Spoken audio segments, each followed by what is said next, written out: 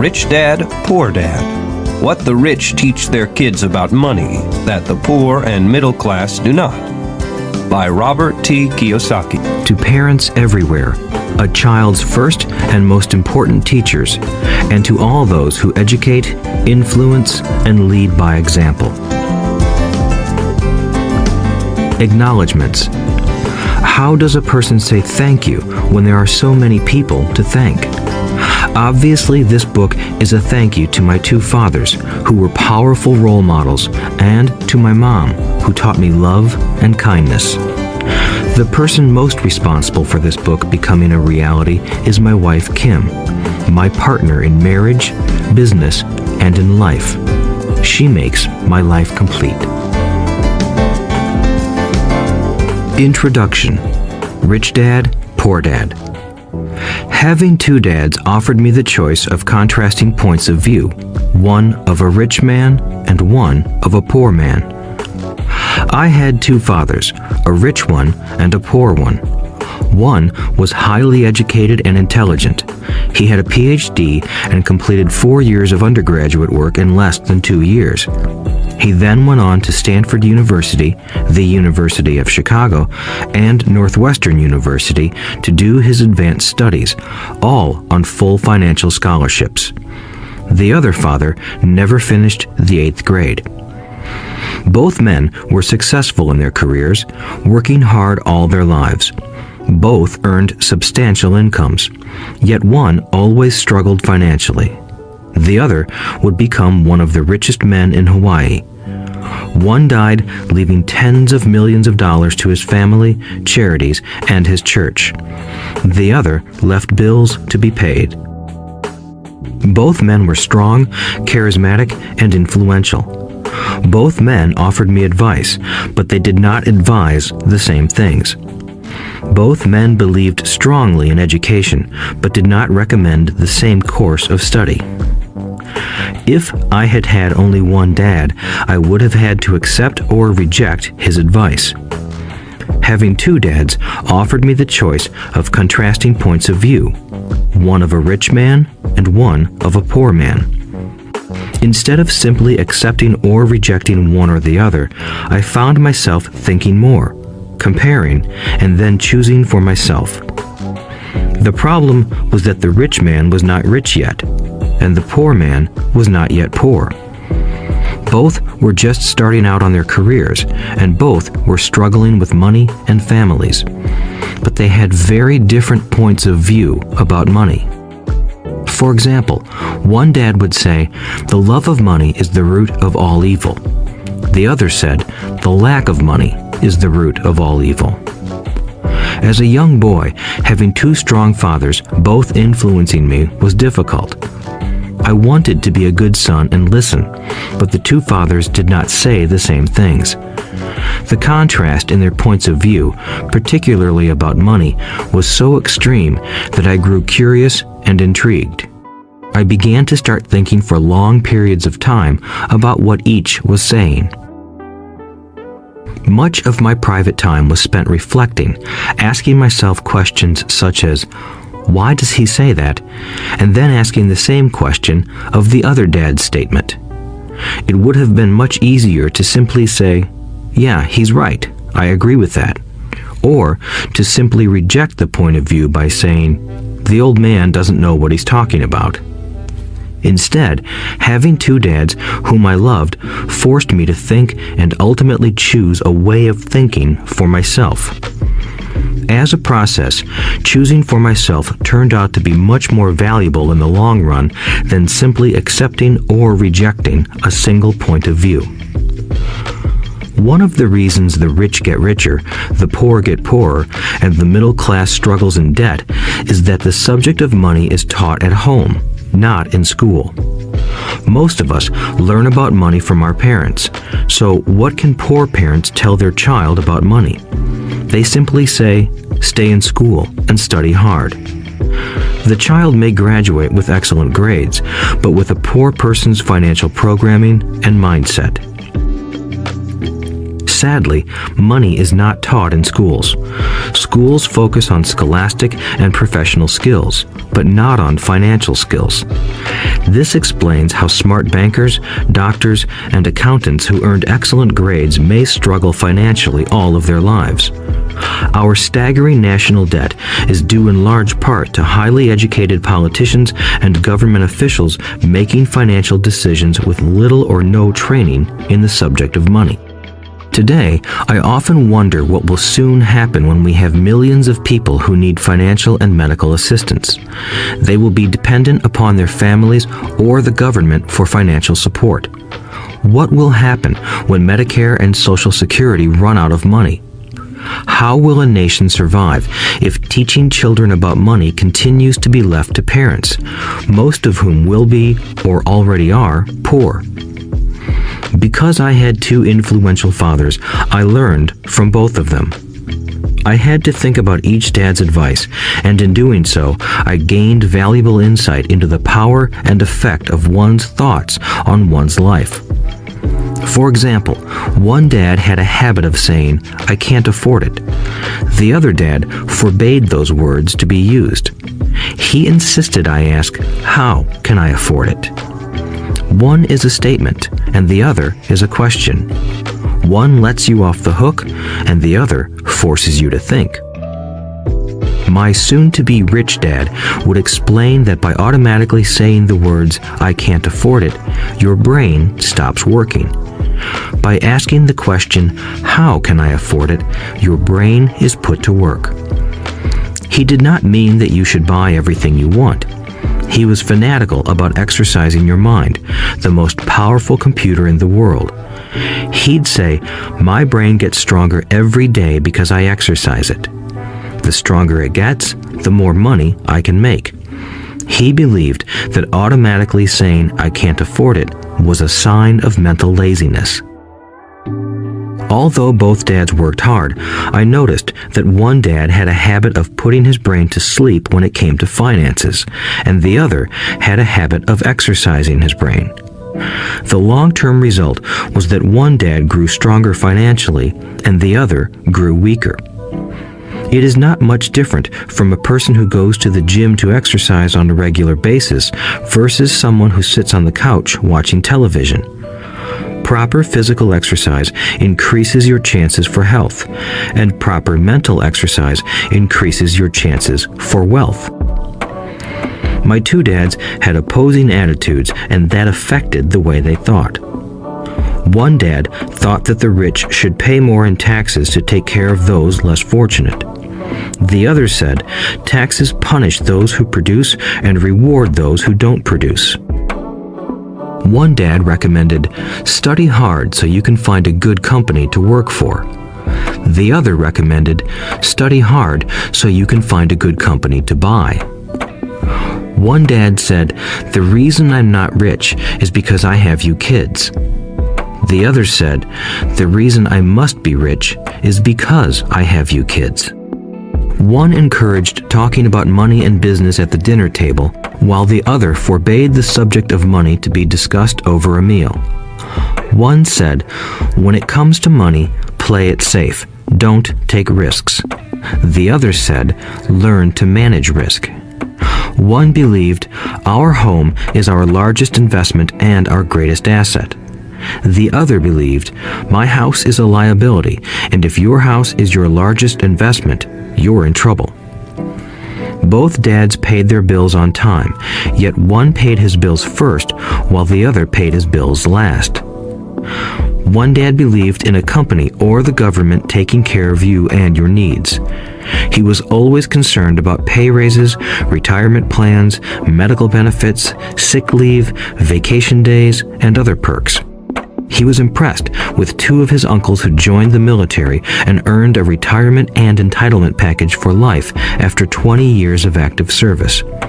He loved the idea of medical benefits and PX privileges the military provided its retirees. He also loved the tenure system available through the university. The idea of job protection for life and job benefits seemed more important at times than the job. He would often say, "I've worked hard for the government and I'm entitled to these benefits." The other believed in total financial self-reliance. He spoke out against the entitlement mentality and how it created weak and financially needy people. He was emphatic about being financially competent. One dad struggled to save a few dollars. The other created investments. One dad taught me how to write an impressive resume so I could find a good job. The other taught me how to write strong business and financial plans so I could create jobs. Being a product of two strong dads allowed me the luxury of observing the effects different thoughts have on one's life. I noticed that people really do shape their lives through their thoughts. For example, my poor dad always said, "I'll never be rich," and that prophecy became reality. My rich dad, on the other hand, always referred to himself as rich. He would say things like, "I'm a rich man and rich people don't do this." Even when he was flat broke after a major financial setback, he continued to refer to himself as a rich man. He would cover himself by saying, "There is a difference between being poor and being broke. Broke is temporary. Poor is eternal." My poor dad would say, "I'm not interested in money," or "money doesn't matter." My rich dad always said, "Money is power." The power of our thoughts may never be measured or appreciated, but it became obvious to me as a young boy that it was important to be aware of my thoughts and how I expressed myself. I noticed that my poor dad was poor, not because of the amount of money he earned, which was significant, but because of his thoughts and actions. As a young boy having two fathers, I became acutely aware of being careful about which thoughts I chose to adopt as my own. Should I listen to my rich dad or to my poor dad? Although both men had tremendous respect for education and learning, they disagreed about what they thought was important to learn. One wanted me to study hard, earn a degree, and get a good job to earn money. He wanted me to study to become a professional, an attorney or an accountant, and to go to business school for my MBA. The other encouraged me to study to be rich, to understand how money works, and to learn how to have it work for me. "I don't work for money" were words he would repeat over and over. "Money works for me." At the age of 9, I decided to listen to and learn from my rich dad about money. In doing so, I chose not to listen to my poor dad, even though he was the one with all the college degrees. A lesson from Robert Frost. Robert Frost is my favorite poet. Although I love many of his poems, my favorite is "The Road Not Taken." I use its lesson almost daily. The road not taken. Two roads diverged in a yellow wood, and sorry I could not travel both. And be one traveler long I stood, and looked down one as far as I could, to where it bent in the undergrowth, then took the other as just as fair, and having perhaps the better claim, because it was grassy and wanted wear. Though as for that the passing there had worn them really about the same, and both that morning equally lay in leaves no step had trodden black. Oh, I kept the first for another day, yet knowing how way leads on to way, I doubted if I should ever come back. I shall be telling this with a sigh, somewhere ages and ages hence. Two roads diverged in a wood, and I took the one less traveled by, and that has made all the difference.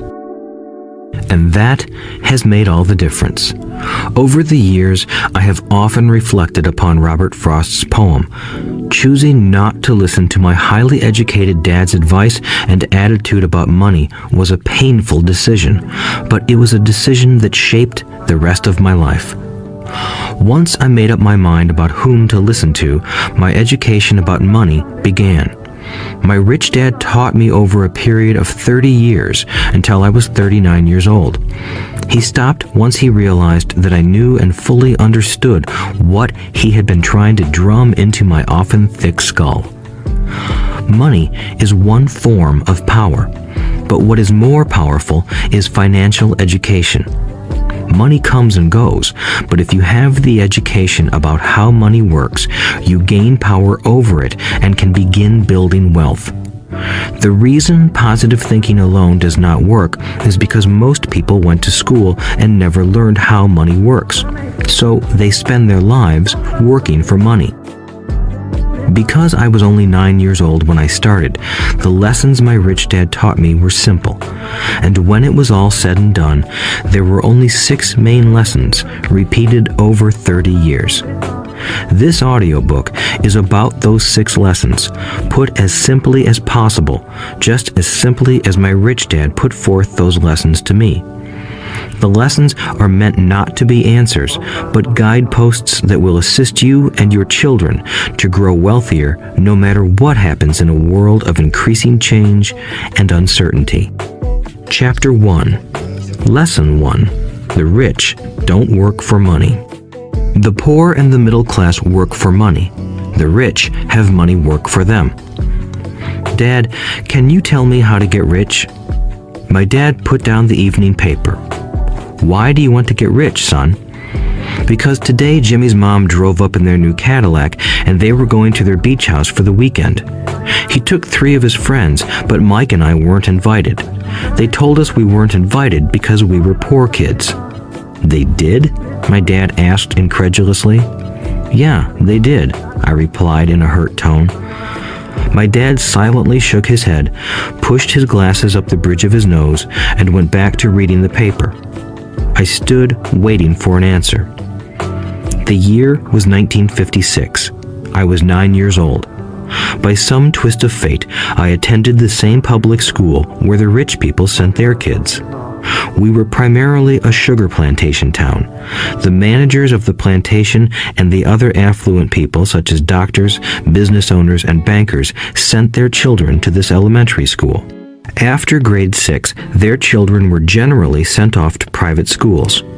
Because my family lived on one side of the street, I went to this school.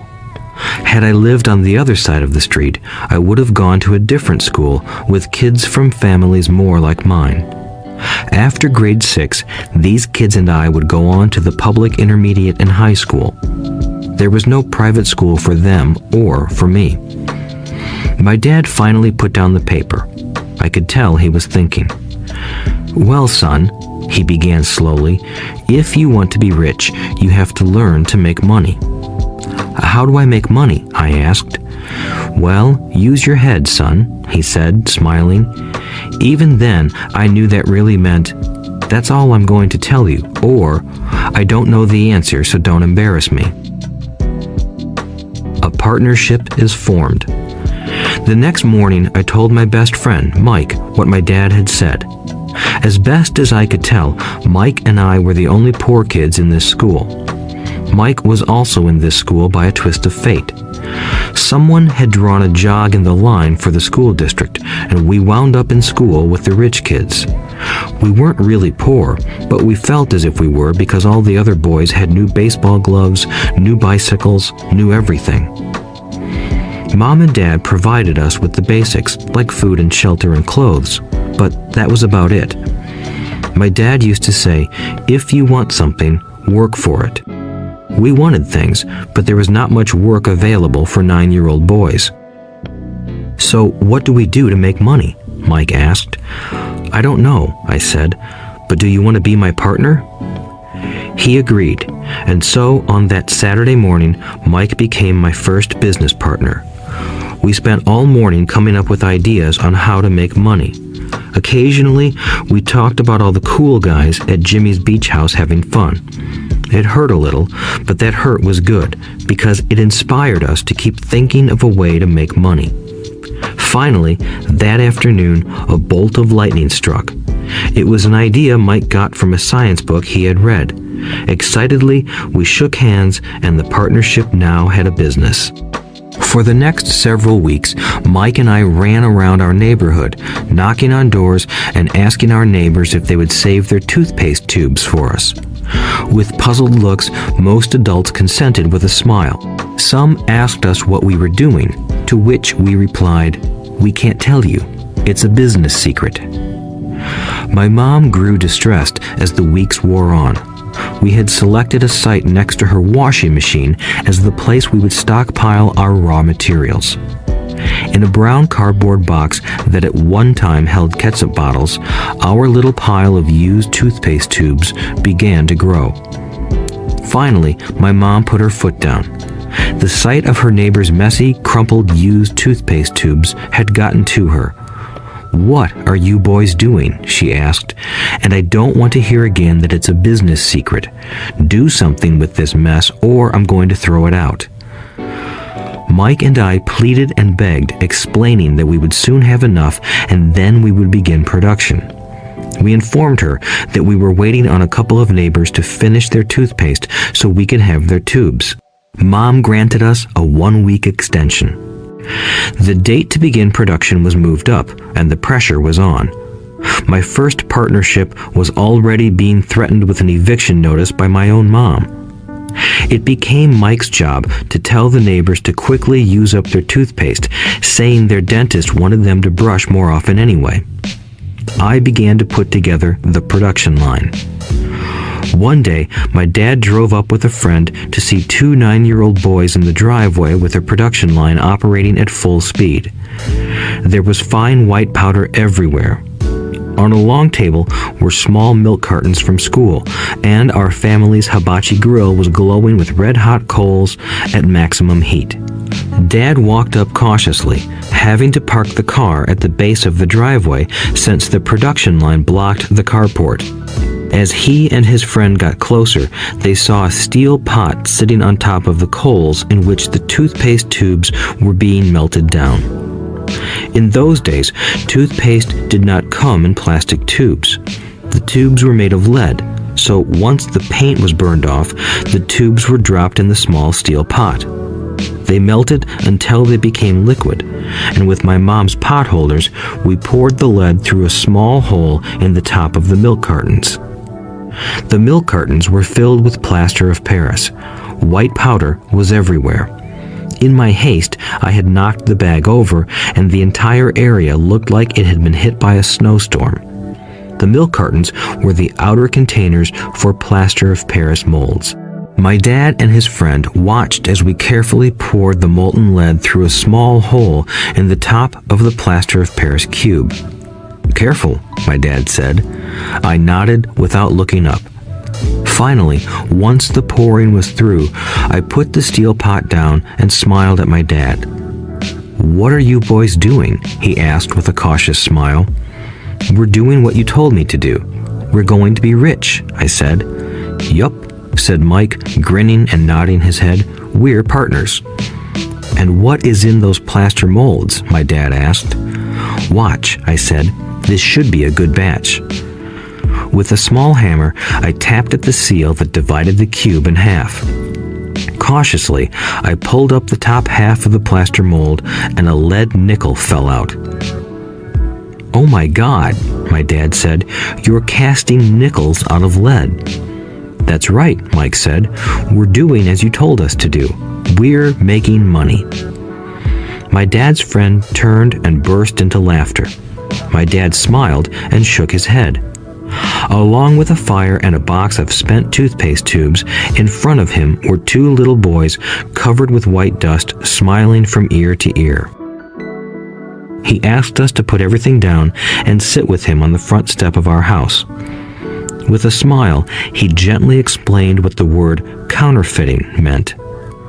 Our dreams were dashed. "You mean this is illegal?" asked Mike in a quivering voice. "Let them go," my dad's friend said. "They might be developing a natural talent." My dad glared at him. "Yes, it is illegal," my dad said gently, "but you boys have shown great creativity and original thought. Keep going. I'm really proud of you." Disappointed, Mike and I sat in silence for about 20 minutes before we began cleaning up our mess. The business was over on opening day. Sweeping the powder up, I looked at Mike and said, "I guess Jimmy and his friends are right. We are poor." My father was just leaving as I said that. "Boys," he said, "you're only poor if you give up. The most important thing is that you did something. Most people only talk and dream of getting rich. You've done something. I'm very proud of the two of you. I will say it again. Keep going. Don't quit." Mike and I stood there in silence. They were nice words, but we still did not know what to do. "So how come you're not rich, Dad?" I asked. "Because I chose to be a school teacher. School teachers really don't think about being rich. We just like to teach.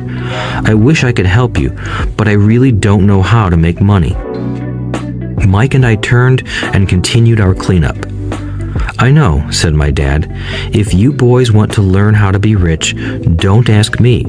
Talk to your dad, Mike." "My dad?" asked Mike with a scrunched up face.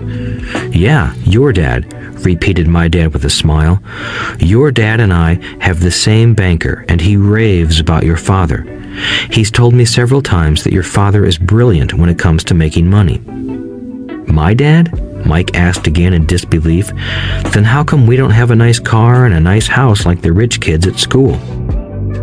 "A nice car and a nice house don't necessarily mean you're rich or you know how to make money," my dad replied. "Jimmy's dad works for the sugar plantation. He's not much different from me. He works for a company and I work for the government. The company buys the car for him. The sugar company is in financial trouble, and Jimmy's dad may soon have nothing. Your dad is different, Mike. He seems to be building an empire, and I suspect in a few years he will be a very rich man." With that, Mike and I got excited again. With new vigor, we began cleaning up the mess caused by our now defunct first business. As we were cleaning, we made plans for how and when to talk to Mike's dad. The problem was that Mike's dad worked long hours and often did not come home until late. His father owned warehouses, a construction company, a chain of stores, and 3 restaurants. It was the restaurants that kept him out late. Mike caught the bus home after we had finished cleaning up. He was going to talk to his dad when he got home that night and ask him if he would teach us how to become rich. Mike promised to call as soon as he had talked to his dad, even if it was late. The phone rang at 8:30 p.m. "Okay," I said, "next Saturday." I put the phone down. Mike's dad had agreed to meet with us. On Saturday, I caught the 7:30 a.m. bus to the poor side of town. The lessons begin. Mike and I met with his dad that morning at 8 o'clock. He was already busy, having been at work for more than an hour. His construction supervisor was just leaving in his pickup truck as I walked up to his simple, small, and tidy home. Mike met me at the door. "Dad's on the phone, and he said to wait on the back porch," Mike said as he opened the door. The old wooden floor creaked as I stepped across the threshold of the aging house. There was a cheap mat just inside the door. The mat was there to hide the years of wear from countless footsteps that the floor had supported. Although clean, it needed to be replaced. I felt claustrophobic as I entered the narrow living room that was filled with old, musty, overstuffed furniture that today would be collector's items. Sitting on the couch were 2 women, both a little older than my mom. Across from the women sat a man in workman's clothes. He wore khaki slacks and a khaki shirt, neatly pressed but without starch, and polished work boots. He was about 10 years older than my dad. They smiled as Mike and I walked past them toward the back porch. I smiled back shyly. "Who are those people?" I asked. "Oh, they work for my dad. The older man runs his warehouses, and the women are the managers of the restaurants. And as you arrived, you saw the construction supervisor who was working on a road project about 50 miles from here. His other supervisor, who was building a track of houses, left before you got here." Does this go on all the time? I asked. Not always, but quite often, said Mike, smiling as he pulled up a chair to sit down next to me. I asked my dad if he would teach us to make money, Mike said. Oh, and what did he say to that? I asked with cautious curiosity. Well, he had a funny look on his face at first, and then he said he would make us an offer. Oh, I said, rocking my chair back against the wall. I sat there, perched on two rear legs of the chair. Mike did the same thing. Do you know what the offer is? I asked. No, but we'll soon find out. Suddenly, Mike's dad burst through the rickety screen door and onto the porch. Mike and I jumped to our feet, not out of respect, but because we were startled. Ready, boys? He asked as he pulled up a chair to sit down with us. We nodded our heads as we pulled our chairs away from the wall to sit in front of him. He was a big man, about 6 feet tall and 200 pounds. My dad was taller, about the same weight, and 5 years older than Mike's dad. They sort of looked alike, though not of the same ethnic makeup. Maybe their energy was similar. Mike says you want to learn to make money. Is that correct, Robert? I nodded my head quickly, but with a little trepidation. He had a lot of power behind his words and smile. Okay, here's my offer. I'll teach you, but I won't do it classroom style. You work for me, I'll teach you. You don't work for me, I won't teach you. I can teach you faster if you work, and I'm wasting my time if you just want to sit and listen like you do in school. That's my offer. Take it or leave it. May I ask a question first? I asked. No, take it or leave it. I've got too much work to do to waste my time. If you can't make up your mind decisively, then you'll never learn to make money anyway.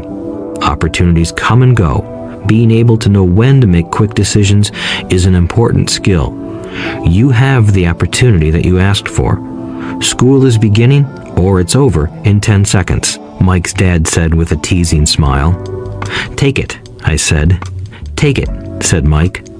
Good, said Mike's dad. Mrs. Martin will be by in 10 minutes. After I'm through with her, you'll ride with her to my superette and you can begin working. I'll pay you 10 cents an hour and you'll work 3 hours every Saturday. But I have a softball game today, I said. Mike's dad lowered his voice to a stern tone. Take it or leave it, he said. I'll take it, I replied, choosing to work and learn instead of playing.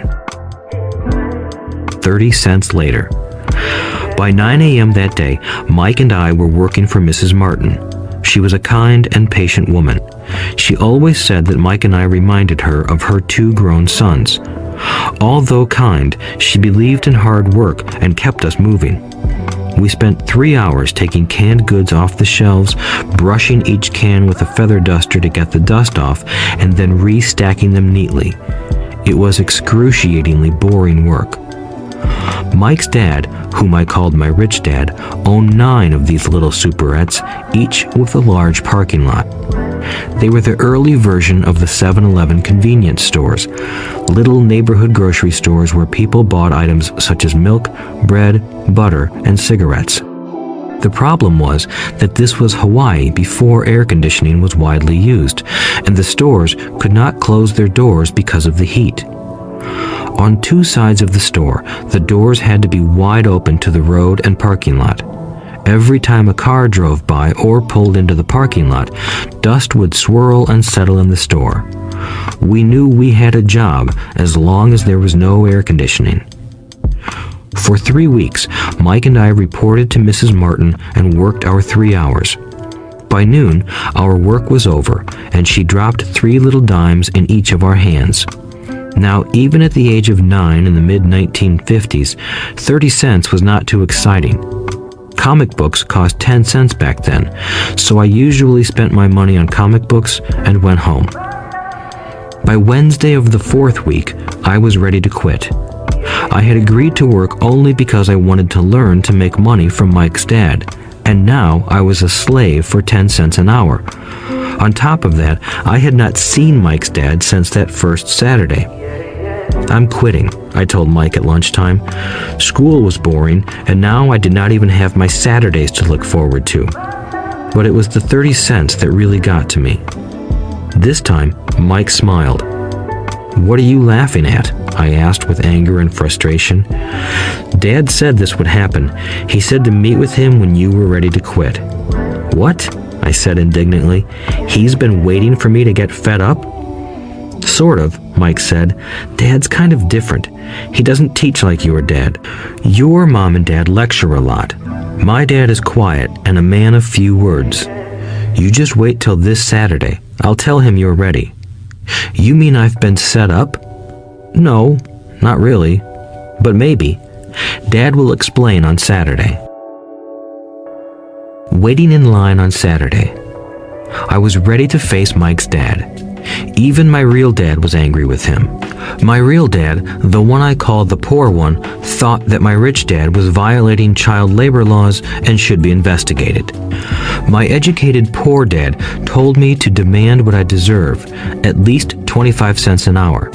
My poor dad told me that if I did not get a raise, I was to quit immediately. "You don't need that damn job anyway," said my poor dad with indignation. At 8 o'clock Saturday morning, I walked through the door of Mike's house when Mike's dad opened it.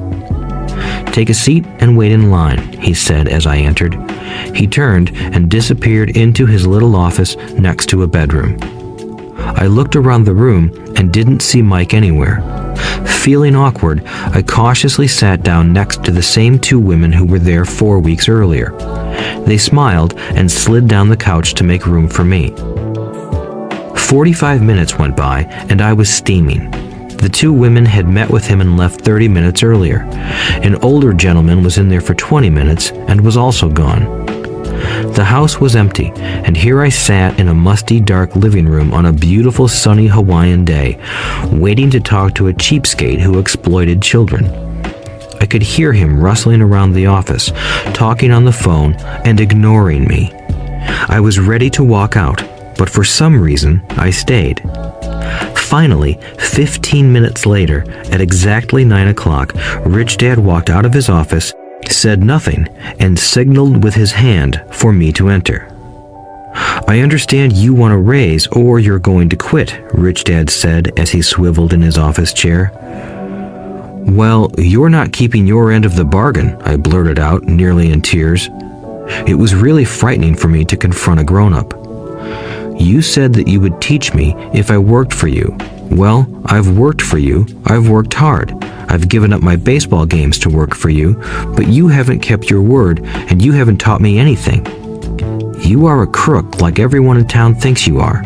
You're greedy. You want all the money and don't take care of your employees. You made me wait and don't show me any respect. I'm only a little boy, but I deserve to be treated better." Rich Dad rocked back in his swivel chair, hands up to his chin, and stared at me. "Not bad," he said. "In less than a month, you sound like most of my employees." "What?" I asked. Not understanding what he was saying, I continued with my grievance. "I thought you were going to keep your end of the bargain and teach me. Instead, you want to torture me? That's cruel. That's really cruel." "I am teaching you," Rich Dad said quietly. "What have you taught me?" "Nothing," I said angrily. "You haven't even talked to me once since I agreed to work for peanuts. 10 cents an hour. Ha! I should notify the government about you. We have child labor laws, you know. My dad works for the government, you know." "Wow," said Rich Dad. "Now you sound just like most of the people who used to work for me. People I've either fired or who have quit." "So, what do you have to say?" I demanded, feeling pretty brave for a little kid. "You lied to me. I've worked for you, and you have not kept your word. You haven't taught me anything." "How do you know that I've not taught you anything?" asked Rich Dad calmly. "Well, you've never talked to me.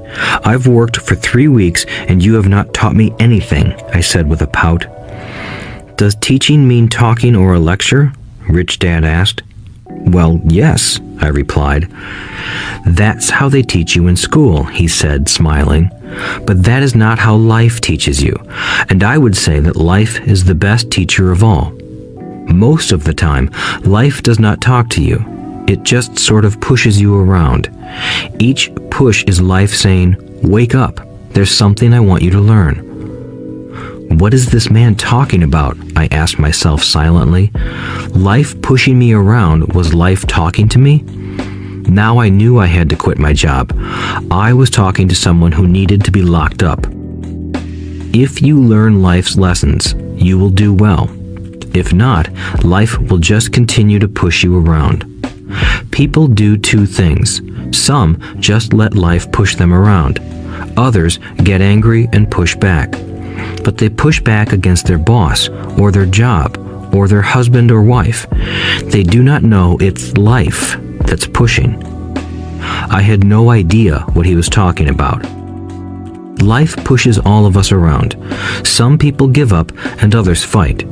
A few learn the lesson and move on. They welcome life pushing them around. To these few people, it means they need and want to learn something. They learn and move on. Most quit, and a few, like you, fight. Rich Dad stood and shut the creaky old wooden window that needed repair.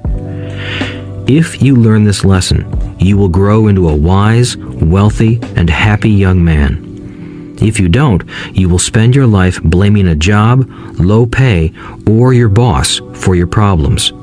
You'll live life always hoping for that big break that will solve all your money problems. Rich Dad looked over at me to see if I was still listening. His eyes met mine. We stared at each other, communicating through our eyes. Finally, I looked away once I had absorbed his message. I knew he was right. I was blaming him, and I did ask to learn. I was fighting. Rich Dad continued. Or, if you are the kind of person who has no guts, you just give up every time life pushes you. If you are that kind of person, you'll live all your life playing it safe, doing the right things, saving yourself for some event that never happens. Then you die a boring old man. You'll have lots of friends who really like you because you were such a nice, hard-working guy. But the truth is that you let life push you into submission. Deep down, you were terrified of taking risks. You really wanted to win, but the fear of losing was greater than the excitement of winning. Deep inside, you and only you will know you didn't go for it. You chose to play it safe. Our eyes met again. "You've been pushing me around?" I asked. "Some people might say that," smiled Rich Dad. "I would say that I just gave you a taste of life." "What taste of life?" I asked, still angry, but now curious and ready to learn. "You boys are the first people that have ever asked me to teach them how to make money. I have more than 150 employees, and not one of them has asked me what I know about money. They ask me for a job and a paycheck, but never to teach them about money. So most will spend the best years of their lives working for money, not really understanding what it is they are working for." I sat there listening intently. So when Mike told me you wanted to learn how to make money, I decided to design a course that mirrored real life. I could talk until I was blue in the face, but you wouldn't hear a thing. So I decided to let life push you around a bit so you could hear me. That's why I only paid you 10 cents. "So what is the lesson I learned from working for only 10 cents an hour?" I asked. "That you're cheap and exploit your workers?" Rich Dad rocked back and laughed heartily. Finally, he said, "You'd best change your point of view. Stop blaming me and thinking I'm the problem. If you think I'm the problem, then you have to change me. If you realize that you're the problem, then you can change yourself, learn something, and grow wiser." Most people want everyone else in the world to change but themselves. Let me tell you, it's easier to change yourself than everyone else. "I don't understand," I said. Don't blame me for your problems, Rich Dad said, growing impatient. But you only pay me 10 cents. So what are you learning? Rich Dad asked, smiling. That you're cheap, I said with a sly grin. See, you think I'm the problem, said Rich Dad. But you are. Well, keep that attitude and you'll learn nothing. Keep the attitude that I'm the problem, and what choices do you have? Well, if you don't pay me more or show me more respect and teach me, I'll quit. Well put, Rich Dad said, and that's exactly what most people do. They quit and go looking for another job, a better opportunity and higher pay, actually thinking that this will solve the problem. In most cases, it won't. So what should I do? I asked. Just take this measly 10 cents an hour and smile? Rich Dad smiled. That's what the other people do. But that's all they do, waiting for a raise, thinking that more money will solve their problems. Most just accept it, and some take a second job working harder, but again, accepting a small paycheck. I sat staring at the floor, beginning to understand the lesson Rich Dad was presenting. I could sense it was a taste of life. Finally, I looked up and asked, "So what will solve the problem?" "This," he said, leaning forward in his chair and tapping me gently on the head. "This stuff between your ears." It was at that moment that Rich Dad shared the pivotal point of view that separated him from his employees and my poor dad, and led him to eventually become one of the richest men in Hawaii, while my highly educated but poor dad struggled financially all his life. It was a singular point of view that made all the difference over a lifetime. Rich Dad said this point of view over and over, which I call lesson number 1. The poor and the middle class work for money. The rich have money work for them. On that bright Saturday morning, I learned a completely different point of view from what I had been taught by my poor dad. At the age of 9, I understood that both dads wanted me to learn. Both dads encouraged me to study, but not the same things. My highly educated dad recommended that I do what he did. "Son, I want you to study hard, get good grades so you can find a safe, secure job with a big company, and make sure it has excellent benefits." My rich dad wanted me to learn how money works so I could make it work for me. These lessons I would learn through life with his guidance, not because of a classroom. My rich dad continued my first lesson. "I'm glad you got angry about working for 10 cents an hour. If you hadn't got angry and had simply accepted it, I would have to tell you that I could not teach you. You see, true learning takes energy, passion, and a burning desire. Anger is a big part of that formula, for passion is anger and love combined. When it comes to money, most people want to play it safe and feel secure, so passion does not direct them. Fear does. So is that why they'll take jobs with low pay?" I asked. "Yes," said Rich Dad. "Some people say I exploit people because I don't pay as much as the sugar plantation or the government. I say the people exploit themselves. It's their fear, not mine." "But don't you feel you should pay them more?" I asked. "I don't have to. And besides, more money will not solve their problems. Just look at your dad. He makes a lot of money, and he still can't pay his bills. Most people, given more money, only get into more debt." "So that's why the 10 cents an hour," I said, smiling. "It's part of the lesson." "That's right," smiled Rich Dad. "You see, your dad went to school and got an excellent education so he could get a high-paying job. But he still has money problems because he never learned anything about money in school. On top of that, he believes in working for money." "And you don't?" I asked. "No, not really," said Rich Dad. "If you want to learn to work for money, then stay in school. That is a great place to learn to do that. But if you want to learn how to have money work for you, then I will teach you that. But only if you want to learn."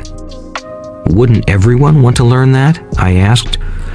No, said Rich Dad, simply because it's easier to learn to work for money, especially if fear is your primary emotion when the subject of money is discussed. I don't understand, I said with a frown. Don't worry about that for now. Just know that it's fear that keeps most people working at a job. The fear of not paying their bills, the fear of being fired, the fear of not having enough money, and the fear of starting over. That's the price of studying to learn a profession or trade and then working for money. Most people become a slave to money and then get angry at their boss. Learning to have money work for you is a completely different course of study? I asked. Absolutely, Rich Dad answered. Absolutely. We sat in the silence on that beautiful Hawaiian Saturday morning. My friends had just started their Little League baseball game, but for some reason, I was now thankful I had decided to work for 10 cents an hour. I sensed that I was about to learn something my friends wouldn't learn in school. Ready to learn? Asked Rich Dad. Absolutely, I said with a grin. I have kept my promise. I've been teaching you from afar, my Rich Dad said. At 9 years old, you've gotten a taste of what it feels like to work for money. Just multiply your last month by 50 years, and you will have an idea of what most people spend their life doing. I don't understand, I said. How did you feel waiting in line to see me, once to get hired and once to ask for more money? Terrible, I said. If you choose to work for money, that is what life will be like, said Rich Dad. And how did you feel when Mrs. Martin dropped 3 dimes in your hand for 3 hours of work? I felt like it wasn't enough. It seemed like nothing. I was disappointed, I said. And that is how most employees feel when they look at their paychecks, especially after all the tax and other deductions are taken out. At least you got 100%. You mean most workers don't get paid everything? I asked with amazement. Heavens no, said Rich Dad. The government always takes its share first. How do they do that? I asked. Taxes, said Rich Dad. You're taxed when you earn. You're taxed when you spend. You're taxed when you save. You're taxed when you die. Why do people let the government do that to them? The rich don't, said Rich Dad with a smile. The poor and the middle class do. I'll bet you that I earn more than your dad, yet he pays more in taxes. How can that be? I asked. At my age, that made no sense to me. Why would someone let the government do that to them? Rich Dad rocked slowly and silently in his chair, just looking at me. Ready to learn? He asked. I nodded my head slowly. As I said, there is a lot to learn. Learning how to have money work for you is a lifetime study. Most people go to college for 4 years and their education ends. I already know that my study of money will continue over my lifetime, simply because the more I find out I need to know. Most people never study the subject. They go to work, get their paycheck, balance their checkbooks, and that's it. Then they wonder why they have money problems. They think that more money will solve the problem, and don't realize that it's their lack of financial education that is the problem. So my dad has tax problems because he doesn't understand money? I asked, confused. Look, said Rich Dad, taxes are just one small section on learning how to have money work for you. Today, I just wanted to find out if you still have the passion to learn about money. Most people don't. They want to go to school, learn a profession, have fun at their work, and earn lots of money. One day they wake up with big money problems, and then they can't stop working. That's the price of only knowing how to work for money instead of studying how to have money work for you. So, do you still have the passion to learn? Asked Rich Dad. I nodded my head. Good, said Rich Dad. Now get back to work. This time, I will pay you nothing. What? I asked in amazement. You heard me. Nothing. You will work the same 3 hours every Saturday, but this time you will not be paid 10 cents per hour. You said you wanted to learn to not work for money, so I'm not going to pay you anything." I couldn't believe what I was hearing. I've already had this conversation with Mike, and he's already working, dusting and stacking canned goods for free. You better hurry and get back there. "That's not fair," I shouted. "You've got to pay something."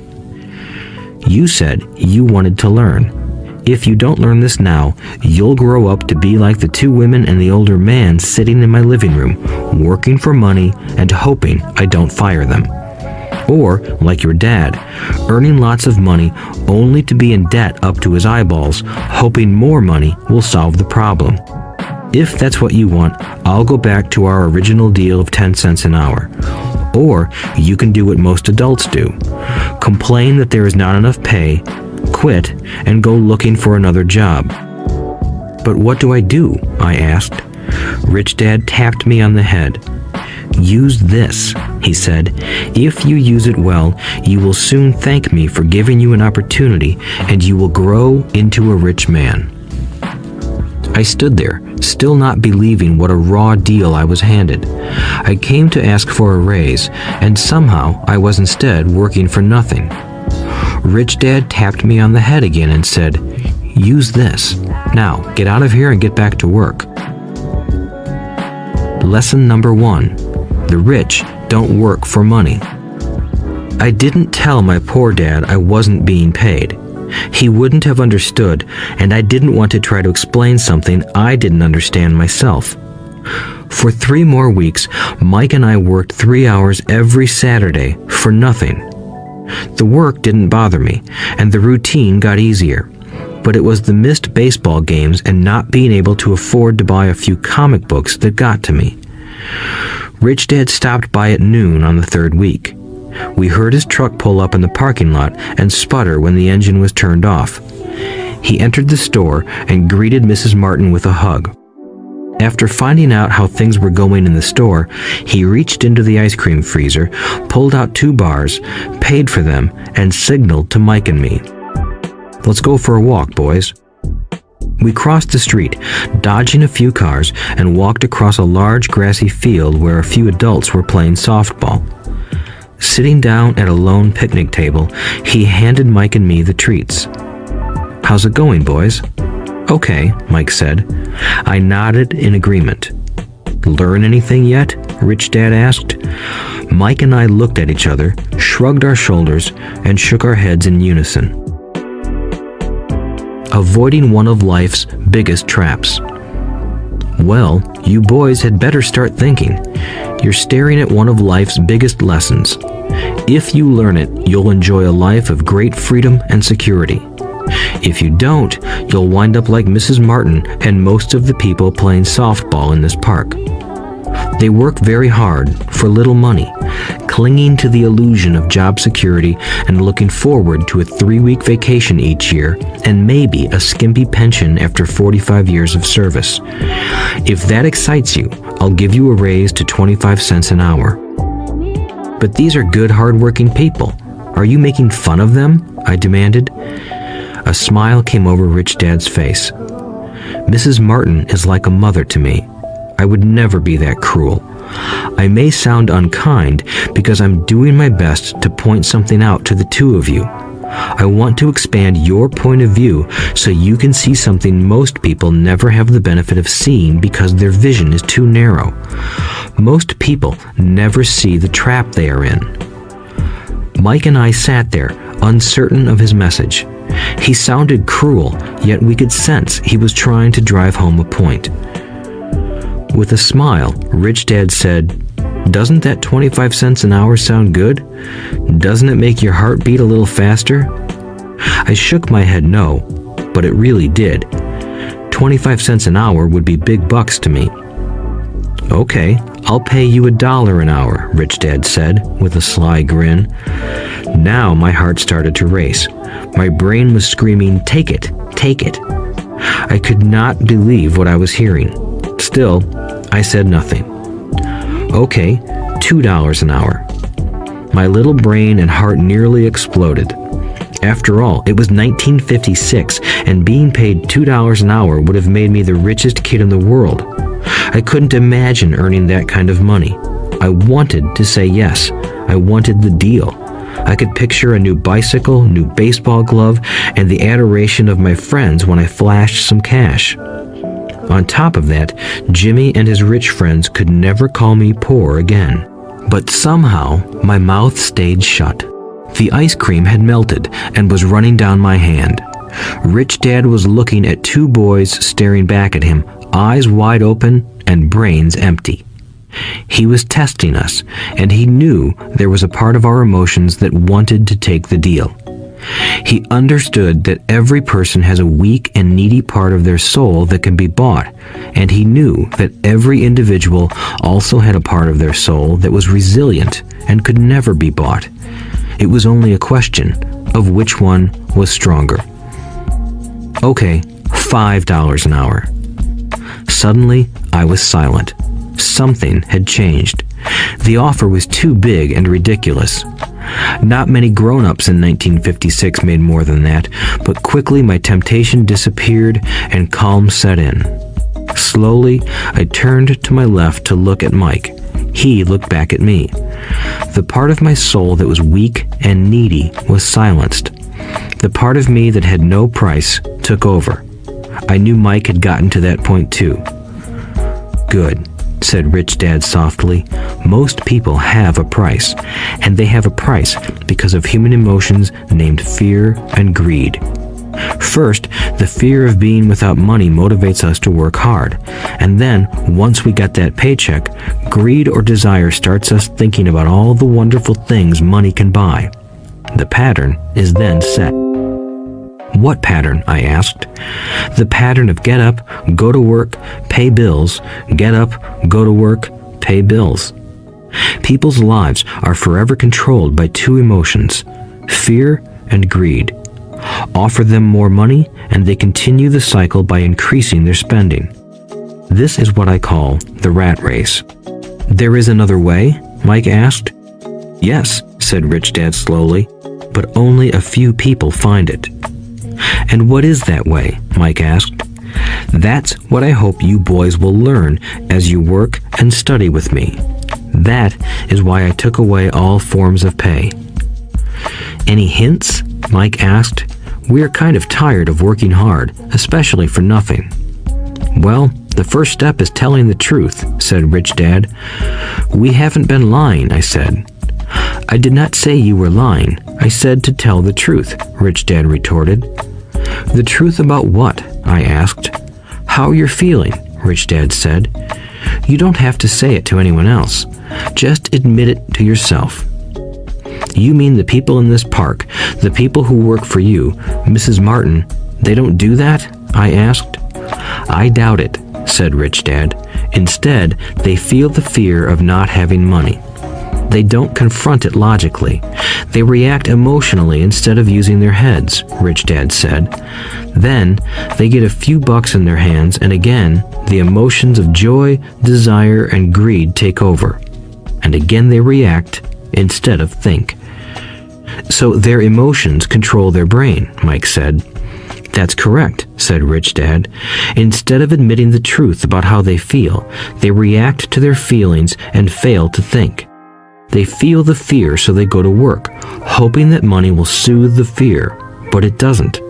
It continues to haunt them, and they return to work, hoping again that money will calm their fears, and again it doesn't.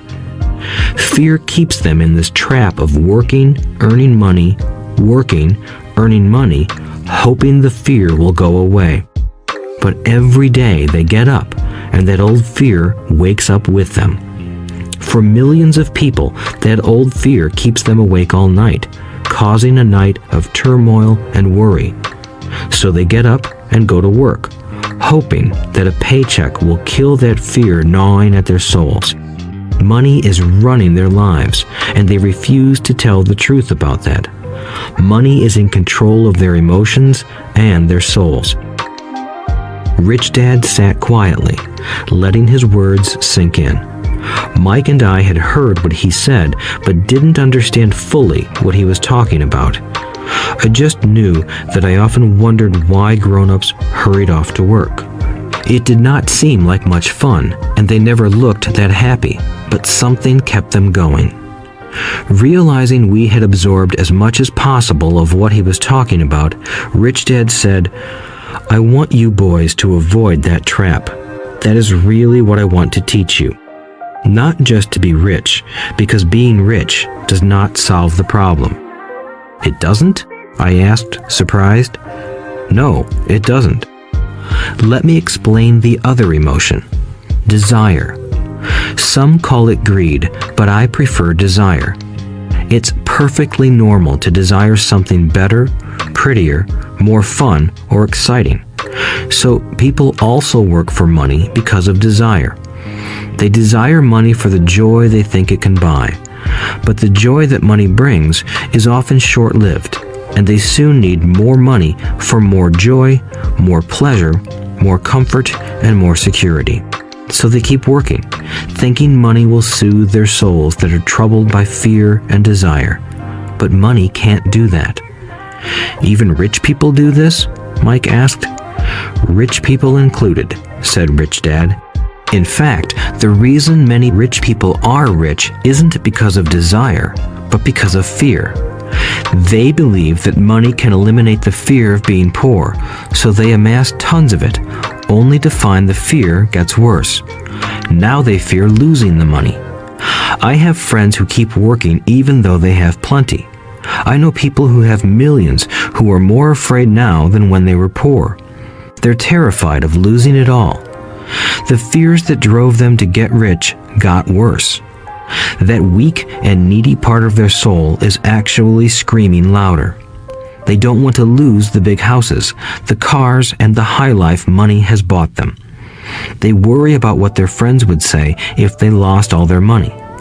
Many are emotionally desperate and neurotic, although they look rich and have more money." "So, is a poor man happier?" I asked.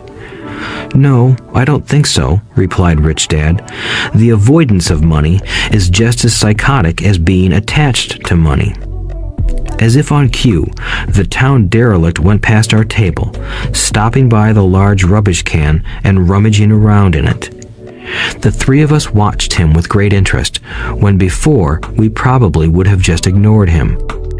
Rich Dad pulled $1 out of his wallet and gestured to the older man. Seeing the money, the derelict came over immediately, took the bill, thanked Rich Dad profusely, and hurried off, ecstatic with his good fortune. "He's not much different from most of my employees," said Rich Dad. "I've met so many people who say, 'Oh, I'm not interested in money,' yet they'll work at a job for 8 hours a day. That's a denial of truth. If they weren't interested in money, then why are they working? That kind of thinking is probably more psychotic than a person who hoards money." As I sat there listening to my Rich Dad, my mind flashed back to the countless times my own dad said, "I'm not interested in money." He said those words often. He also covered himself by always saying, "I work because I love my job." "So, what do we do?" I asked. "Not work for money until all traces of fear and greed are gone?" "No, that would be a waste of time," said Rich Dad. "Emotions are what make us human. The word emotion stands for energy in motion. Be truthful about your emotions and use your mind and emotions in your favor, not against yourself." "Whoa," said Mike. "Don't worry about what I just said. It will make more sense in years to come. Just be an observer, not a reactor to your emotions. Most people do not know that it's their emotions that are doing the thinking.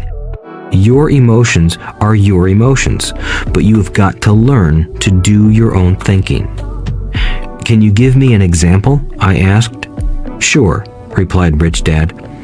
When a person says, "I need to find a job," it's most likely an emotion doing the thinking. Fear of not having money generates that thought. "But people do need money if they have bills to pay," I said. "Sure they do," smiled Rich Dad. "All I'm saying is that it's fear that is all too often doing the thinking. I don't understand, said Mike. For example, said Rich Dad, if the fear of not having enough money arises, instead of immediately running out to get a job, they instead might ask themselves this question: will a job be the best solution to this fear over the long run? In my opinion, the answer is no. A job is really a short-term solution to a long-term problem. But my dad is always saying, stay in school and get good grades so you can find a safe, secure job, I interjected, somewhat confused. Yes, I understand he says that, said Rich Dad, smiling. Most people recommend that, and it's a good path for most people. But people make that recommendation primarily out of fear. You mean my dad says that because he's afraid? Yes, said Rich Dad. He's terrified that you won't earn enough money and won't fit into society. Don't get me wrong, he loves you and wants the best for you. I too believe an education and a job are important, but it won't handle the fear. You see, that same fear that makes him get up in the morning to earn a few bucks is the fear that is causing him to be so fanatical about your going to school. So what do you recommend? I asked. I want to teach you to master the power of money instead of being afraid of it. They don't teach that in school, and if you don't learn it, you become a slave to money. It was finally making sense. He wanted us to widen our views and to see what the Mrs. Martins of this world couldn't see. He used examples that sounded cruel at the time, but I've never forgotten them. My vision widened that day, and I began to see the trap that lay ahead for most people. You see, we're all employees ultimately. We just work at different levels, said Rich Dad. I just want you boys to have a chance to avoid the trap caused by those two emotions, fear and desire. Use them in your favor, not against you. That's what I want to teach you. I'm not interested in just teaching you to make a pile of money. That won't handle the fear or desire. If you don't first handle fear and desire, and you get rich, you'll only be a highly paid slave. So how do we avoid the trap? I asked. The main cause of poverty or financial struggle is fear and ignorance, not the economy or the government or the rich. It's self-inflicted fear and ignorance that keep people trapped. So you boys go to school and get your college degrees, and I'll teach you how to stay out of the trap. The pieces of the puzzle were appearing. My highly educated dad had a great education and a great career, but school never told him how to handle money or his fear of it. It became clear that I could learn different and important things from two fathers. So you've been talking about the fear of not having money. How does the desire for money affect our thinking? Mike asked. How did you feel when I tempted you with a pay raise? Did you notice your desires rising? We nodded our heads. By not giving in to your emotions, you were able to delay your reactions and think. That is important. We will always have emotions of fear and greed. From here on in, it's imperative for you to use those emotions to your advantage, and for the long term to not let your emotions control your thinking. Most people use fear and greed against themselves. That's the start of ignorance. Most people live their lives chasing paychecks, pay raises, and job security because of the emotions of desire and fear, not really questioning where those emotion-driven thoughts are leading them. It's just like the picture of a donkey dragging a cart with its owner dangling a carrot just in front of its nose. The donkey's owner may be going where he wants to, but the donkey is chasing an illusion. Tomorrow, there will only be another carrot for the donkey. You mean the moment I pictured a new baseball glove, candy, and toys, that's like a carrot to a donkey? Mike asked. Yes, and as you get older, your toys get more expensive. A new car, a boat, and a big house to impress your friends, said Rich Dad with a smile. Fear pushes you out the door, and desire calls to you. That's the trap. So what's the answer? Mike asked. What intensifies fear and desire is ignorance. That is why rich people with lots of money often have more fear the richer they get. Money is the carrot, the illusion. If the donkey could see the whole picture, it might rethink its choice to chase the carrot. Rich Dad went on to explain that a human's life is a struggle between ignorance and illumination. He explained that once a person stops searching for information and self-knowledge, ignorance sets in. That struggle is a moment-to-moment decision to learn to open or close one's mind. Look, school is very important. You go to school to learn a skill or profession to become a contributing member of society. Every culture needs teachers, doctors, mechanics, artists, cooks, business people, police officers, firefighters, and soldiers. Schools train them so society can thrive and flourish, said Rich Dad.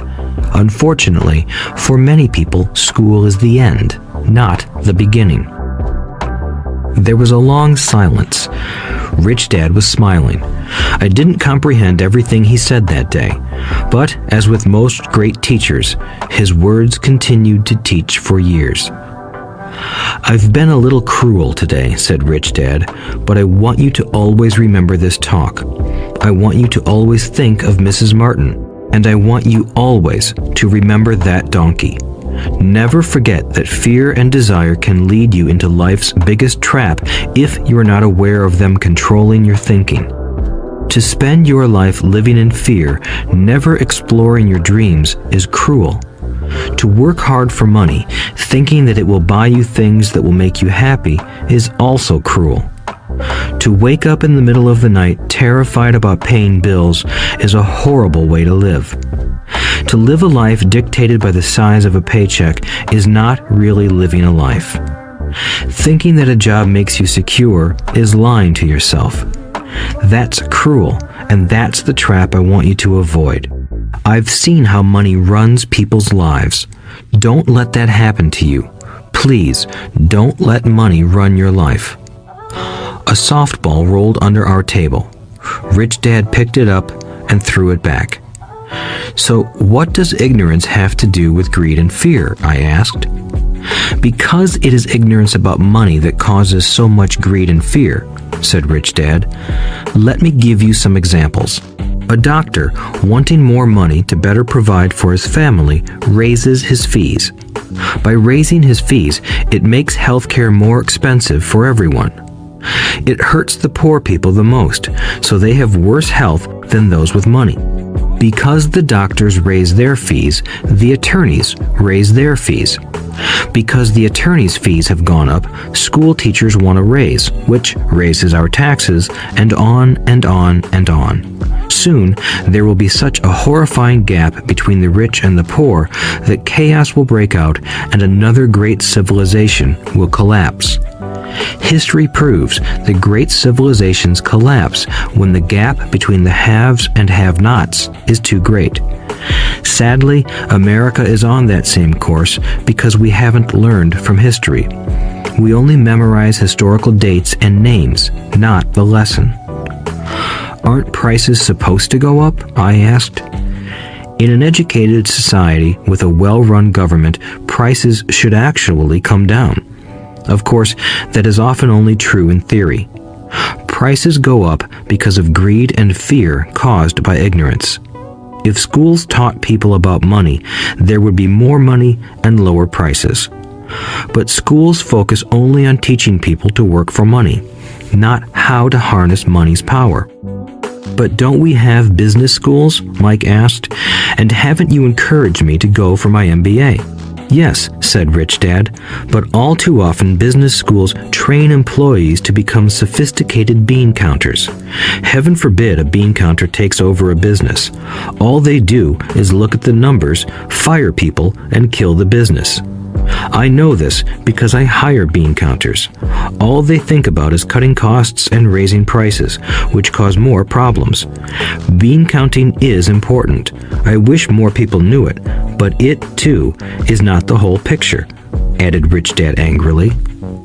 So, is there an answer? Asked Mike. Yes, said Rich Dad. Learn to use your emotions to think, not think with your emotions.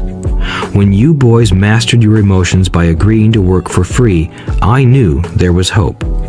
When you again resisted your emotions when I tempted you with more money, you were again learning to think in spite of being emotionally charged. That's the first step. Why is that step so important? I asked. Well, that's up to you to find out. If you want to learn, I'll take you boys into the briar patch, a place almost everyone else avoids. If you go with me, you'll let go of the idea of working for money and instead learn to have money work for you. And what will we get if we go with you? What if we agree to learn from you? What will we get? I asked. The same thing Brer Rabbit got, said Rich Dad, referring to the classic children's story. Is there a briar patch? I asked. Yes, said Rich Dad. The briar patch is our fear and greed. Confronting fear, weaknesses, and neediness by choosing our own thoughts is the way out. Choosing our thoughts? Mike asked, puzzled. Yes, choosing what we think rather than reacting to our emotions. Instead of just getting up and going to work because not having the money to pay your bills is scaring you, ask yourself, is working harder at this the best solution to this problem? Most people are too afraid to rationally think things through and instead run out the door to a job they hate. The tar baby is in control. That's what I mean by choosing your thoughts. And how do we do that? Mike asked. That's what I will teach you. I'll teach you to have a choice of thoughts rather than a knee-jerk reaction, like gulping down your morning coffee and running out the door. Remember what I said before. A job is only a short-term solution to a long-term problem. Most people have only one problem in mind, and it's short-term. It's the bills at the end of the month, the tar baby. Money controls their lives, or should I say the fear and ignorance about money controls it. So they do as their parents did. They get up every day and go work for money, not taking the time to ask the question, is there another way? Their emotions now control their thinking, not their heads. Can you tell the difference between emotions thinking and the head thinking? Mike asked. Oh yes, I hear it all the time, said Rich Dad. I hear things like, well, everyone has to work, or the rich are crooks, or I'll get another job, I deserve this raise, you can't push me around, or I like this job because it's secure. No one asks, is there something I'm missing here? Which would break through the emotional thought and give you time to think clearly. As we headed back to the store, Rich Dad explained that the rich really did make money. They did not work for it. He went on to explain that when Mike and I were casting 5-cent pieces out of lead, thinking we were making money, we were very close to thinking the way the rich think. The problem was that creating money is legal for the government and banks to do, but illegal for us to do. There are legal ways to create money from nothing, he told us. Rich Dad went on to explain that the rich know that money is an illusion, truly like the carrot for the donkey.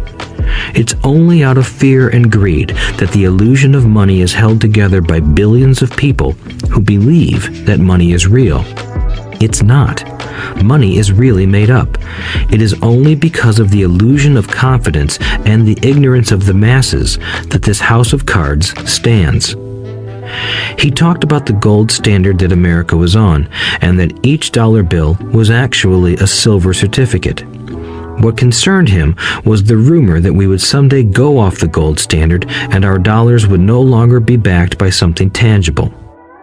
If that happens, boys, all hell will break loose.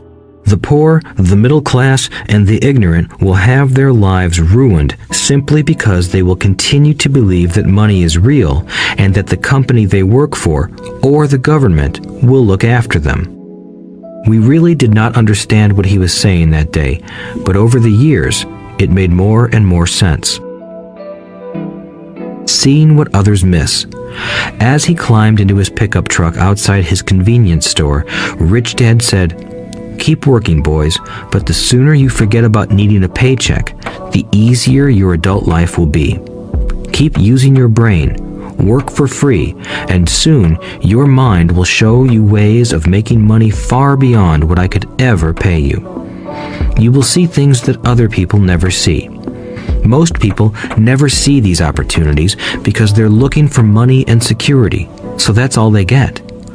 The moment you see one opportunity, you'll see them for the rest of your life. The moment you do that, I'll teach you something else. Learn this, and you'll avoid one of life's biggest traps." Mike and I picked up our things from the store and waved goodbye to Mrs. Martin. We went back to the park, to the same picnic bench, and spent several more hours thinking and talking. We spent the next week at school thinking and talking too. For 2 more weeks, we kept thinking, talking, and working for free. At the end of the second Saturday, I was again saying goodbye to Mrs. Martin and looking at the comic book stand with a longing gaze. The hard thing about not even getting 30 cents every Saturday was that I didn't have any money to buy comic books. Suddenly, as Mrs. Martin said goodbye to Mike and me, I saw her do something I'd never seen her do before. Mrs. Martin was cutting the front page of the comic book in half. She kept the top half of the comic book cover and threw the rest of the book into a large cardboard box. When I asked her what she did with the comic books, she said, "I throw them away. I give the top half of the cover back to the comic book distributor for credit when he brings in the new comics. He's coming in an hour." Mike and I waited for an hour. Soon, the distributor arrived, and I asked him if we could have the comic books. To my delight, he said, "You can have them if you work for this store and do not resell them." Remember our old business partnership? Well, Mike and I revived it. Using a spare room in Mike's basement, we began piling hundreds of comic books in that room. Soon, our comic book library was open to the public. We hired Mike's younger sister, who loved to study, to be head librarian. She charged each child 10 cents admission to the library, which was open from 2:30 p.m. to 4:30 p.m. every day after school. The customers, the children of the neighborhood, could read as many comics as they wanted in 2 hours. It was a bargain for them since a comic cost 10 cents each, and they could read 5 or 6 in 2 hours. Mike's sister would check the kids as they left to make sure they weren't borrowing any comic books. She also kept the books, logging in how many kids showed up each day, who they were, and any comments they might have. Mike and I averaged $9.50 per week over a 3-month period. We paid his sister $1 a week and allowed her to read the comics for free, which she rarely did since she was always studying. Mike and I kept our agreement by working in the store every Saturday and collecting all the comic books from the different stores. We kept our agreement to the distributor by not selling any comic books. We burned them once they got too tattered. We tried opening a branch office, but we could never quite find someone as trustworthy and dedicated as Mike's sister. At an early age, we found out how hard it was to find good staff. 3 months after the library first opened, a fight broke out in the room. Some bullies from another neighborhood pushed their way in, and Mike's dad suggested we shut down the business.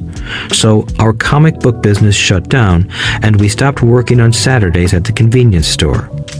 But Rich Dad was excited because he had new things he wanted to teach us. He was happy because we had learned our first lesson so well. We learned to make money work for us. By not getting paid for our work at the store, we were forced to use our imaginations to identify an opportunity to make money. By starting our own business, the comic book library, we were in control of our own finances, not dependent on an employer. The best part was that our business generated money for us even when we weren't physically there. Our money worked for us. Instead of paying us money, Rich Dad had given us so much more. Chapter 2. Lesson 2. Why teach financial literacy?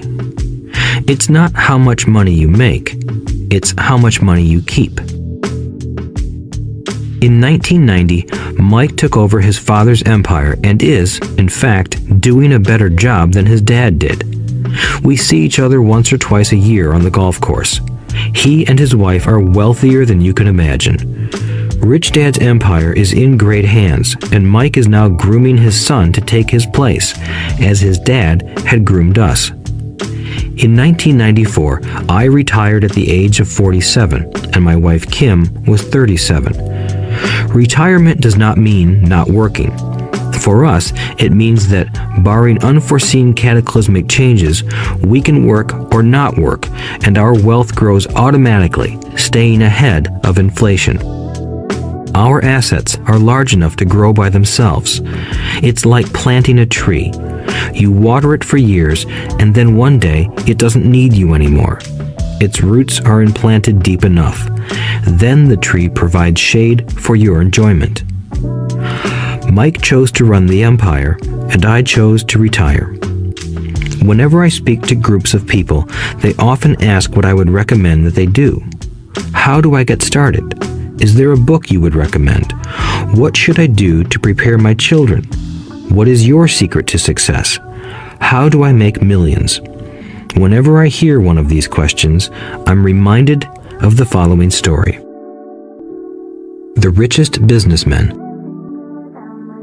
In 1923, a group of our greatest leaders and richest businessmen held a meeting at the Edgewater Beach Hotel in Chicago. Among them were Charles Schwab, head of the largest independent steel company; Samuel Insull, president of the world's largest utility; Howard Hobson, head of the largest gas company; Ivar Kruger, president of International Match Company, one of the world's largest companies at that time; Leon Fraser, president of the Bank of International Settlements; Richard Whitney, president of the New York Stock Exchange; Arthur Cotton and Jesse Livermore, two of the biggest stock speculators; and Albert Fall, a member of President Harding's cabinet. 25 years later, 9 of these titans ended their lives as follows.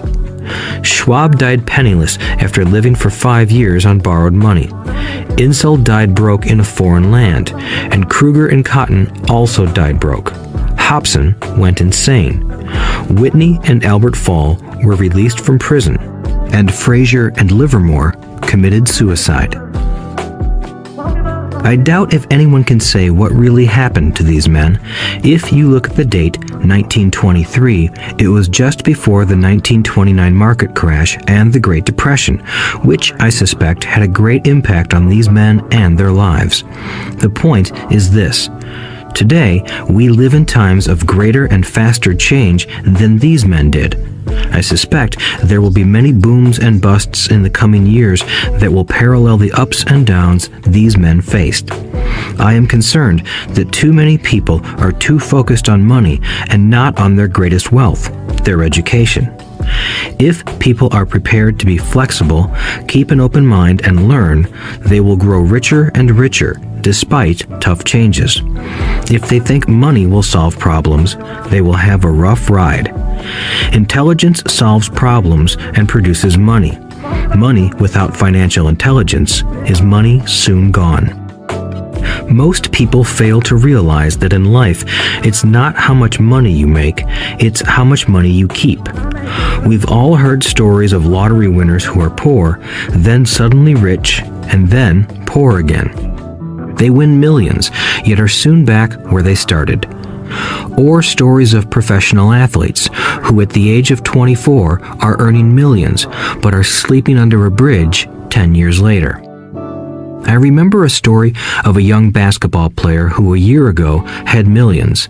Today, at just 29, he claims his friends, attorney, and accountant took his money, and he was forced to work at a car wash for minimum wage. He was fired from the car wash because he refused to take off his championship ring as he was wiping off the cars. His story made national news, and he is appealing his termination, claiming hardship and discrimination. He claims that the ring is all he has left, and if it was stripped away, he'll crumble. I know so many people who became instant millionaires, and while I am glad some people have become richer and richer, I caution them that in the long run, it's not how much money you make, it's how much you keep and how many generations you keep it. So when people ask, "Where do I get started?" or "Tell me how to get rich quick," they often are greatly disappointed with my answer. I simply say to them what my rich dad said to me when I was a little kid. If you want to be rich, you need to be financially literate. That idea was drummed into my head every time we were together. As I said, my educated dad stressed the importance of reading books, while my rich dad stressed the need to master financial literacy. If you are going to build the Empire State Building, the first thing you need to do is dig a deep hole and pour a strong foundation. If you are going to build a home in the suburbs, all you need to do is pour a 6-inch slab of concrete. Most people, in their drive to get rich, are trying to build an Empire State Building on a 6-inch slab. Our school system, created in the agrarian age, still believes in homes with no foundation. Dirt floors are still the rage, so kids graduate from school with virtually no financial foundation. One day, sleepless and deep in debt in suburbia, living the American dream, they decide that the answer to their financial problems is to find a way to get rich quick. Construction on the skyscraper begins. It goes up quickly, and soon, instead of the Empire State Building, we have the Leaning Tower of Suburbia. The sleepless nights return. As for Mike and me in our adult years, both of our choices were possible because we were taught to pour a strong financial foundation when we were just kids. Accounting is possibly the most confusing, boring subject in the world, but if you want to be rich long-term, it could be the most important subject. For Rich Dad, the question was how to take a boring and confusing subject and teach it to kids. The answer he found was to make it simple by teaching it in pictures. My rich dad poured a strong financial foundation for Mike and me. Since we were just kids, he created a simple way to teach us. For years, he only drew pictures and used few words. Mike and I understood the simple drawings, the jargon, the movement of money, and then in later years, Rich Dad began adding numbers.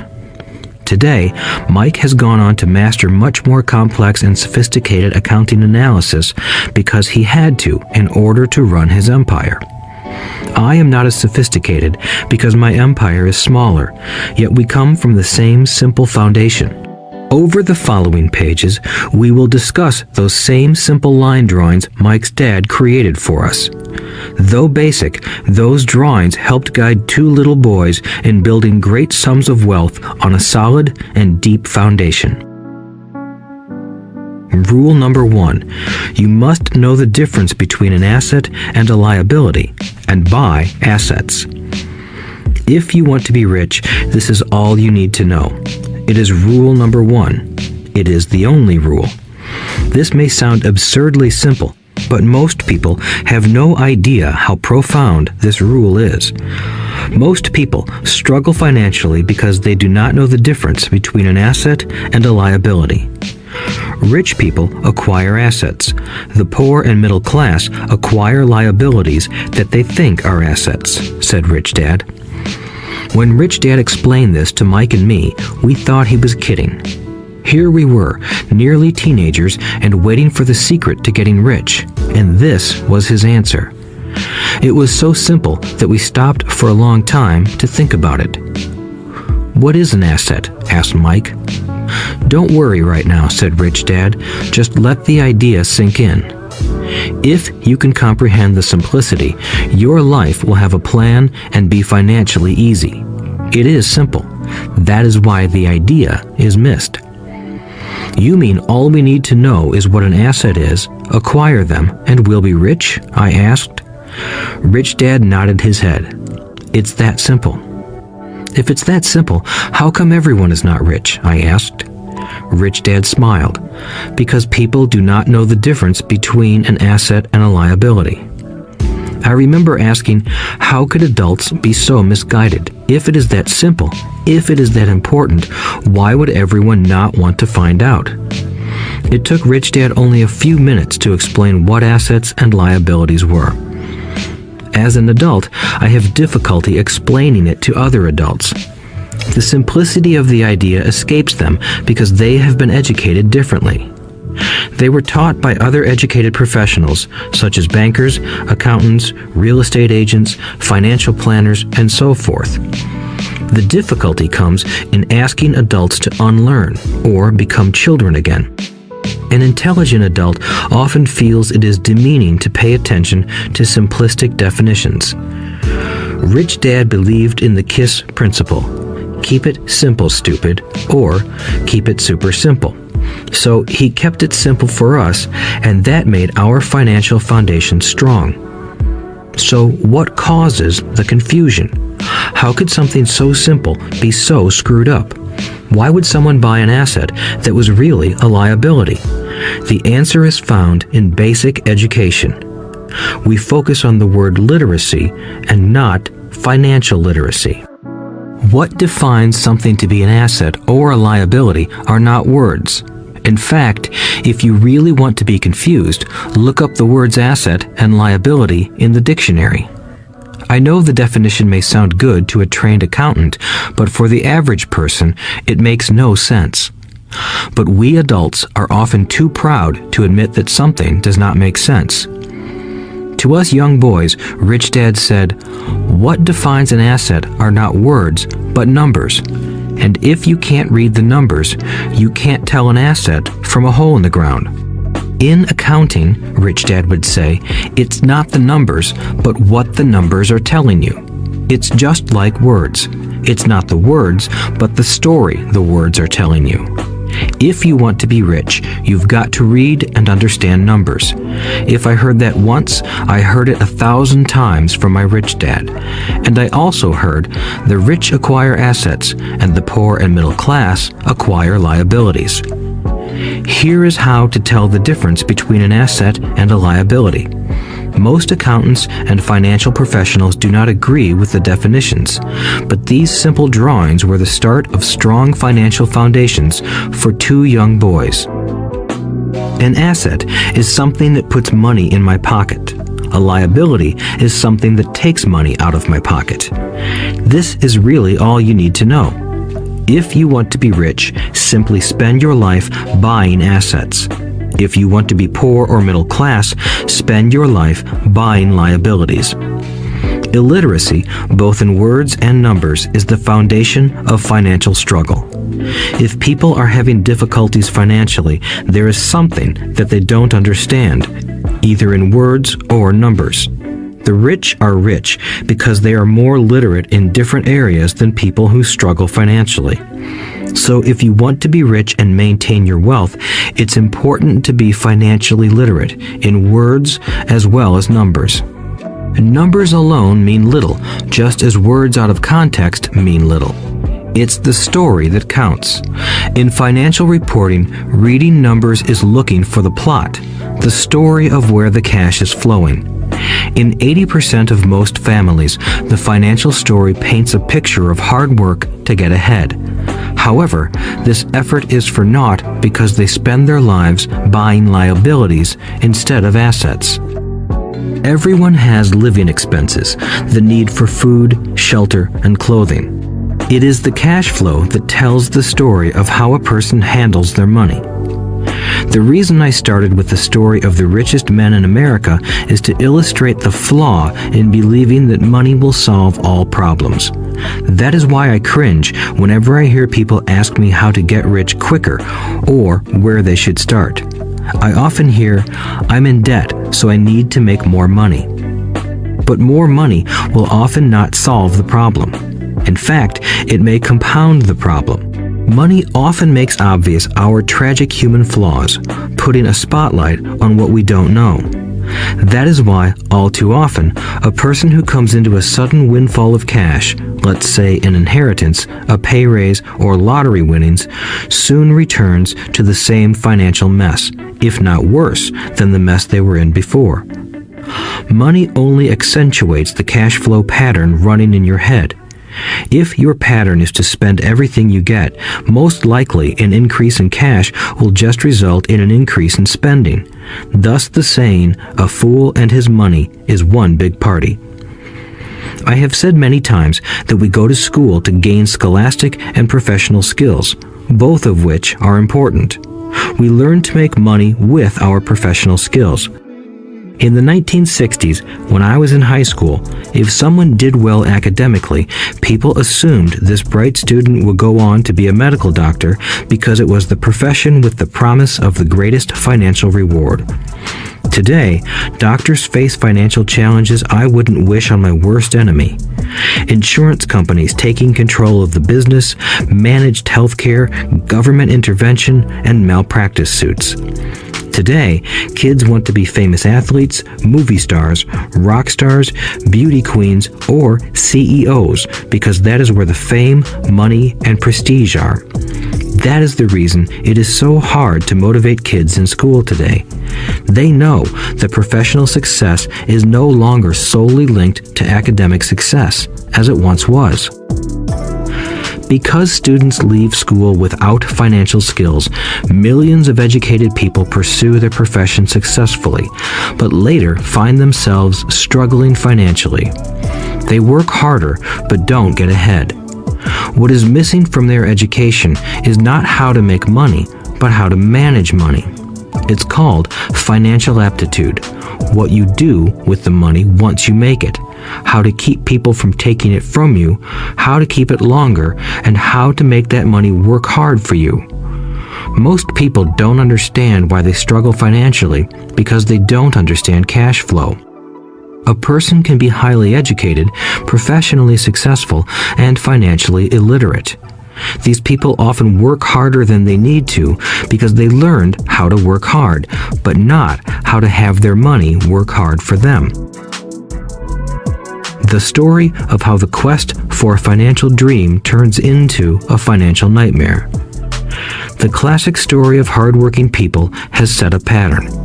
Recently married, the happy, highly educated young couple moves into one of their cramped, rented apartments. Immediately, they realize that they are saving money because two can live as cheaply as one. The problem is, the apartment is cramped. They decide to save money to buy their dream home so they can have kids. They now have two incomes, and they begin to focus on their careers. Their incomes begin to increase. As their incomes go up, their expenses go up as well. The number one expense for most people is taxes. Many people think it's income tax, but for most Americans, their highest tax is Social Security. As an employee, it appears as if the Social Security tax combined with the Medicare tax rate is roughly 7.5%, but it's really 15% since the employer must match the Social Security amount. In essence, it is money the employer can't pay you.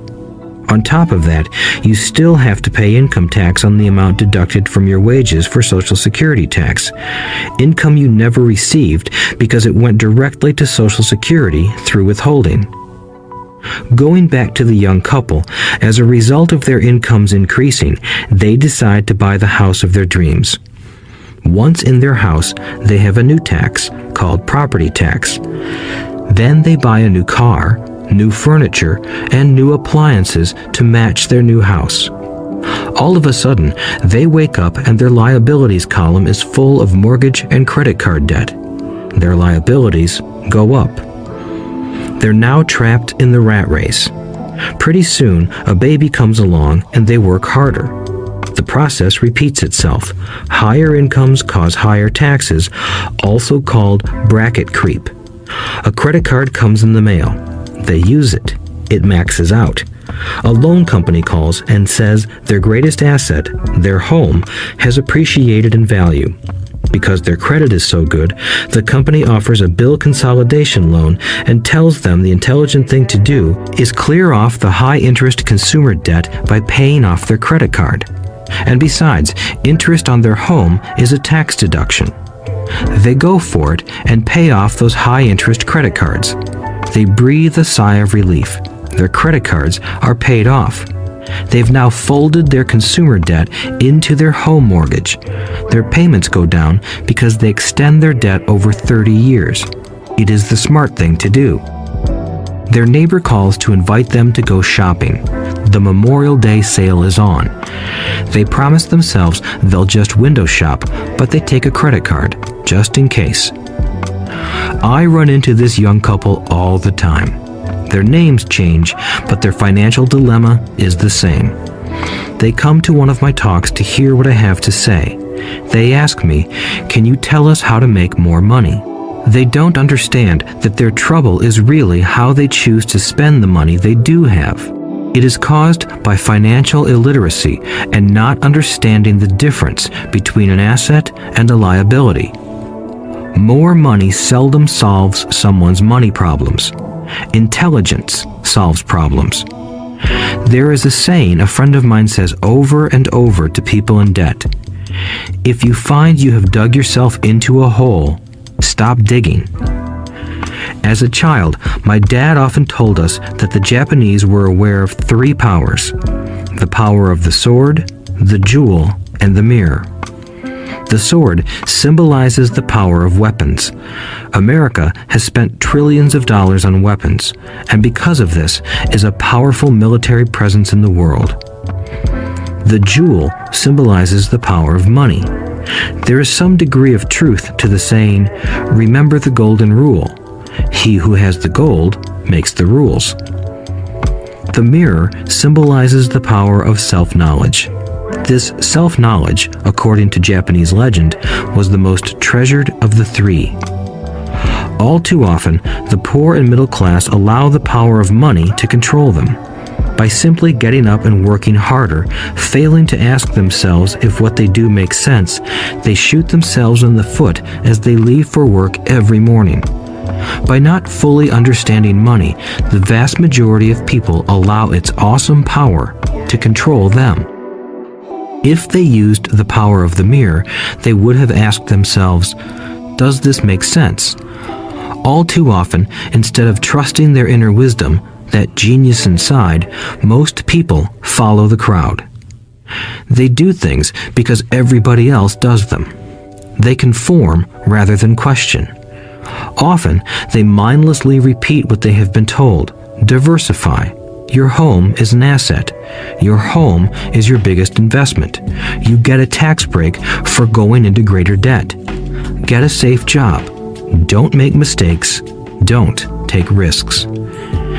It is said that the fear of public speaking is a fear greater than death for most people. According to psychiatrists, the fear of public speaking is caused by the fear of ostracism, the fear of standing out, the fear of criticism, the fear of ridicule, and the fear of being an outcast. The fear of being different prevents most people from seeking new ways to solve their problems. That is why my educated dad said the Japanese valued the power of the mirror the most, for it is only when we look into it that we find truth. Fear is the main reason that people say, play it safe. That goes for anything, be it sports, relationships, careers, or money. It is that same fear, the fear of ostracism, that causes people to conform to, and not question, commonly accepted opinions or popular trends. Your home is an asset. Get a bill consolidation loan and get out of debt. Work harder. It's a promotion. Someday I'll be a vice president. Save money. When I get a raise, I'll buy us a bigger house. Mutual funds are safe. Many financial problems are caused by trying to keep up with the Joneses. Occasionally, we all need to look in the mirror and be true to our inner wisdom rather than our fears. By the time Mike and I were 16 years old, we began to have problems in school. We were not bad kids. We just began to separate from the crowd. We worked for Mike's dad after school and on weekends. Mike and I often spent hours after work just sitting at a table with his dad while he held meetings with his bankers, attorneys, accountants, brokers, investors, managers, and employees. Here was a man who had left school at 13, who was now directing, instructing, ordering, and asking questions of educated people. They came at his beck and call and cringed when he didn't approve of them. Here was a man who had not gone along with the crowd. He was a man who did his own thinking and detested the words, "We have to do it this way because that's the way everyone else does it." He also hated the word "can't." If you wanted him to do something, just say, "I don't think you can do it." Mike and I learned more sitting in on his meetings than we did in all our years of school, college included. Mike's dad was not book smart, but he was financially educated and successful as a result. He told us over and over again, an intelligent person hires people who are more intelligent than he is. So Mike and I had the benefit of spending hours listening to and learning from intelligent people. But because of this, Mike and I couldn't go along with the standard dogma our teachers preached, and that caused problems. Whenever the teacher said, "If you don't get good grades, you won't do well in the real world," Mike and I just raised our eyebrows. When we were told to follow set procedures and not deviate from the rules, we could see how school discouraged creativity. We started to understand why our rich dad told us that schools were designed to produce good employees instead of employers. Occasionally, Mike or I would ask our teachers how what we studied was applicable to the real world, or why we never studied money and how it worked. To the latter question, we often got the answer that money was not important, that if we excelled in our education, the money would follow. The more we knew about the power of money, the more distant we grew from the teachers and our classmates. My highly educated dad never pressured me about my grades, but we did begin to argue about money. By the time I was 16, I probably had a far better foundation with money than both my parents. I could keep books, I listened to tax accountants, corporate attorneys, bankers, real estate brokers, investors, and so forth. By contrast, my dad talked to other teachers. One day, my dad told me that our home was his greatest investment. A not too pleasant argument took place when I showed him why I thought a house was not a good investment. I showed him the ancillary expenses that went along with owning the home. A bigger home meant bigger expenses, and the cash flow kept going out through the expense column. Today, people still challenge me on the idea of a house not being an asset. I know that for many people, it is their dream as well as their largest investment. And owning your own home is better than nothing. I simply offer an alternative way of looking at this popular dogma. If my wife and I were to buy a bigger, flashier house, we realize it wouldn't be an asset. It would be a liability since it would take money out of our pocket. So here is the argument I put forth. I really don't expect most people to agree with it because your home is an emotional thing, and when it comes to money, high emotions tend to lower financial intelligence. I know from personal experience that money has a way of making every decision emotional. 1. When it comes to houses, most people work all their lives paying for a home they never own. In other words, most people buy a new house every few years, each time incurring a new 30-year loan to pay off the previous one. 2. Even though people receive a tax deduction for interest on mortgage payments, they pay for all their other expenses with after-tax dollars, even after they pay off their mortgage. 3. My wife's parents were shocked when the property taxes on their home increased to $1,000 a month. This was after they had retired, so the increase put a strain on their retirement budget and they felt forced to move. 4. Houses do not always go up in value. I have friends who owe $1 million for a home that today would sell for far less. 5. The greatest losses of all are those from missed opportunities. If all your money is tied up in your house, you may be forced to work harder because your money continues blowing out of the expense column instead of adding to the asset column, the classic middle-class cash flow pattern. If a young couple would put more money into their asset column early on, their later years would be easier. Their assets would have grown and would be available to help cover expenses. All too often, a house only serves as a vehicle for incurring a home equity loan to pay for mounting expenses. In summary, the end result in making a decision to own a house that is too expensive in lieu of starting an investment portfolio impacts an individual in at least the following 3 ways. 1. Loss of time during which other assets could have grown in value. 2. Loss of additional capital which could have been invested instead of paying for high maintenance expenses related directly to the home. 3. Loss of education. Too often, people count their house and savings and retirement plans as all they have in their asset column. Because they have no money to invest, they simply don't invest. This costs them investment experience. Most never become what the investment world calls a sophisticated investor. And the best investments are usually first sold to sophisticated investors, who then turn around and sell them to the people playing it safe. I am not saying don't buy a house. What I'm saying is that you should understand the difference between an asset and a liability. When I want a bigger house, I first buy assets that will generate the cash flow to pay for the house.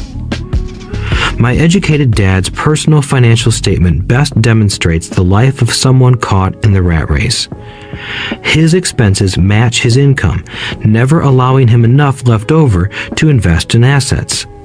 As a result, his liabilities are larger than his assets.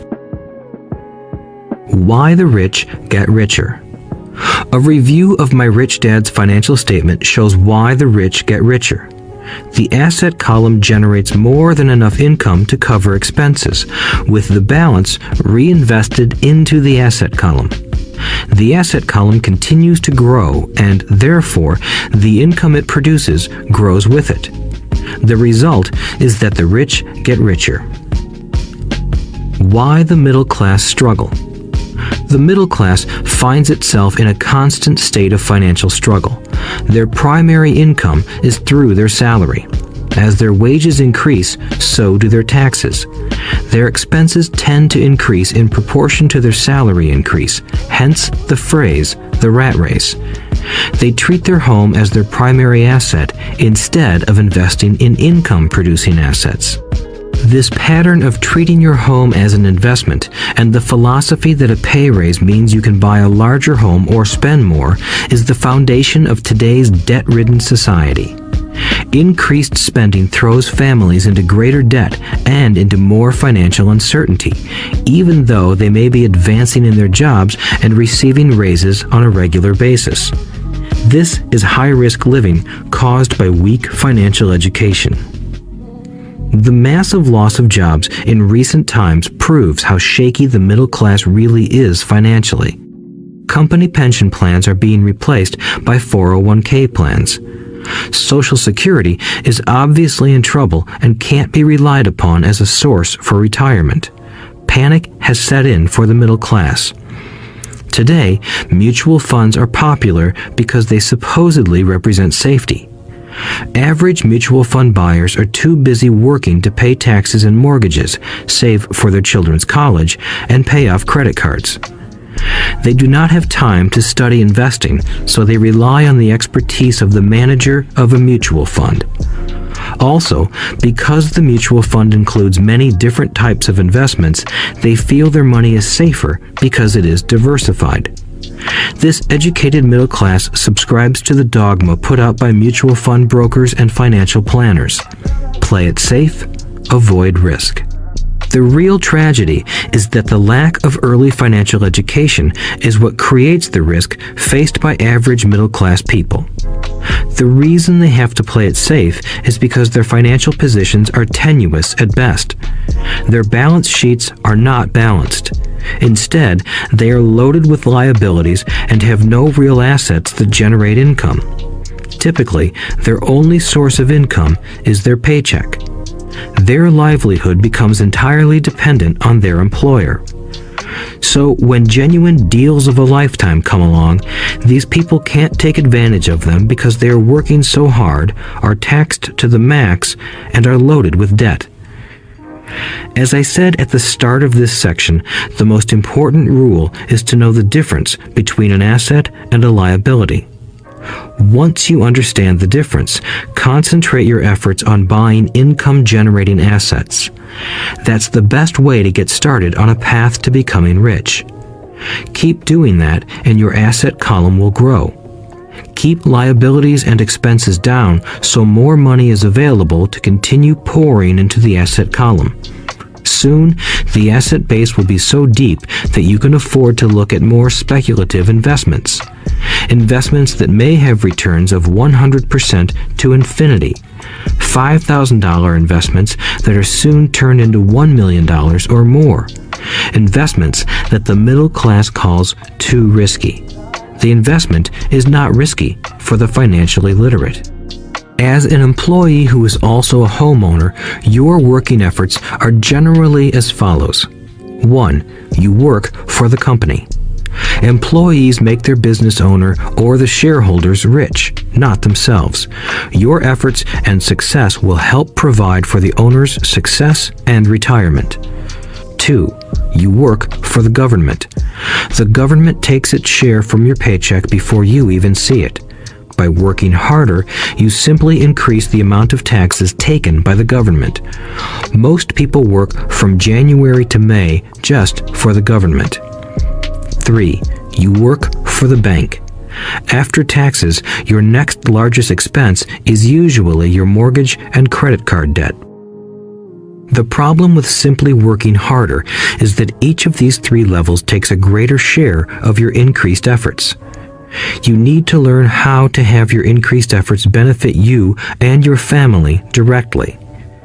Once you have decided to concentrate on minding your own business, focusing your efforts on acquiring assets instead of a bigger paycheck, how do you set your goals? Most people must keep their job and rely on their wages to fund their acquisition of assets. As their assets grow, how do they measure the extent of their success?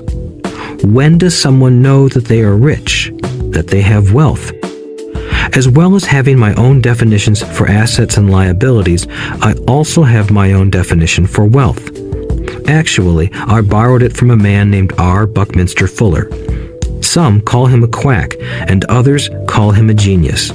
Years ago, he got architects buzzing because he applied for a patent for something he called a geodesic dome.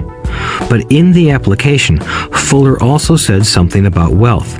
It was pretty confusing at first, but after reading it, it began to make some sense. Wealth is a person's ability to survive so many number of days forward, or, if I stopped working today, how long could I survive? Unlike net worth, the difference between your assets and liabilities, which is often filled with a person's expensive junk and opinions of what things are worth, this definition creates the possibility for developing a truly accurate measurement. I could now measure and know where I was in terms of my goal to become financially independent. Although net worth often includes non-cash producing assets, like stuff you bought that now sits in your garage, wealth measures how much money your money is making and, therefore, your financial survivability. Wealth is the measure of the cash flow from the asset column compared with the expense column. Let's use an example. Let's say I have cash flow from my asset column of $1,000 a month, and I have monthly expenses of $2,000 a month. What is my wealth? Let's go back to Buckminster Fuller's definition. Using his definition, how many days forward can I survive? Assuming a 30-day month, I have enough cash flow for half a month. When I achieve $2,000 a month cash flow from my assets, then I will be wealthy. So, while I'm not yet rich, I am wealthy. I now have income generated from assets each month that fully cover my monthly expenses. If I want to increase my expenses, I first must increase my cash flow to maintain this level of wealth. Also note that it is at this point that I'm no longer dependent on my wages. I have focused on and been successful in building an asset column that has made me financially independent. If I quit my job today, I would be able to cover my monthly expenses with the cash flow from my assets. My next goal would be to have the excess cash flow from my assets reinvested into the asset column. The more money that goes into my asset column, the more my asset column grows. The more my assets grow, the more my cash flow grows. And as long as I keep my expenses less than the cash flow from these assets, I grow richer with more and more income from sources other than my physical labor.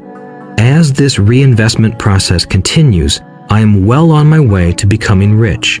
Just remember this simple observation. The rich buy assets. The poor only have expenses. The middle class buy liabilities they think are assets. So how do I start minding my own business? What is the answer? Listen to the founder of McDonald's in the next chapter. Chapter 3. Lesson 3. Mind your own business. The rich focus on their asset columns while everyone else focuses on their income statements. In 1974, Ray Kroc, the founder of McDonald's, was asked to speak to the MBA class at the University of Texas at Austin. A friend of mine was a student in that MBA class. After a powerful and inspiring talk, the class adjourned and the students asked Ray if he would join them at their favorite hangout to have a few beers. Ray graciously accepted. "What business am I in?" Ray asked once the group had all their beers in hand. Everyone laughed, my friend said. Most of the MBA students thought Ray was just fooling around. No one answered, so Ray asked again. "What business do you think I'm in?" The students laughed again, and finally one brave soul yelled out, "Ray, who in the world doesn't know that you're in the hamburger business?" Ray chuckled. "That's what I thought you would say." He paused and then quickly added, "Ladies and gentlemen, I'm not in the hamburger business. My business is real estate." As my friend tells the story, Ray spent a good amount of time explaining his viewpoint.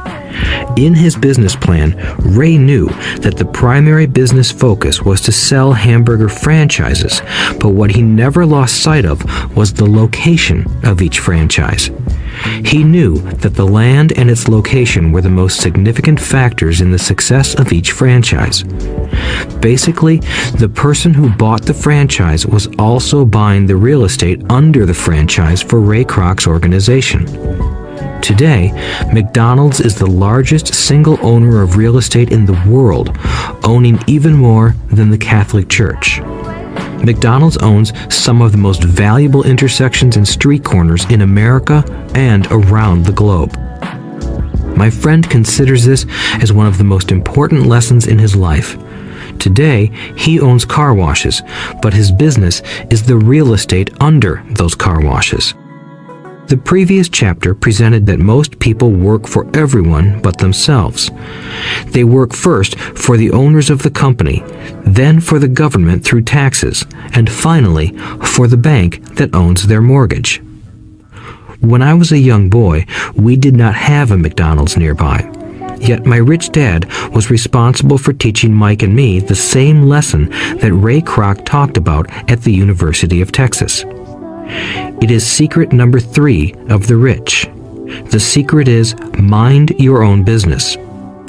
Financial struggle is often directly the result of people working all their lives for someone else. Many people will simply have nothing at the end of their working days to show for their efforts. Our current educational system focuses on preparing today's youth to get good jobs by developing scholastic skills. Their lives will revolve around their wages or, as described earlier, their income column. Many will study further to become engineers, scientists, cooks, police officers, artists, writers, and so on. These professional skills allow them to enter the workforce and work for money. But there is a big difference between your profession and your business. Often I ask people, "What is your business?" And they will say, "Oh, I'm a banker." Then I ask them if they own the bank, and they usually respond, "No, I work there." In that instance, they have confused their profession with their business. Their profession may be a banker, but they still need their own business. A problem with school is that you often become what you study. So if you study cooking, you become a chef. If you study the law, you become an attorney. And a study of auto mechanics makes you a mechanic. The mistake in becoming what you study is that too many people forget to mind their own business. They spend their lives minding someone else's business and making that person rich. To become financially secure, a person needs to mind their own business. Your business revolves around your asset column, not your income column. As stated earlier, the number one rule is to know the difference between an asset and a liability and to buy assets. The rich focus on their asset columns, while everyone else focuses on their income statements. That is why we hear so often, "I need a raise. If only I had a promotion. I am going back to school to get more training so I can get a better job. I am going to work overtime. Maybe I can get a second job." In some circles, these are sensible ideas, but you are still not minding your own business. These ideas all still focus on the income column and will only help a person become more financially secure if the additional money is used to purchase income-generating assets. The primary reason the majority of the poor and middle class are fiscally conservative, which means I can't afford to take risks, is that they have no financial foundation. They have to cling to their jobs and play it safe. When downsizing became the in thing to do, millions of workers found out their largest so-called asset, their home, was eating them alive. Their asset was costing them money every month. Their car, another asset, was eating them alive. The golf clubs in the garage that cost $1,000 were not worth $1,000 anymore. Without job security, they had nothing to fall back on. What they thought were assets could not help them survive in a time of financial crisis. I assume most of us have filled out a credit application to buy a house or a car.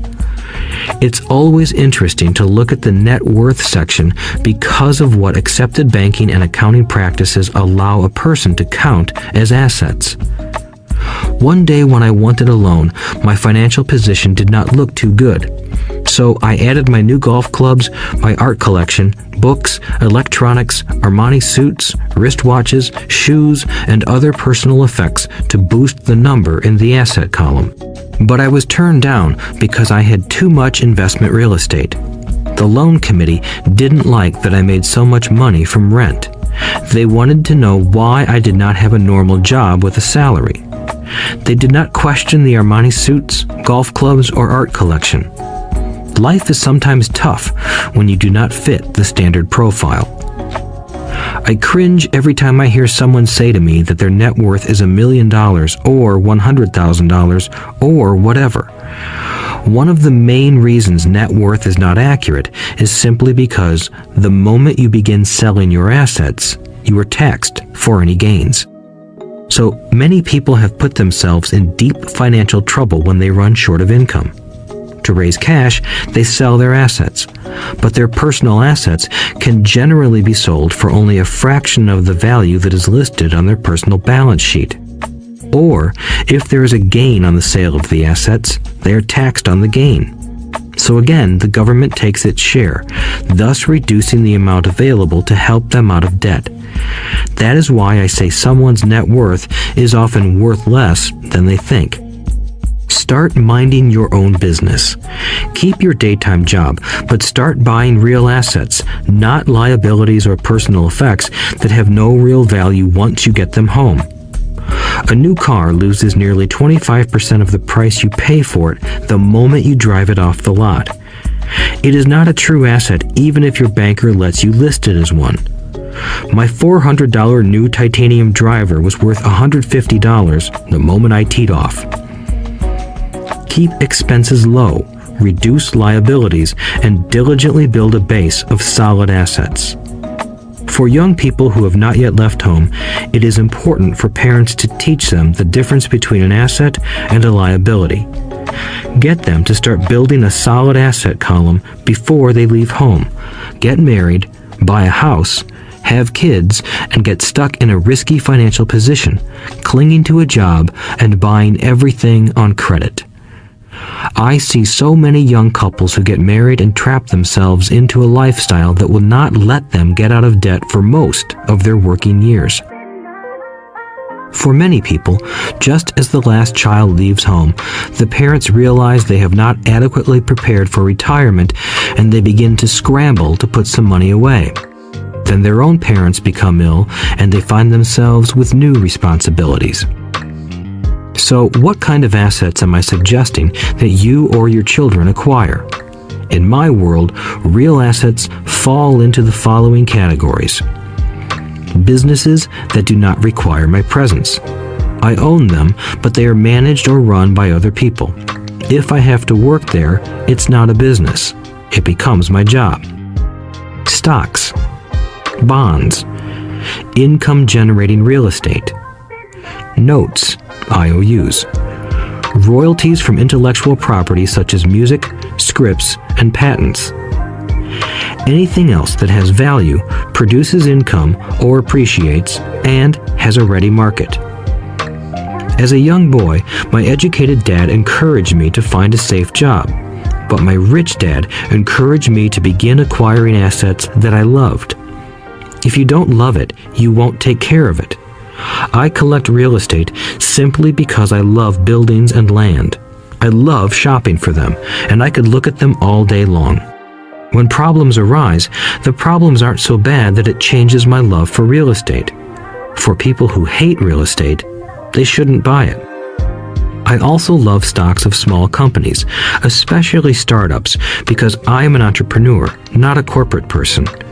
In my early years, I worked in large organizations such as Standard Oil of California, the U.S. Marine Corps, and Xerox Corporation.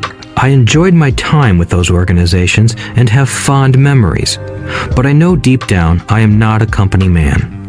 I like starting companies, not running them. So my stock buys are usually of small companies. Sometimes I even start the company and take it public. Fortunes are made in new stock issues, and I love the game. Many people are afraid of small cap companies and call them risky, and they are. But that risk is diminished if you love what the investment is, understand it, and know the game. With small companies, my investment strategy is to be out of the stock in a year. On the other hand, my real estate strategy is to start small and keep trading up for bigger properties, and, therefore, delay paying taxes on the gain. This allows the value to increase dramatically. I generally hold real estate less than 7 years. For years, even while I was with the Marine Corps and Xerox, I did what my rich dad recommended. I kept my day job, but I still minded my own business. I was active in my asset column trading real estate and small stocks. Rich Dad always stressed the importance of financial literacy. The better I was at understanding the accounting and cash management, the better I would be at analyzing investments and eventually starting and building my own company. I don't encourage anyone to start a company unless they really want to. Knowing what I know about running a company, I wouldn't wish that task on anyone. There are times when people can't find employment and starting a company seems like the best solution. But the odds are against success. 9 out of 10 companies fail in 5 years. Of those that survive the first 5 years, 9 out of every 10 of those eventually fail as well. So only if you really have the desire to own your own company do I recommend it. Otherwise, keep your day job and mind your own business. When I say mind your own business, I mean to build and keep your asset column strong. Once a dollar goes into it, never let it come out. Think of it this way. Once a dollar goes into your asset column, it becomes your employee. The best thing about money is that it works 24 hours a day and can work for generations. Keep your day job, be a great hardworking employee, but keep building that asset column. As your cash flow grows, you can indulge in some luxuries. An important distinction is that rich people buy luxuries last, while the poor and middle class tend to buy luxuries first. The poor and the middle class often buy luxury items like big houses, diamonds, furs, jewelry, or boats because they want to look rich. They look rich, but in reality they just get deeper in debt on credit. The old money people, the long-term rich, build their asset column first. Then the income generated from the asset column buys their luxuries. The poor and middle class buy luxuries with their own sweat, blood, and children's inheritance. A true luxury is a reward for investing in and developing a real asset. For example, when my wife Kim and I had extra money coming from our apartment houses, she went out and bought her Mercedes. It didn't take any extra work or risk on her part because the apartment house bought the car. She did, however, have to wait 4 years while the real estate investment portfolio grew and began generating enough extra cash flow to pay for the car. But the luxury, the Mercedes, was a true reward because she proved she knew how to grow her asset column. That car now means a lot more to her than simply another pretty car. It means she used her financial intelligence to afford it. Instead, most people impulsively go out and buy a new car or some other luxury on credit. They may feel bored and just want a new toy. Buying a luxury on credit often causes a person to eventually resent that luxury because the debt becomes a financial burden. After you've taken the time and invested in and built your own business, you are now ready to learn the biggest secret of the rich, the secret that puts the rich way ahead of the pack. Chapter 4, Lesson 4, The History of Taxes and the Power of Corporations. My rich dad just played the game smart, and he did it through corporations, the biggest secret of the rich. I remember in school being told the story of Robin Hood and his merry men. My teacher thought it was a wonderful story of a romantic hero who robbed from the rich and gave to the poor. My rich dad did not see Robin Hood as a hero. He called Robin Hood a crook. Robin Hood may be long gone, but his followers live on. I often still hear people say, "Why don't the rich pay for it?" Or, "The rich should pay more in taxes and give it to the poor." It is this Robin Hood fantasy, or taking from the rich to give to the poor, that has caused the most pain for the poor and the middle class. The reason the middle class is so heavily taxed is because of the Robin Hood ideal. The reality is that the rich are not taxed. It's the middle class who pays for the poor, especially the educated, upper-income middle class. Again, to understand fully how things happen, we need to look at the history of taxes. Although my highly educated dad was an expert on the history of education, my rich dad fashioned himself an expert on the history of taxes. Rich Dad explained to Mike and me that originally in England and America, there were no taxes. Occasionally, there were temporary taxes levied in order to pay for wars. The king or the president would put the word out and ask everyone to chip in.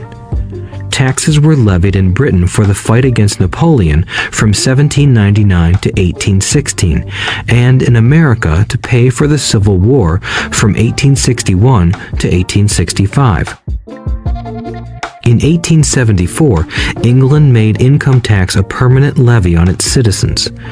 In 1913, an income tax became permanent in the United States with the adoption of the 16th Amendment to the U.S. Constitution. At one time, Americans were anti-tax. It had been the tax on tea that led to the famous Tea Party in Boston Harbor, an incident that helped ignite the Revolutionary War. It took approximately 50 years in both England and the United States to sell the idea of a regular income tax. What these historical dates fail to reveal is that both of these taxes were initially levied against only the rich. It was this point that Rich Dad wanted Mike and me to understand. He explained that the idea of taxes was made popular and accepted by the majority by telling the poor and the middle class that taxes were created only to punish the rich. This is how the masses voted for the law, and it became constitutionally legal.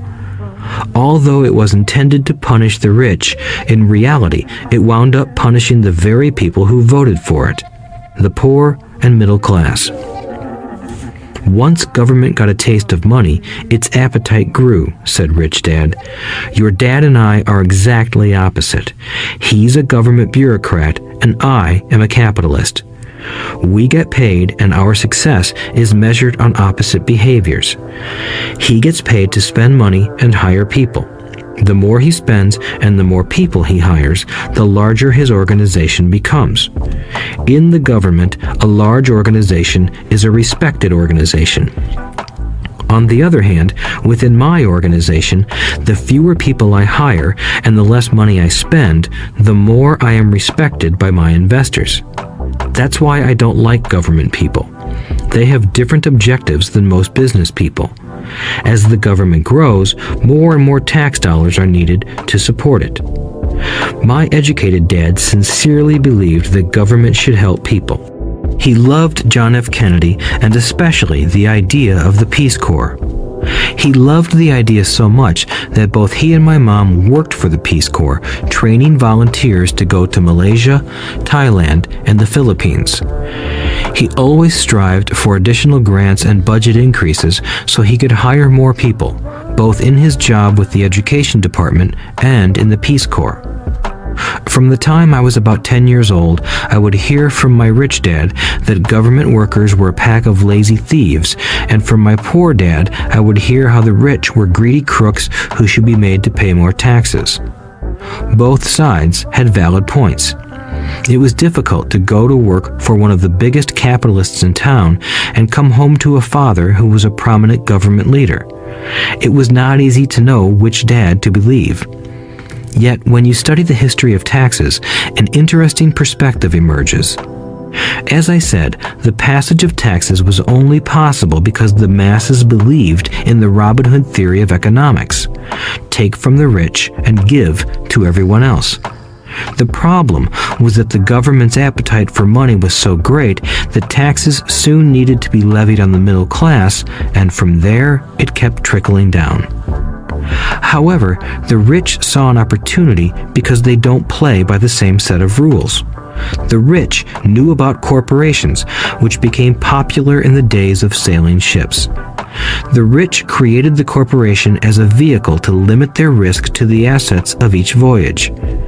The rich put their money into a corporation to finance the voyage. The corporation would then hire a crew to sail to the New World to look for treasure. If the ship was lost, the crew lost their lives, but the loss to the rich would be limited only to the money they invested for that particular voyage. It is the knowledge of the legal corporate structure that really gives the rich a vast advantage over the poor and middle class. Having two fathers teaching me, one a socialist and the other a capitalist, I quickly began to realize that the philosophy of the capitalist made more financial sense to me. It seemed to me that the socialists ultimately penalized themselves due to their lack of financial education. No matter what the take from the rich crowd came up with, the rich always found a way to outsmart them. That is how taxes were eventually levied on the middle class. The rich outsmarted the intellectuals solely because they understood the power of money, a subject not taught in schools. How did the rich outsmart the intellectuals? Once the take from the rich tax was passed, cash started flowing into government coffers. Initially, people were happy. Money was handed out to government workers and the rich. It went to government workers in the form of jobs and pensions, and it went to the rich via their factories receiving government contracts. The government received a large pool of money, but the problem was the fiscal management of that money. The government ideal is to avoid having excess money. If you fail to spend your allotted funds, you risk losing it in the next budget. You would certainly not be recognized for being efficient. Business people, on the other hand, are rewarded for having excess money and are applauded for their efficiency. As this cycle of growing government spending continued, the demand for money increased, and the tax the rich idea was adjusted to include lower income levels down to the very people who voted it in, the poor and the middle class. True capitalists used their financial knowledge to simply find an escape. They headed back to the protection of a corporation. But what many people who have never formed a corporation don't know is that a corporation is not really a thing. A corporation is merely a file folder with some legal documents in it, sitting in some attorney's office and registered with a state government agency. It's not a big building or a factory or a group of people. A corporation is merely a legal document that creates a legal body without a soul. Using it, the wealth of the rich was once again protected. It was popular because the income tax rate of a corporation is less than the individual income tax rates. In addition, certain expenses could be paid by a corporation with pre-tax dollars. This war between the haves and have-nots has raged for hundreds of years. The battle is waged whenever and wherever laws are made, and it will go on forever. The problem is that the people who lose are the uninformed, the ones who get up every day and diligently go to work and pay taxes. If they only understood the way the rich play the game, they could play it too. Then they would be on their way to their own financial independence. This is why I cringe every time I hear a parent advise their children to go to school so they can find a safe, secure job. An employee with a safe, secure job without financial aptitude has no escape. Average Americans today work 5 to 6 months for the government just to cover their taxes. In my opinion, that is simply too long. The harder you work, the more you pay the government. That is why I believe that the idea of take from the rich backfired on the very people who voted it in. Every time people try to punish the rich don't simply comply. They react. They have the money, power, and intent to change things. They don't just sit there and voluntarily pay more taxes. Instead, they search for ways to minimize their tax burden. They hire smart attorneys and accountants and persuade politicians to change laws or create legal loopholes. They use their resources to effect change. The tax code of the United States also allows other ways to reduce taxes. Most of these vehicles are available to anyone, but it is the rich who find them because they are minding their own business.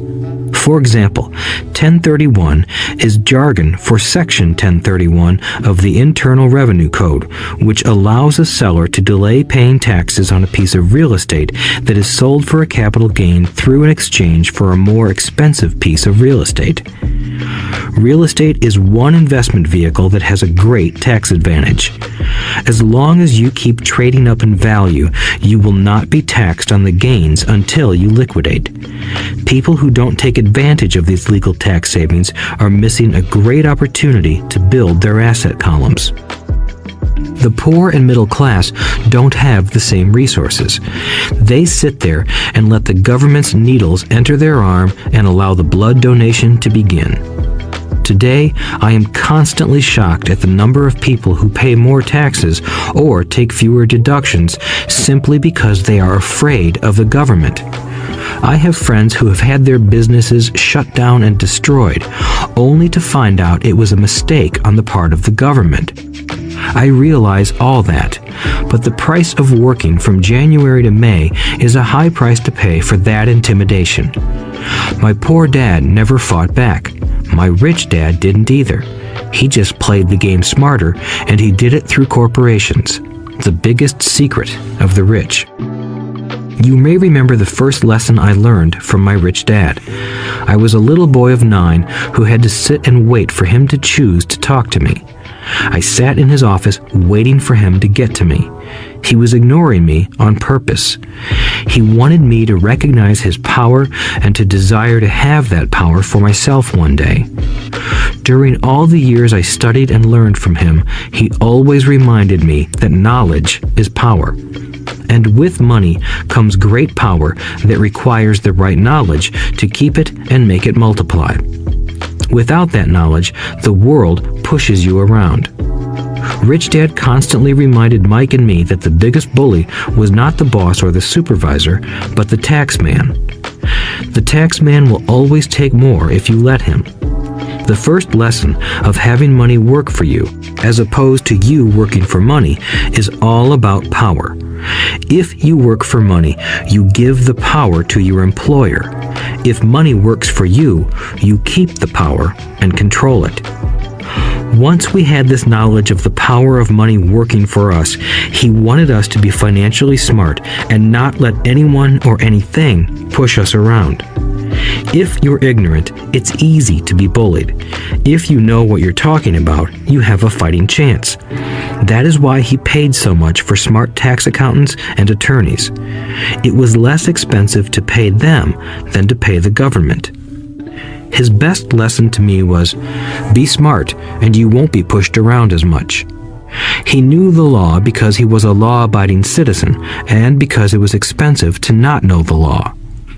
If you know you're right, you're not afraid of fighting back, even if you are taking on Robin Hood and his band of merry men. My highly educated dad always encouraged me to land a good job with a strong corporation. He spoke of the virtues of working your way up the corporate ladder. He didn't understand that by relying solely on a paycheck from a corporate employer, I would be a docile cow ready for milking. When I told my rich dad of my father's advice, he only chuckled. "Why not own the ladder?" was all he said. As a young boy, I did not understand what Rich Dad meant by owning my own corporation. It was an idea that seemed impossible and intimidating. Although I was excited by the idea, my inexperience wouldn't let me envision the possibility that grown-ups would someday work for a company I would own. The point is that, if not for my rich dad, I would have probably followed my educated dad's advice. It was merely the occasional reminder of my rich dad that kept the idea of owning my own corporation alive and kept me on a different path. By the time I was 15 or 16, I knew I wasn't going to continue down the path my educated dad recommended. I didn't know how I was going to do it, but I was determined not to head in the direction most of my classmates were heading. That decision changed my life. It was not until my mid-20s that my rich dad's advice began to make more sense to me. I was just out of the Marine Corps and working for Xerox. I was making a lot of money, but every time I looked at my paycheck, I was disappointed. The deductions were so large, and the more I worked, the greater they became. As I became more successful, my bosses talked about promotions and raises. It was flattering, but I could hear my rich dad asking in my ear, "Who are you working for? Who are you making rich?" In 1974, while still an employee for Xerox, I formed my first corporation and began minding my own business. There were already a few assets in my asset column, but now I was determined to focus on making it bigger. Those paychecks, with all the deductions, made all the years of my rich dad's advice make total sense. I could see the future if I followed my educated dad's advice. Many employers feel that advising their workers to mind their own business is bad for business. But for me, focusing on my own business and developing assets made me a better employee because I now had a purpose. I came in early and worked diligently, amassing as much money as possible so I could invest in real estate. Hawaii was just set to boom, and there were fortunes to be made.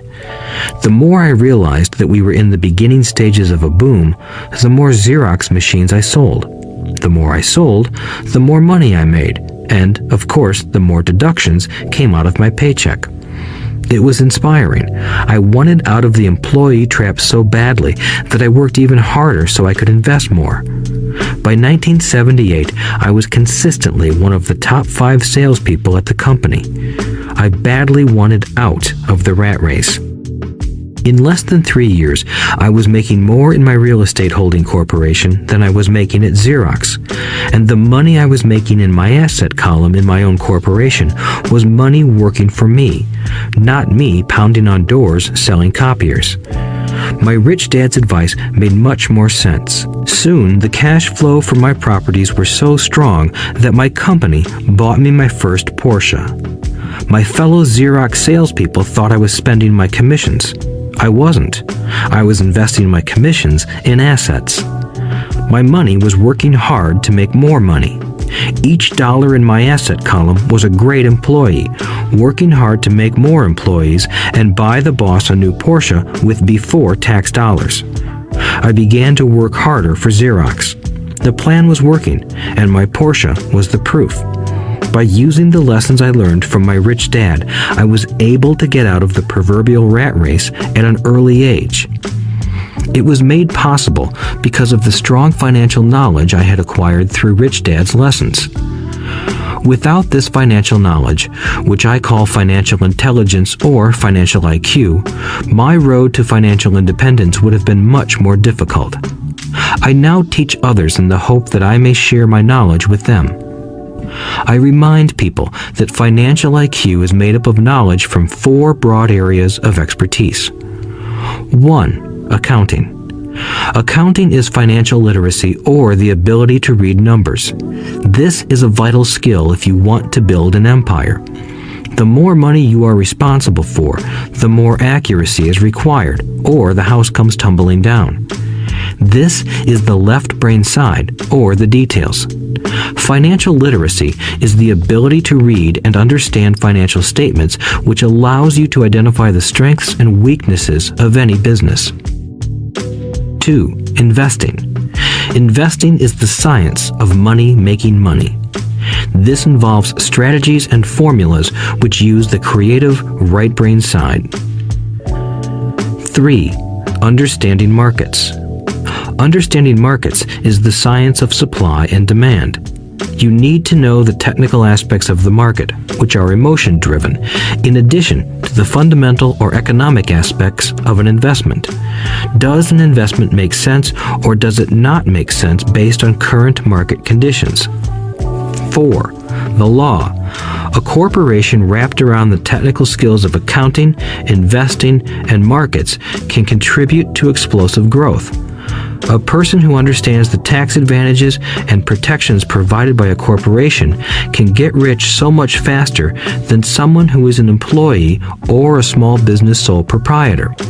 It's like the difference between someone walking and someone flying. The difference is profound when it comes to long-term wealth. Tax advantages. A corporation can do many things that an employee cannot, like pay expenses before paying taxes. That is a whole area of expertise that is very exciting. Employees earn and get taxed, and then try to live on what is left. A corporation earns, spends everything it can, and is taxed on anything that is left.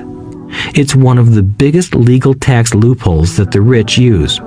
They're easy to set up and are not expensive if you own investments that are producing good cash flow. For example, by owning your own corporation, your vacations can be board meetings in Hawaii. Car payments, insurance, repairs, and health club memberships are company expenses. Most restaurant meals are partial expenses, and on and on. But it's done legally with pre-tax dollars. protection from lawsuits. We live in a litigious society. Everybody wants a piece of your action. The rich hide much of their wealth using vehicles such as corporations and trusts to protect their assets from creditors. When someone sues a wealthy individual, they are often met with layers of legal protection and often find that the wealthy person actually owns nothing. They control everything, but own nothing. The poor and middle class try to own everything and lose it to the government or to fellow citizens who like to sue the rich. They learned it from the Robin Hood story. Take from the rich and give it to the poor. It is not the purpose of this audiobook to go into the specifics of owning a corporation, but I will say that if you own any kind of legitimate assets, I would consider finding out more about the benefits and protection offered by a corporation as soon as possible. There are many books written on the subject that will detail the benefits and even walk you through the steps necessary to set up a corporation. Garrett Sutton's books on corporations provide wonderful insight into the power of personal corporations. Financial IQ is actually the synergy of many skills and talents. I would say it is the combination of the 4 technical skills listed above that make up basic financial intelligence. If you aspire to great wealth, it is the combination of these skills that will greatly amplify your financial intelligence.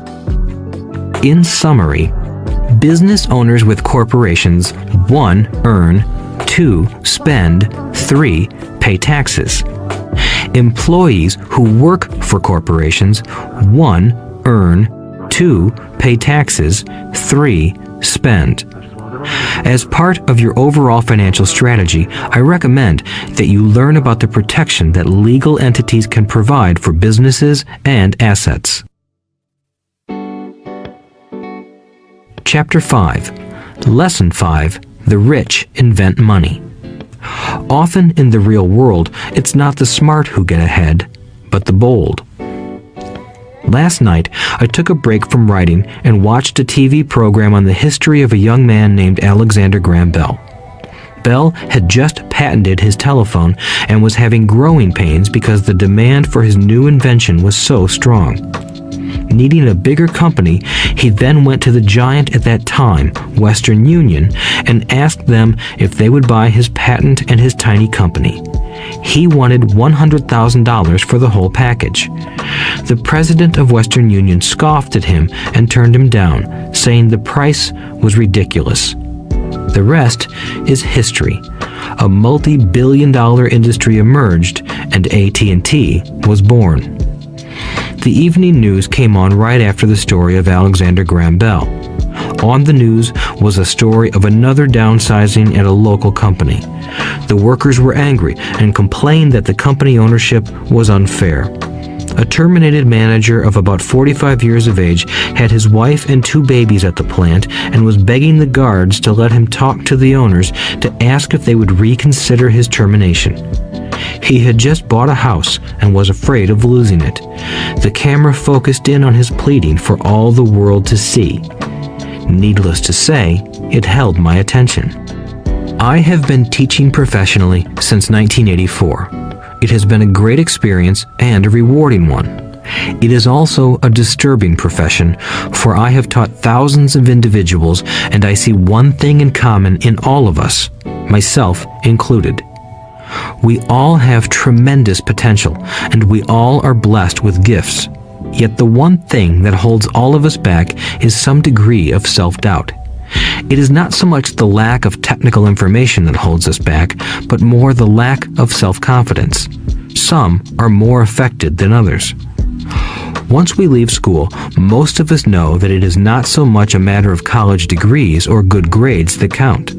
In the real world, outside of academics, something more than just grades is required. I have heard it called many things: guts, chutzpah, balls, audacity, bravado, cunning, daring, tenacity, and brilliance. This factor, whatever it is labeled, ultimately decides one's future much more than school grades do. Inside each of us is one of these brave, brilliant, and daring characters. There is also the flip side of that character, people who could get down on their knees and beg if necessary. After a year in Vietnam as a Marine Corps pilot, I got to know both of those characters inside of me intimately. One is not better than the other. Yet, as a teacher, I recognized that it was excessive fear and self-doubt that were the greatest detractors of personal genius. It broke my heart to see students know the answers, yet lack the courage to act on the answer. Often in the real world, it's not the smart who get ahead, but the bold. In my personal experience, your financial genius requires both technical knowledge as well as courage. If fear is too strong, the genius is suppressed. In my classes, I strongly urge students to learn to take risks, to be bold, and to let their genius convert that fear into power and brilliance. It works for some and just terrifies others. I have come to realize that for most people, when it comes to the subject of money, they would rather play it safe. I have had to field questions such as, why take risks? Why should I bother developing my financial IQ? Why should I become financially literate? And I answer, just to have more options. There are huge changes up ahead. In the coming years, there will be more people just like the young inventor Alexander Graham Bell. There will be 100 people like Bill Gates and hugely successful companies like Microsoft created every year all over the world. And there will also be many more bankruptcies, layoffs, and downsizings. So why bother developing your financial IQ? No one can answer that but you.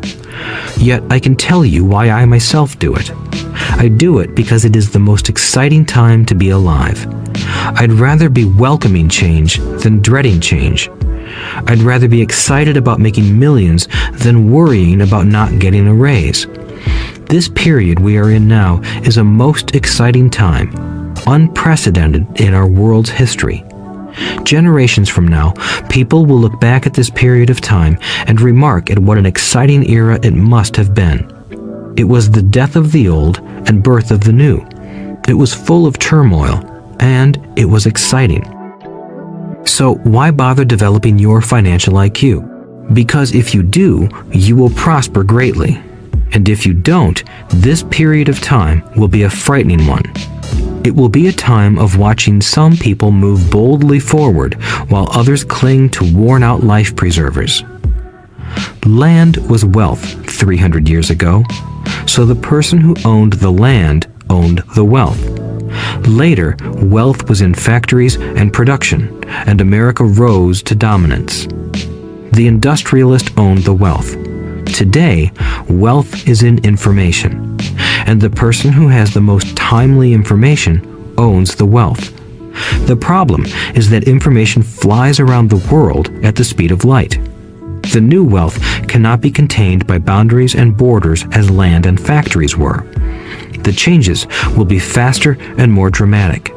There will be a dramatic increase in the number of new multimillionaires. There also will be those who are left behind. I find so many people struggling today, often working harder simply because they cling to old ideas. They want things to be the way they were, and they resist change. I know people who are losing their jobs or their houses, and they blame technology or the economy or their boss. Sadly, they fail to realize that they might be the problem. Old ideas are their biggest liability. It is a liability simply because they fail to realize that while that idea or way of doing something was an asset yesterday, yesterday is gone. One afternoon, I was teaching how to invest using a board game I had invented, Cash Flow, as a teaching tool. A friend had brought someone along to attend the class. This friend of a friend was recently divorced, had been badly burned in the divorce settlement, and was now searching for some answers. Her friend thought the class might help. The game was designed to help people learn how money works. In playing the game, they learn about the interaction of the income statement with the balance sheet. They learn how cash flows between the two and how the road to wealth is through striving to increase your monthly cash flow from the asset column to the point that it exceeds your monthly expenses. Once you accomplish this, you are able to get out of the rat race and out onto the fast track. As I have said, some people hate the game, some love it, and others miss the point. This woman missed a valuable opportunity to learn something. In the opening round, she drew a doodad card with the boat on it. At first, she was happy. "Oh, I've got a boat." Then, as her friend tried to explain how the numbers worked on her income statement and balance sheet, she got frustrated because she had never liked math. The rest of her table waited while her friend continued explaining the relationship between the income statement, balance sheet, and monthly cash flow. Suddenly, when she realized how the numbers worked, it dawned on her that her boat was eating her alive. Later on in the game, she was also downsized and had a child. It was a horrible game for her. After the class, her friend came by and told me that she was upset. She had come to the class to learn about investing and did not like the idea that it took so long to play a silly game. Her friend attempted to tell her to look within herself to see if the game reflected her in any way. With that suggestion, the woman demanded her money back. She said that the very idea that a game could be a reflection of her was ridiculous. Her money was promptly refunded, and she left. Since 1984, I have made millions simply by doing what the school system does not do. In school, most teachers lecture. I hated lectures as a student. I was soon bored, and my mind would drift. In 1984, I began teaching via games and simulations, and I still rely on these tools today. I always encourage adult students to look at games as reflecting back to them what they know and what they need to learn. Most importantly, games reflect behavior. They are instant feedback systems. Instead of the teacher lecturing you, the game is giving you a personalized lecture, one that is custom-made just for you. The friend of the woman who left later called to give me an update. She said her friend was fine and had calmed down. In her cooling off period, she could see some slight relationship between the game and her life. Although she and her husband did not own a boat, they did own everything else imaginable. She was angry after their divorce, both because he had run off with a younger woman and because, after 20 years of marriage, they had accumulated little in the way of assets. There was virtually nothing for them to split. Their 20 years of married life had been incredible fun, but all they had accumulated was a ton of doodads. She realized that her anger at doing the numbers, the income statement and balance sheet, came from her embarrassment about not understanding them. She believed that finances were the man's job. She maintained the house and did the entertaining, and he handled the finances. She was now quite certain that in the last 5 years of their marriage, he had hidden money from her. She was angry at herself for not being more aware of where the money was going, as well as for not knowing about the other woman. Just like a board game, the world is always providing us with instant feedback. We could learn a lot if we tuned in more. One day, not long ago, I complained to my wife that the cleaners must have shrunk my pants. My wife gently smiled and poked me in the stomach to inform me that the pants had not shrunk. Something else had expanded. Me. The cash flow game was designed to give every player personal feedback. Its purpose is to give you options. If you draw the boat card and it puts you into debt, the question is, now what can you do? How many different financial options can you come up with? That is the purpose of the game, to teach players to think and create new and various financial options. Thousands of people throughout the world have played this game. The players who get out of the rat race the quickest are the people who understand numbers and have creative financial minds. They recognize different financial options. Rich people are often creative and take calculated risks.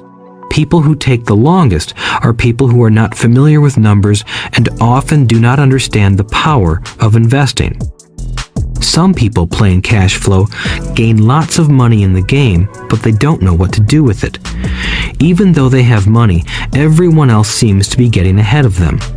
And that is true in real life. There are a lot of people who have a lot of money and do not get ahead financially. Limiting your options is the same as hanging on to old ideas. I have a friend from high school who now works at 3 jobs. Years ago, he was the richest of all my classmates. When the local sugar plantation closed, the company he worked for went down with the plantation. In his mind, he had but one option, and that was the old option: work hard. The problem was that he couldn't find an equivalent job that recognized his seniority from the old company. As a result, he is overqualified for the jobs he currently has, so his salary is lower. He now works 3 jobs to earn enough to survive. I have watched people playing cash flow complain that the right opportunity cards are not coming their way, so they sit there. I know people who do that in real life. They wait for the right opportunity. I have watched people get the right opportunity card and then not have enough money. Then they complain that they would have gotten out of the rat race if they had had more money. So they sit there. I know people in real life who do that also. They see all the great deals, but they have no money. And I have seen people pull a great opportunity card, read it out loud, and have no idea that it is a great opportunity. They have the money, the time is right, they have the card, but they can't see the opportunity staring them in the face. They fail to see how it fits into their financial plan for escaping the rat race. And I know more people like that than all the others combined. Most people have an opportunity of a lifetime flash right in front of them, and they fail to see it. A year later, they find out about it, after everyone else got rich. Financial intelligence is simply having more options. If the opportunities aren't coming your way, what else can you do to improve your financial position?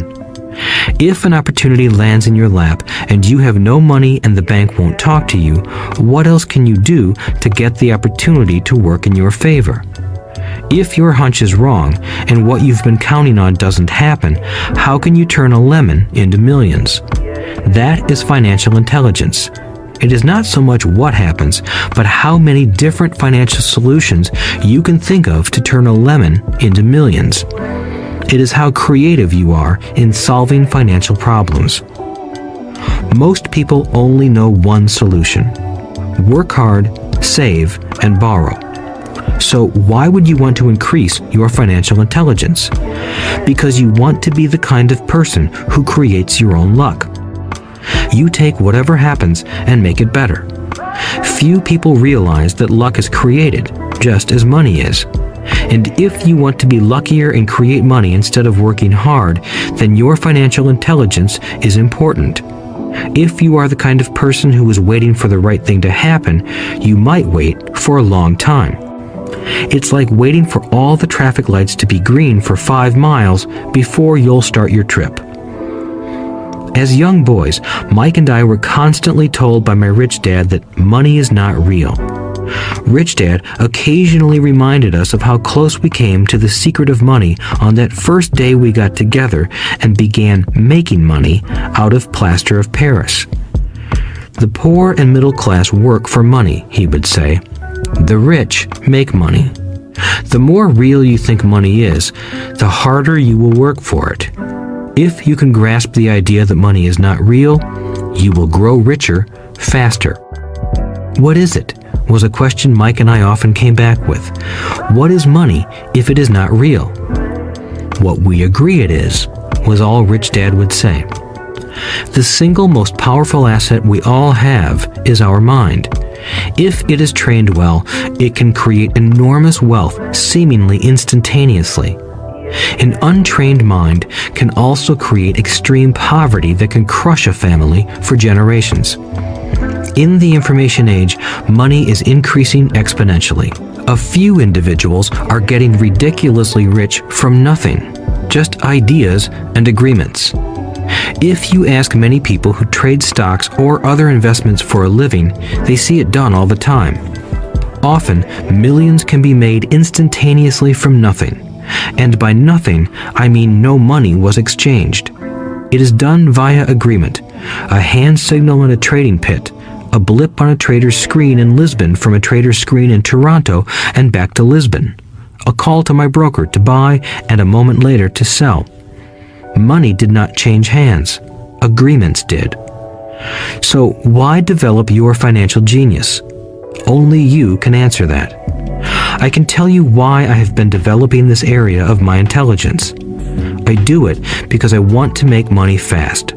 Not because I need to, but because I want to. It is a fascinating learning process.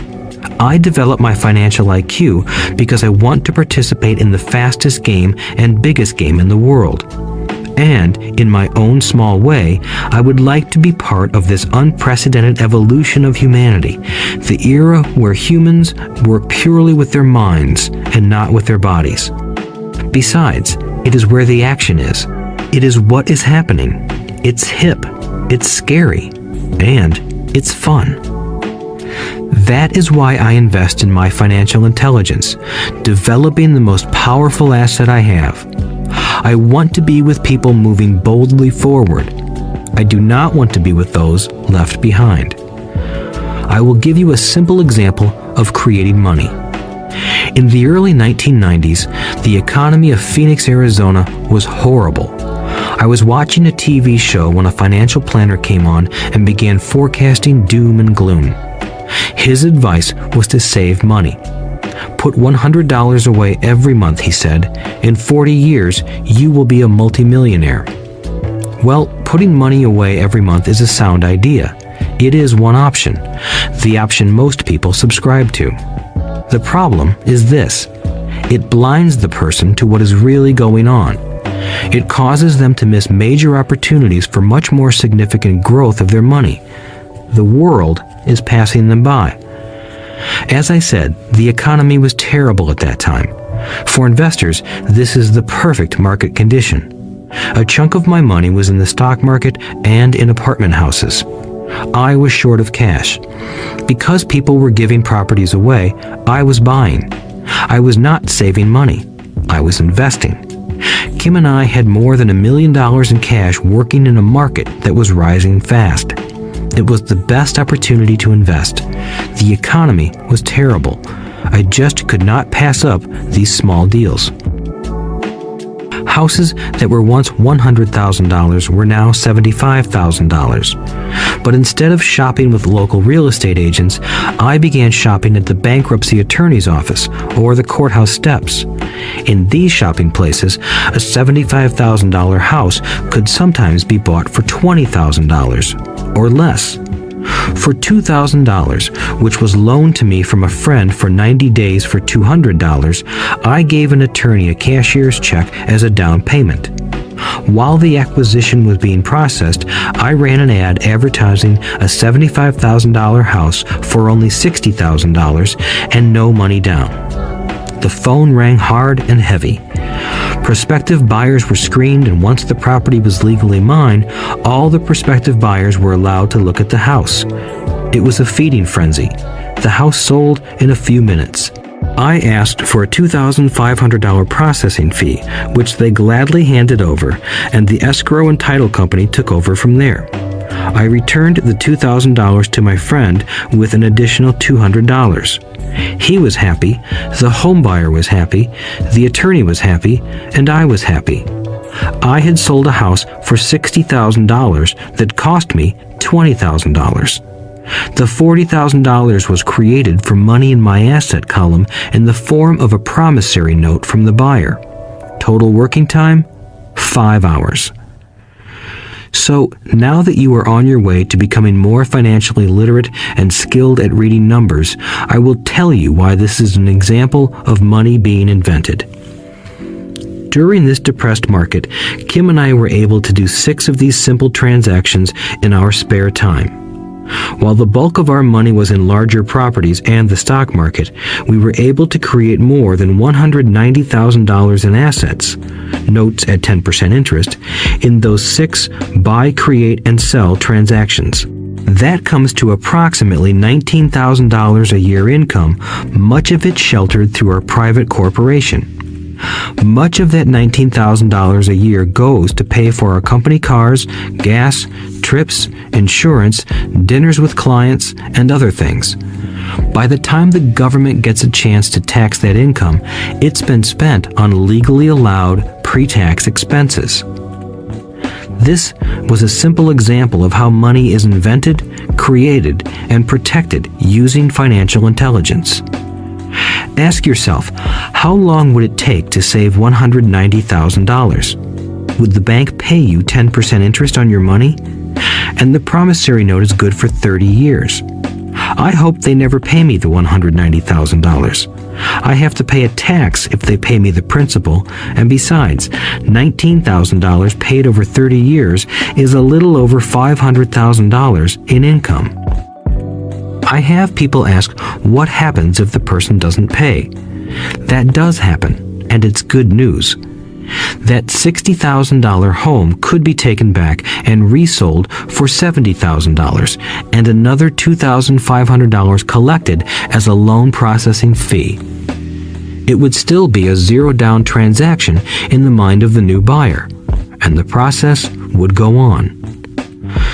The first time I sold the house, I paid back the $2,000, so technically I have no money in the transaction. My return on investment, ROI, is infinity. It's an example of no money making a lot of money. In the second transaction, when resold, I would have put $2,000 in my pocket and re-extended the loan to 30 years. What would my ROI be if I got paid money to make money? I do not know, but it sure beats saving $100 a month, which actually starts out as $150 because it's after-tax income for 40 years earning low interest. And again, you're taxed on the interest. That is not too intelligent. It may be safe, but it's not smart. A few years later, as the Phoenix real estate market strengthened, those houses we sold for $60,000 became worth $110,000. Foreclosure opportunities were still available, but became rare. It cost a valuable asset, my time, to go out looking for them. Thousands of buyers were looking for the few available deals. The market had changed. It was time to move on and look for other opportunities to put in the asset column. You cannot do that here. That is against the law. You're lying. I hear those comments much more often than, "Can you show me how to do that?" The math is simple. You do not need algebra or calculus, and the escrow company handles the legal transaction and the servicing of the payments. I have no roofs to fix or toilets to unplug because the owners do that. It's their house. Occasionally, someone does not pay, and that is wonderful because there are late fees, or they move out and the property is sold again. The court system handles that. And it may not work in your area. The market conditions may be different, but the example illustrates how a simple financial process can create hundreds of thousands of dollars with little money and low risk. It is an example of money being only an agreement. Anyone with a high school education can do it. Yet, most people won't. Most people listen to the standard advice of work hard and save money. For about 30 hours of work, approximately $190,000 was created in the asset column, and no taxes were paid. Which one sounds harder to you? 1. Work hard, pay 50% in taxes, save what is left, your savings, then earn 5%, which is also taxed. Or 2. Take the time to develop your financial intelligence, harness the power of your brain and the asset column. If you use option number 1, be sure to factor in how much time it takes you to save $190,000. Time is one of your greatest assets. Now, you may understand why I silently shake my head when I hear parents say, "My child is doing well in school and receiving a good education." It may be good, but is it adequate? I know the above investment strategy is a small one. It is used to illustrate how small can grow into big. Again, my success reflects the importance of a strong financial foundation, which starts with a strong financial education. I have said it before, but it's worth repeating. Financial intelligence is made up of these 4 main technical skills. 1. Accounting. Accounting is financial literacy, or the ability to read numbers. This is a vital skill if you want to build businesses or investments. 2. Investing. Investing is the science of money making money. 3. Understanding markets. Understanding markets is the science of supply and demand. Alexander Graham Bell gave the market what it wanted. So did Bill Gates. A $75,000 house offered for $60,000 that cost $20,000 was also the result of seizing an opportunity created by the market. Somebody was buying, and someone was selling. 4. The law. The law is the awareness of accounting, corporate, state, and federal regulations. I recommend playing by the rules. It is this basic foundation, or the combination of these skills, that is needed to be successful in the pursuit of wealth, whether it be through the buying of small homes, apartment buildings, companies, stocks, bonds, precious metals, baseball cards, or the like. A few years later, the real estate market rebounded and everyone else was getting in. The stock market was booming and everyone was getting in. The U.S. economy was getting back on its feet. I began selling and was now traveling to Peru, Norway, Malaysia, and the Philippines. The investment landscape had changed. We were no longer buying real estate. Now I just watch the values climb inside the asset column and will probably begin selling. I suspect that some of those 6 little house deals will sell and the $40,000 note will be converted to cash. I need to call my accountant to be prepared for cash and seek ways to shelter it. The point I would like to make is that investments come and go. The market goes up and comes down. Economies improve and crash. The world is always handing you opportunities of a lifetime, every day of your life, but all too often we fail to see them. But they are there. And the more the world changes and the more technology changes, the more opportunities there will be to allow you and your family to be financially secure for generations to come. So why bother developing your financial intelligence? Again, only you can answer that. I know why I continue to learn and develop. I do it because I know there are changes coming. I'd rather welcome change than cling to the past. I know there will be market booms and market crashes. I want to continually develop my financial intelligence because at each market change, some people will be on their knees begging for their jobs. Others, meanwhile, will take the lemons that life hands them, and we are all handed lemons occasionally, and turn them into millions. That's financial intelligence. I am often asked about the lemons I have turned into millions. I hesitate using many more examples of personal investments because I am afraid it comes across as bragging or tooting my own horn. That is not my intention. I use the examples only as numerical and chronological illustrations of actual and simple cases. I use the examples because I want you to know that it is easy. And the more familiar you become with the 4 pillars of financial intelligence, the easier it becomes. Personally, I use 2 main vehicles to achieve financial growth: real estate and small cap stocks. I use real estate as my foundation. Day in and day out, my properties provide cash flow and occasional spurts of growth and value. The small cap stocks are used for fast growth. I do not recommend anything that I do. The examples are just that, examples. If the opportunity is too complex and I do not understand the investment, I don't do it. Simple math and common sense are all you need to do well financially. There are 5 reasons for using examples. 1. To inspire people to learn more. 2. To let people know it is easy if the foundation is strong. 3. To show that anyone can achieve great wealth. 4. To show that there are millions of ways to achieve your goals. 5. To show that it's not rocket science.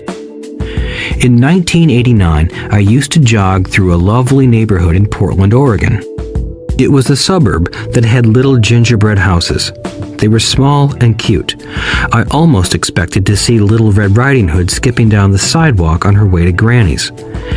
There were for sale signs everywhere. The timber market was terrible. The stock market had just crashed, and the economy was depressed. On one street, I noticed a for sale sign that was up longer than most. It looked old. Jogging past it one day, I ran into the owner, who looked troubled. "What are you asking for your house?" I asked. The owner turned and smiled weakly. "Make me an offer," he said. "It's been for sale for over a year. Nobody even comes by anymore to look at it." "I'll look," I said, and I bought the house a half hour later for $20,000 less than his asking price. It was a cute little 2-bedroom home with gingerbread trim on all the windows. It was light blue with gray accents and had been built in 1930. Inside, there was a beautiful rock fireplace as well as 2 tiny bedrooms. It was a perfect rental house. I gave the owner $5,000 down for a $45,000 house that was really worth $65,000, except that no one wanted to buy it. The owner moved out in a week, happy to be free, and my first tenant moved in, a local college professor. After the mortgage, expenses, and management fees were paid, I put a little less than $40 in my pocket at the end of each month. Hardly exciting. A year later, the depressed Oregon real estate market had begun to pick up. California investors, flush with money from their still booming real estate market, were moving north and buying up Oregon and Washington. I sold that little house for $95,000 to a young couple from California who thought it was a bargain. My capital gains of approximately $40,000 were placed into a 1031 tax-deferred exchange, and I went shopping for a place to put my money. In about a month, I found a 12-unit apartment house right next to the Intel plant in Beaverton, Oregon.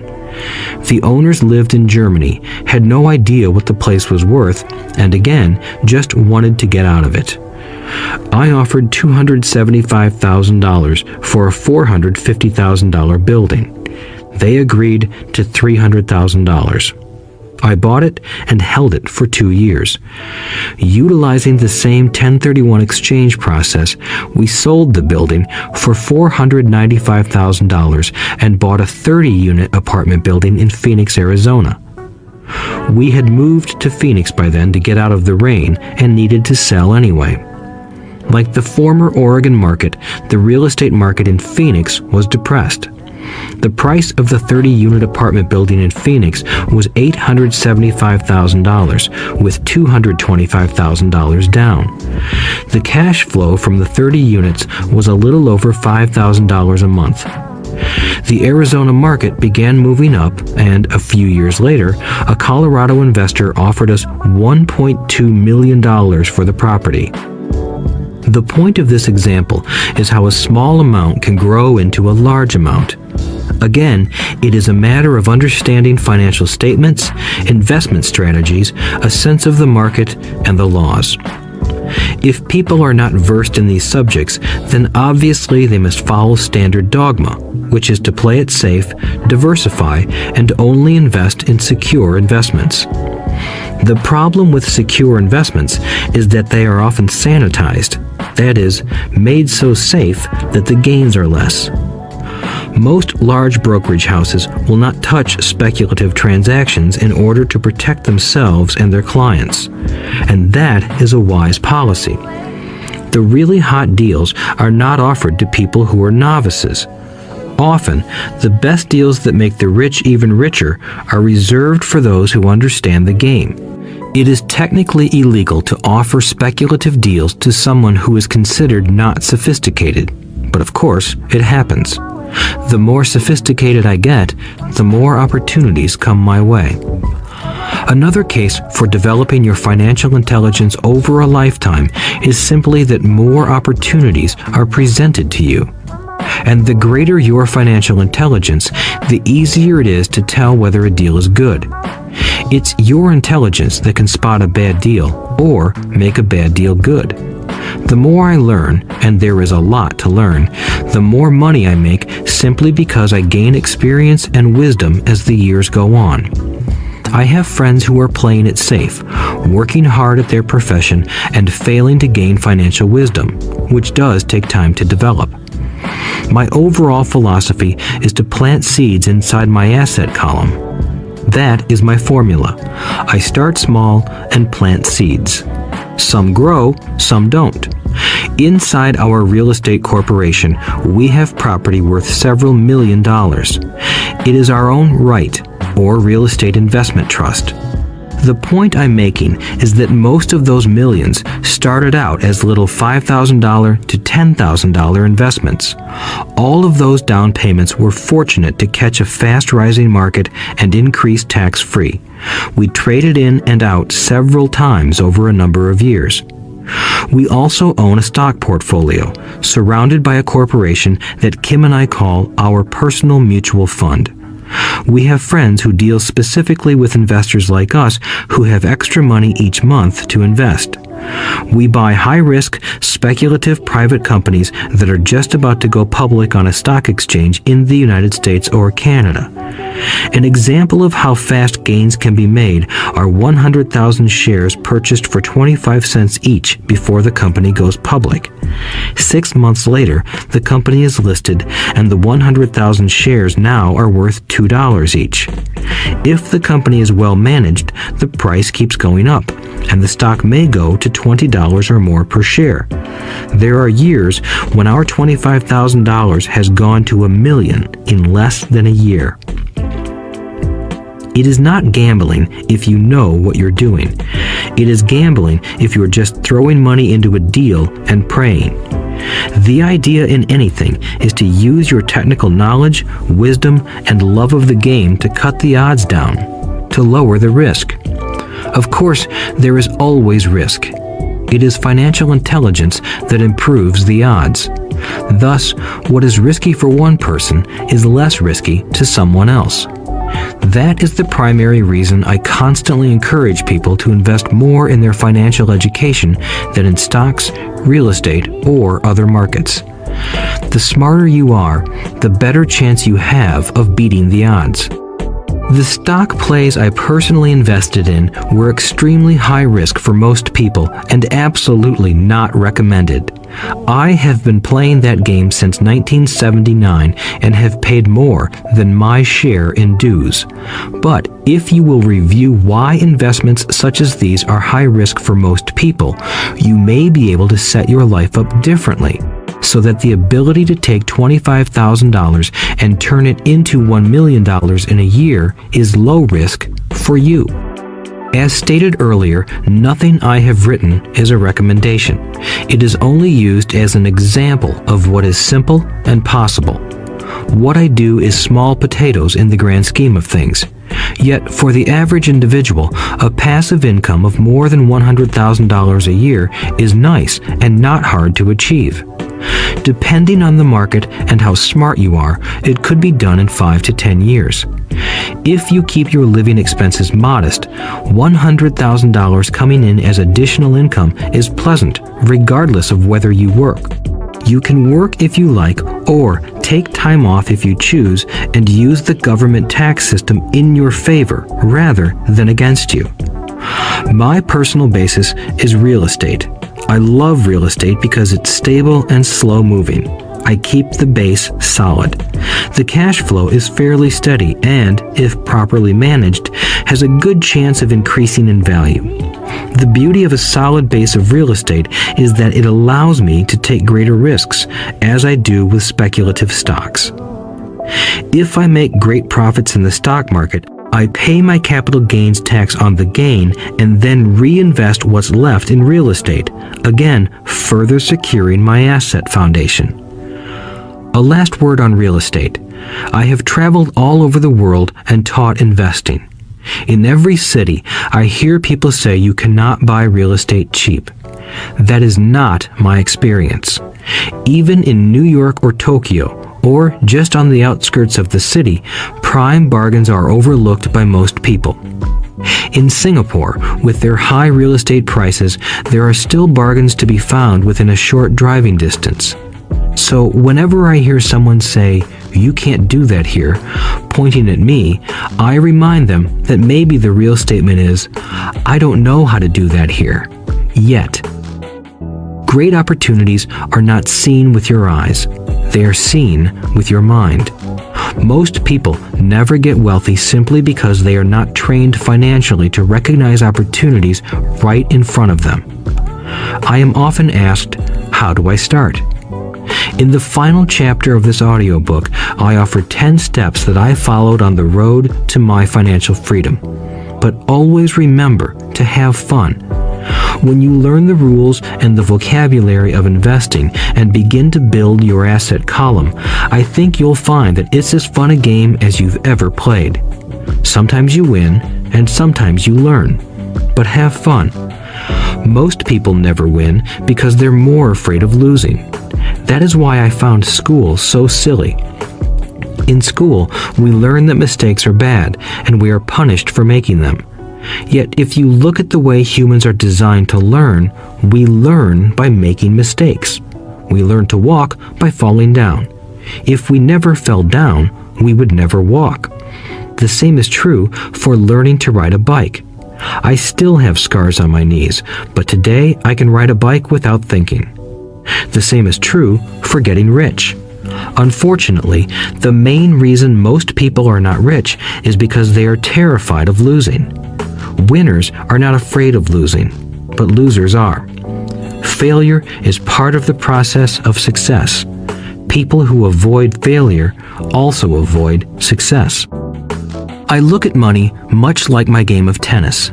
I play hard, make mistakes, correct, make more mistakes, correct, and I get better. If I lose the game, I reach across the net, shake my opponent's hand, smile, and say, "See you next Saturday." There are two kinds of investors. One, the first and most common type is a person who buys a packaged investment. They call a retail outlet, such as a real estate company, a stockbroker, or a financial planner, and they buy something. It could be a mutual fund, a right, a stock, or bond. It is a clean and simple way of investing. An analogy would be a shopper who goes to a computer store and buys a computer right off the shelf. 2. The second type is an investor who creates investments. This investor usually assembles a deal in the same way a person who buys components builds a computer. I do not know the first thing about putting components of a computer together, but I do know how to put pieces of opportunities together, or know people who know how. It is this second type of investor who is the more professional investor.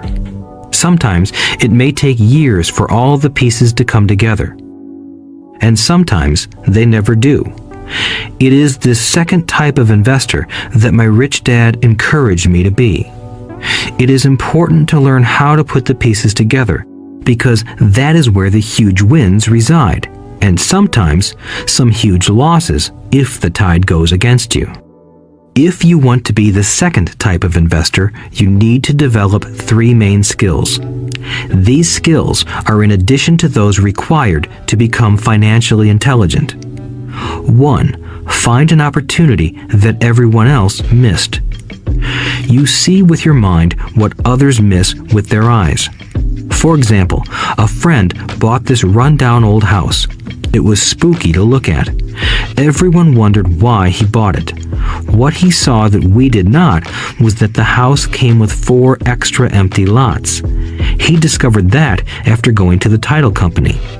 After buying the house, he tore the house down and sold the 5 lots to a builder for 3 times what he paid for the entire package.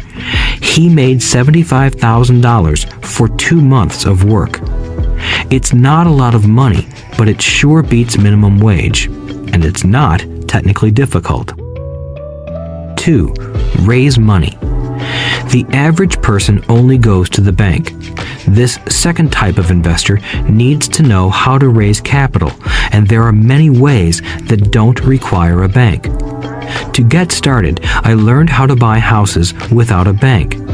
It was the learned skill of raising money more than the houses themselves that was priceless. All too often, I hear people say, "The bank won't lend me money," or "I don't have the money to buy it." If you want to be a Type 2 investor, you need to learn how to do that which stops most people. In other words, a majority of people let their lack of money stop them from making a deal. If you can avoid that obstacle, you will be millions ahead of those who don't learn those skills. There have been many times I have bought a house, a stock, or an apartment building without a penny in the bank. I once bought an apartment house for $1.2 million. I did what is called tying it up with a written contract between seller and buyer. I then raised the $100,000 deposit, which bought me 90 days to raise the rest of the money. Why did I do it? Simply because I knew it was worth $2 million. I never raised the money. Instead, the person who put up the $100,000 gave me $50,000 for finding the deal, took over my position, and I walked away. Total working time? 3 days. Again, it's what you know more than what you buy. Investing is not buying. It's more a case of knowing. 3. Organize smart people. Intelligent people are those who work with or hire a person who is more intelligent than they are. When you need advice, make sure you choose your advisor wisely. There is a lot to learn, but the rewards can be astronomical. If you do not want to learn those skills, then being a Type 1 investor is highly recommended. It is what you know that is your greatest wealth. It is what you do not know that is your greatest risk. There is always risk, so learn to manage risk instead of avoiding it. Chapter 6. Lesson 6. Work to learn, don't work for money. Job security meant everything to my educated dad. Learning meant everything to my rich dad. A few years ago, I granted an interview with a newspaper in Singapore. The young female reporter was on time, and the interview got underway immediately. We sat in the lobby of a luxurious hotel, sipping coffee and discussing the purpose of my visit to Singapore. I was to share the platform with Zig Ziglar. He was speaking on motivation, and I was speaking on the secrets of the rich. "Someday, I would like to be a best-selling author like you," she said. I had seen some of the articles she had written for the paper, and I was impressed. She had a tough, clear style of writing. Her articles held a reader's interest. "You have a great style," I said in reply. "What holds you back from achieving your dream?" "My work does not seem to go anywhere," she said quietly. "Everyone says that my novels are excellent, but nothing happens. So I keep my job with the paper. At least it pays the bills. Do you have any suggestions?" "Yes, I do," I said brightly. "A friend of mine here in Singapore runs a school that trains people to sell. He runs sales training courses for many of the top corporations here in Singapore, and I think attending one of his courses would greatly enhance your career." She stiffened. "Are you saying I should go to school to learn to sell?" I nodded. "You aren't serious, are you?" Again, I nodded. "What is wrong with that?"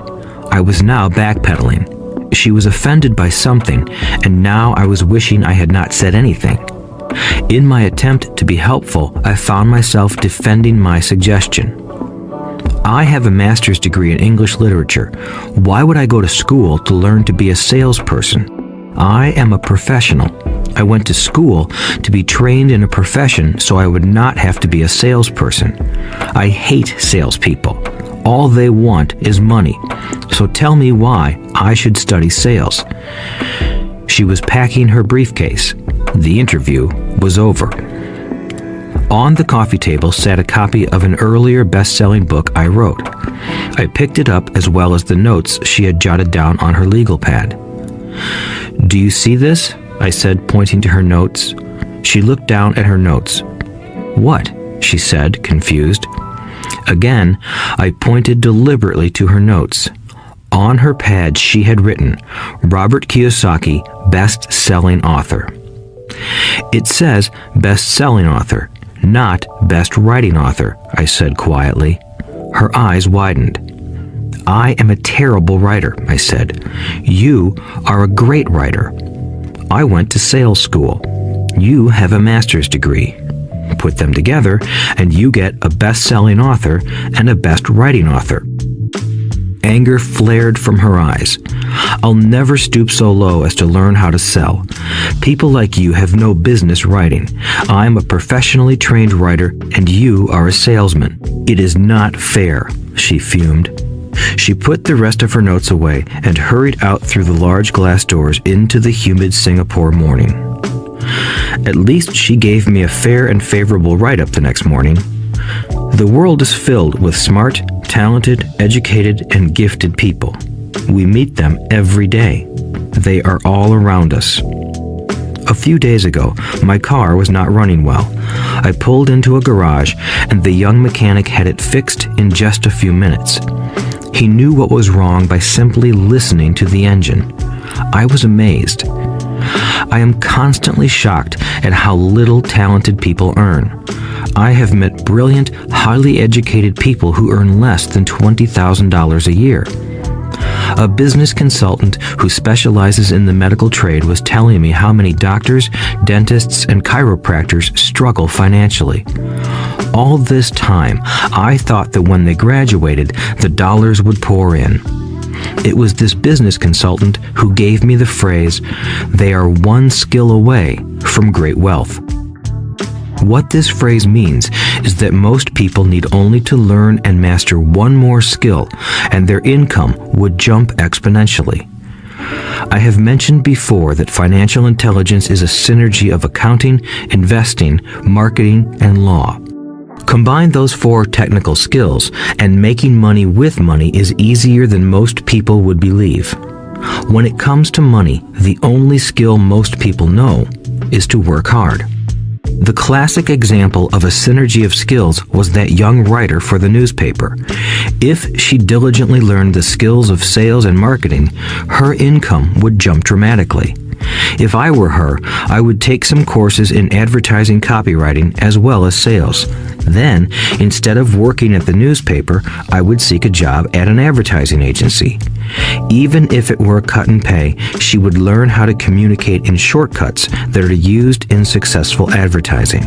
She also would spend time learning public relations, an important skill. She would learn how to get millions in free publicity. Then, at night and on weekends, she could be writing her great novel. When it was finished, she would be better able to sell her book. Then, in a short while, she could be a best-selling author. When I came out with my first book, If You Want to Be Rich and Happy, Don't Go to School, a publisher suggested I change the title to The Economics of Education. I told the publisher that with a title like that, I would sell 2 books, one to my family and one to my best friend. The problem is that they would expect it for free. The obnoxious title, If You Want to Be Rich and Happy, Don't Go to School, was chosen because we knew it would get tons of publicity. I am pro-education and believe in education reform. If I were not pro-education, why would I continue to press for changing our antiquated educational system? So I chose a title that would get me on more TV and radio shows simply because I was willing to be controversial. Many people thought I was a fruitcake, but the book sold and sold. When I graduated from the U.S. Merchant Marine Academy in 1969, my educated dad was happy. Standard Oil of California had hired me for its oil tanker fleet as a third mate. The pay was low compared with my classmates, but it was okay for a first real job after college. My starting pay was about $42,000 a year, including overtime, and I only had to work for 7 months. I had 5 months of vacation. If I had wanted to, I could have taken the run to Vietnam with a subsidiary shipping company and easily doubled my pay instead of taking 5 months of vacation. I had a great career ahead of me, yet I resigned after 6 months with the company and joined the Marine Corps to learn how to fly. My educated dad was devastated. Rich Dad congratulated me. In school and in the workplace, the popular opinion is the idea of specialization. That is, in order to make more money or get promoted, you need to specialize. That is why medical doctors immediately begin to seek a specialty such as orthopedics or pediatrics. The same is true for accountants, architects, lawyers, pilots, and others. My educated dad believed in the same dogma. That is why he was thrilled when he eventually achieved his doctorate. He often admitted that schools reward people who study more and more about less and less. Rich Dad encouraged me to do exactly the opposite. You want to know a little about a lot, was his suggestion. That is why for years I worked in different areas of his companies. For a while, I worked in his accounting department. Although I would probably never have been an accountant, he wanted me to learn via osmosis. Rich Dad knew I would pick up jargon and a sense of what is important and what is not. I also worked as a busboy and construction worker as well as in sales, reservations, and marketing. He was grooming Mike and me. That is why he insisted we sit in on the meetings with his bankers, lawyers, accountants, and brokers. He wanted us to know a little about every aspect of his empire. When I quit my high-paying job with Standard Oil, my educated dad had a heart-to-heart talk with me. He was bewildered. He could not understand my decision to resign from a career that offered high pay, great benefits, lots of time off, and opportunity for promotion. When he asked me one evening, "Why did you quit?" I could not explain it to him, though I tried hard to. My logic did not fit his logic. The big problem was that my logic was my rich dad's logic. Job security meant everything to my educated dad. Learning meant everything to my rich dad. Educated dad thought I went to school to learn to be a ship's officer. Rich Dad knew that I went to school to study international trade. So as a student, I made cargo runs, navigating large freighters, oil tankers, and passenger ships to the Far East and the South Pacific. Rich Dad emphasized that I should stay in the Pacific instead of taking ships to Europe because he knew that the emerging nations were in Asia, not Europe. While most of my classmates, including Mike, were partying at their fraternity houses, I was studying trade, people, business styles, and cultures in Japan, Taiwan, Thailand, Singapore, Hong Kong, Vietnam, Korea, Tahiti, Samoa, and the Philippines. I was partying also, but it was not in any frat house. I grew up rapidly. Educated Dad just could not understand why I decided to quit and join the Marine Corps. I told him I wanted to learn to fly, but really I wanted to learn to lead troops. Rich Dad explained to me that the hardest part of running a company is managing people. He had spent 3 years in the Army. My educated dad was draft exempt. Rich Dad valued learning to lead men into dangerous situations. Leadership is what you need to learn next, he said. If you are not a good leader, you'll get shot in the back, just like they do in business. Returning from Vietnam in 1973, I resigned my commission, even though I loved flying. I found a job with Xerox Corporation. I joined it for one reason, and it was not for the benefits. I was a shy person, and the thought of selling was the most frightening subject in the world. Xerox has one of the best sales trainings programs in America. Rich Dad was proud of me. My educated dad was ashamed. Being an intellectual, he thought that salespeople were below him. I worked with Xerox for 4 years until I overcame my fear of knocking on doors and being rejected. Once I could consistently be in the top 5 in sales, I again resigned and moved on, leaving behind another great career with an excellent company. In 1977, I formed my first company. Rich Dad had groomed Mike and me to take over companies, so I now had to learn to form them and put them together. My first product, the nylon and Velcro wallet, was manufactured in the Far East and shipped to a warehouse in New York, near where I had gone to school. My formal education was complete, and it was time to test my wings. If I failed, I would go broke. Rich Dad thought it best to go broke before 30. You still have time to recover, was his advice.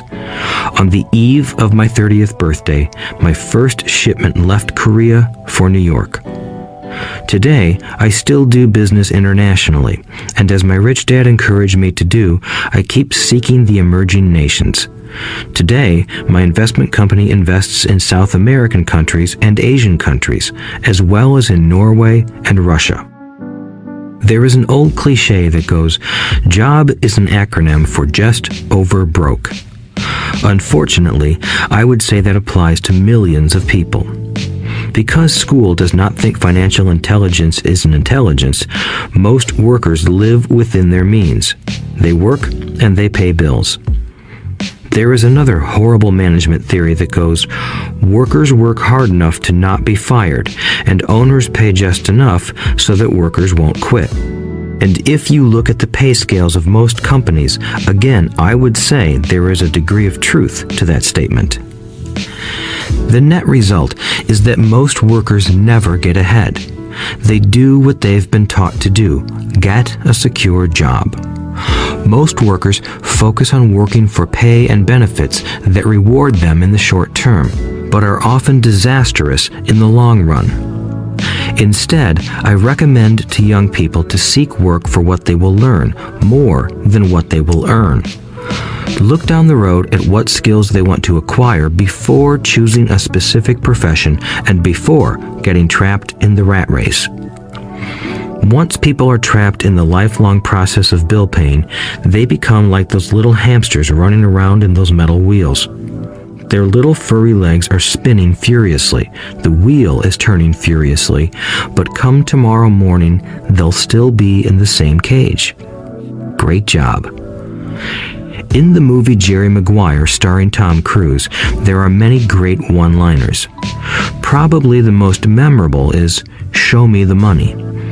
But there is one line I thought most truthful. It comes from the scene where Tom Cruise is leaving the firm. He has just been fired, and he is asking the entire company, "Who wants to come with me?" And the whole place is silent and frozen. Only one woman speaks up and says, "I'd like to, but I'm due for a promotion in 3 months." That statement is probably the most truthful statement in the whole movie. It is the type of statement that people use to keep themselves busy, working away to pay bills. I know my educated dad looked forward to his pay raise every year, and every year he was disappointed. So he would go back to school to earn more qualifications so he could get another raise. Then, once again, there would be another disappointment. The question I often ask people is, where is this daily activity taking you?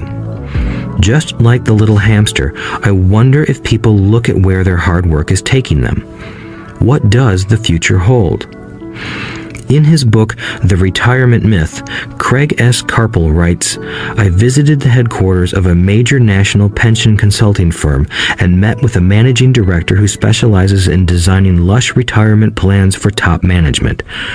When I asked her what people who don't have corner offices will be able to expect in the way of pension income, she said with a confident smile, 'The silver bullet.'" "What," I asked, "is the silver bullet?"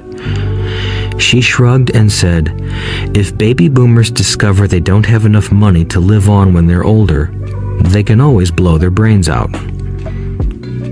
Karpel goes on to explain the difference between the old defined benefit retirement plans and the new 401k plans that are riskier.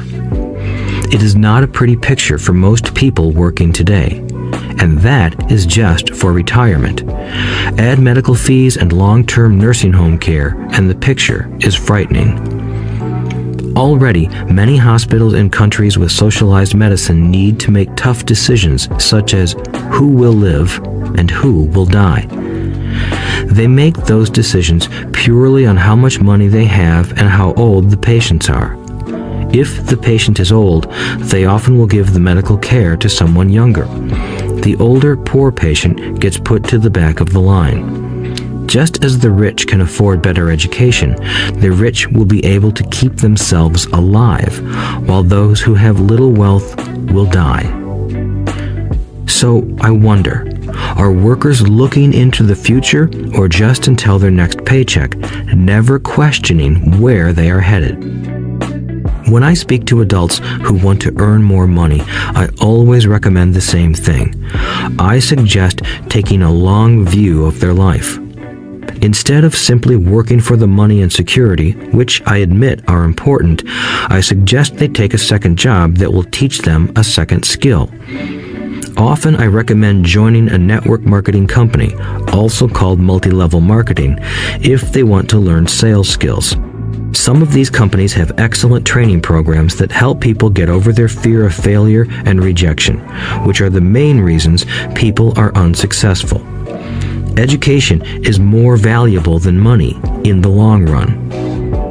When I offer this suggestion, I often hear in response, "Oh, that is too much hassle," or "I only want to do what I am interested in." If they say it's too much of a hassle, I ask, "So you would rather work all your life giving 50% of what you earn to the government?"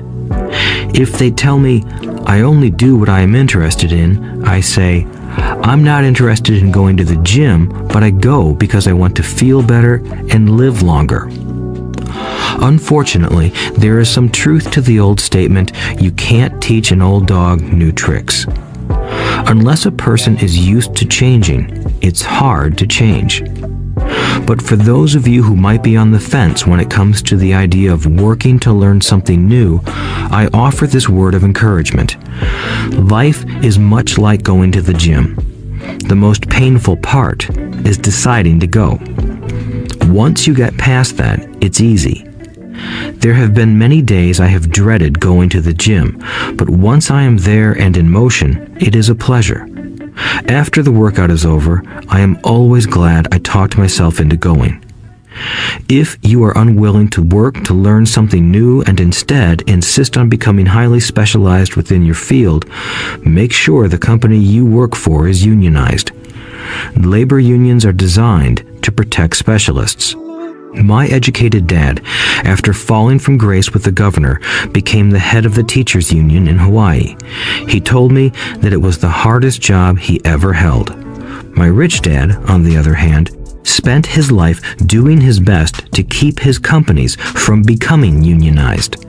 He was successful.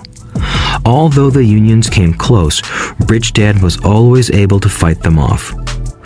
Personally, I take no sides because I can see the need for and the benefits of both sides.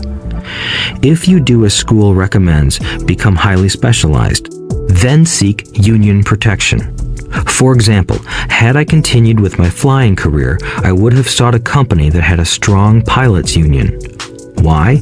Because my life would be dedicated to learning a skill that was valuable in only one industry. If I were pushed out of that industry, my life's skills would not be as valuable to another industry. A displaced senior pilot with 100,000 hours of heavy airline transport time, earning $150,000 a year, would have a hard time finding an equivalent high-paying job teaching in school. Skills do not necessarily transfer from industry to industry. Skills the pilots are paid for in the airline industry are not as important in, say, the school system. The same is true even for doctors today. With all the changes in medicine, many medical specialists are needing to conform to medical organizations such as HMOs. School teachers definitely need to be union members. Today in America, the teachers' union is the largest and the richest labor union of all. The NEA, the National Education Association, has tremendous political clout. Teachers need the protection of their union because their skills are also of limited value to an industry outside of education. So the rule of thumb is highly specialized, then unionize. It's the smart thing to do. When I ask the classes I teach, how many of you can cook a better hamburger than McDonald's, almost all the students raise their hands. I then ask, so if most of you can cook a better hamburger, how come McDonald's makes more money than you? The answer is obvious. McDonald's is excellent at business systems. The reason so many talented people are poor is because they focus on building a better hamburger and know little to nothing about business systems. A friend of mine in Hawaii is a great artist. He makes a sizable amount of money. One day, his mother's attorney called to tell him that she had left him $35,000. That is what was left of her estate after the attorney and the government took their shares. Immediately, he saw an opportunity to increase his business by using some of this money to advertise. 2 months later, his first 4-color full-page ad appeared in an expensive magazine that targeted the very rich. The ad ran for 3 months. He received no replies from the ad, and all of his inheritance is now gone. He now wants to sue the magazine for misrepresentation. This is a common case of someone who can build a beautiful hamburger but knows little about business. When I asked him what he learned, his only reply was, "Advertising salespeople are crooks." I then asked him if he would be willing to take a course in sales and a course in direct marketing. His reply, "I don't have the time, and I don't want to waste my money." The world is filled with talented poor people. All too often, they're poor or struggle financially or earn less than they are capable of, not because of what they know, but because of what they do not know. They focus on perfecting their skills at building a better hamburger rather than the skills of selling and delivering the hamburger. Maybe McDonald's does not make the best hamburger, but they are the best at selling and delivering a basic average burger. Poor Dad wanted me to specialize. That was his view on how to be paid more. Even after being told by the governor of Hawaii that he could no longer work in state government, my educated dad continued to encourage me to get specialized. Educated Dad then took up the cause of the teachers' union, campaigning for further protection and benefits for these highly skilled and educated professionals. We argued often, but I know he never agreed that over-specialization is what caused the need for union protection. He never understood that the more specialized you become, the more you are trapped and dependent on that specialty. Rich Dad advised that Mike and I groom ourselves. Many corporations do the same thing. They find a young, bright student just out of business school and begin grooming that person to someday take over the company. So these bright young employees do not specialize in one department. They are moved from department to department to learn all the aspects of business systems. The rich often groom their children or the children of others. By doing so, their children gain an overall knowledge of the operations of the business and how the various departments interrelate. For the World War II generation, it was considered bad to skip from company to company. Today, it is considered smart. Since people will skip from company to company rather than seek greater specialization in skills, why not seek to learn more than to earn? In the short term, it may earn you less, but it will pay dividends in the long term. The main management skills needed for success are 1. Management of cash flow, 2. Management of systems, 3. Management of people. The most important specialized skills are sales and marketing. The ability to sell, to communicate to another human being, be it a customer, employee, boss, spouse, or child, is the base skill of personal success. Communication skills such as writing, speaking, and negotiating are crucial to a life of success. These are skills I work on constantly, attending courses or buying educational resources to expand my knowledge. As I have mentioned, my educated dad worked harder and harder the more competent he became. He also became more trapped the more specialized he got. Although his salary went up, his choices diminished. Soon after he was locked out of government work, he found out how vulnerable he really was professionally. It is like professional athletes who suddenly are injured or are too old to play. Their once high-paying position is gone, and they have limited skills to fall back on. I think that is why my educated dad sided so much with the unions after that. He realized how much a union would have benefited him. Rich Dad encouraged Mike and me to know a little about a lot. He encouraged us to work with people smarter than we were and to bring smart people together to work as a team. Today, it would be called a synergy of professional specialties. Today, I meet ex-school teachers earning hundreds of thousands of dollars a year.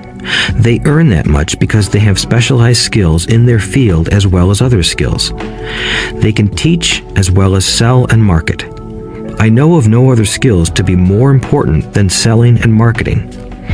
The skills of selling and marketing are difficult for most people, primarily due to their fear of rejection. The better you are at communicating, negotiating, and handling your fear of rejection, the easier life is. Just as I advise that newspaper writer who wanted to become a best-selling author, I advise anyone else today. Being technically specialized has its strengths as well as its weaknesses. I have friends who are geniuses, but they cannot communicate effectively with other human beings, and, as a result, their earnings are pitiful. I advise them to just spend a year learning to sell. Even if they earn nothing, their communication skills will improve, and that is priceless. In addition to being good learners, sellers, and marketers, we need to be good teachers as well as good students. To be truly rich, we need to be able to give as well as to receive. In cases of financial or professional struggle, there is often a lack of giving and receiving. I know many people who are poor because they are neither good students nor good teachers. Both of my dads were generous men. Both made it a practice to give first. Teaching was one of their ways of giving. The more they gave, the more they received. One glaring difference was in the giving of money. My rich dad gave lots of money away. He gave to his church, to charities, and to his foundation. He knew that to receive money, you had to give money. Giving money is the secret to most great wealthy families. That is why there are organizations like the Rockefeller Foundation and the Ford Foundation. These are organizations designed to take their wealth and increase it, as well as give it away in perpetuity.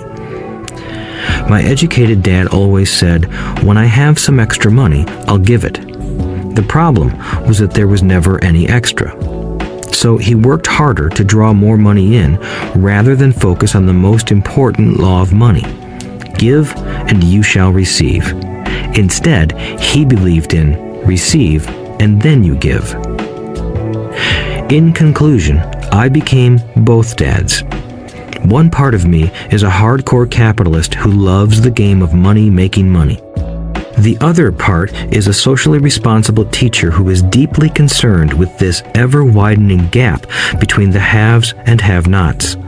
I personally hold the archaic educational system primarily responsible for this growing gap. Chapter 7. Overcoming Obstacles. The primary difference between a rich person and a poor person is how they manage fear. once people have studied and become financially literate, they may still face roadblocks to becoming financially independent. There are 5 main reasons why financially literate people may still not develop abundant asset columns that could produce a large cash flow. The 5 reasons are: 1. Fear. 2. Cynicism. 3. Laziness. 4. Bad habits. 5. Arrogance. Overcoming fear. I have never met anyone who really likes losing money.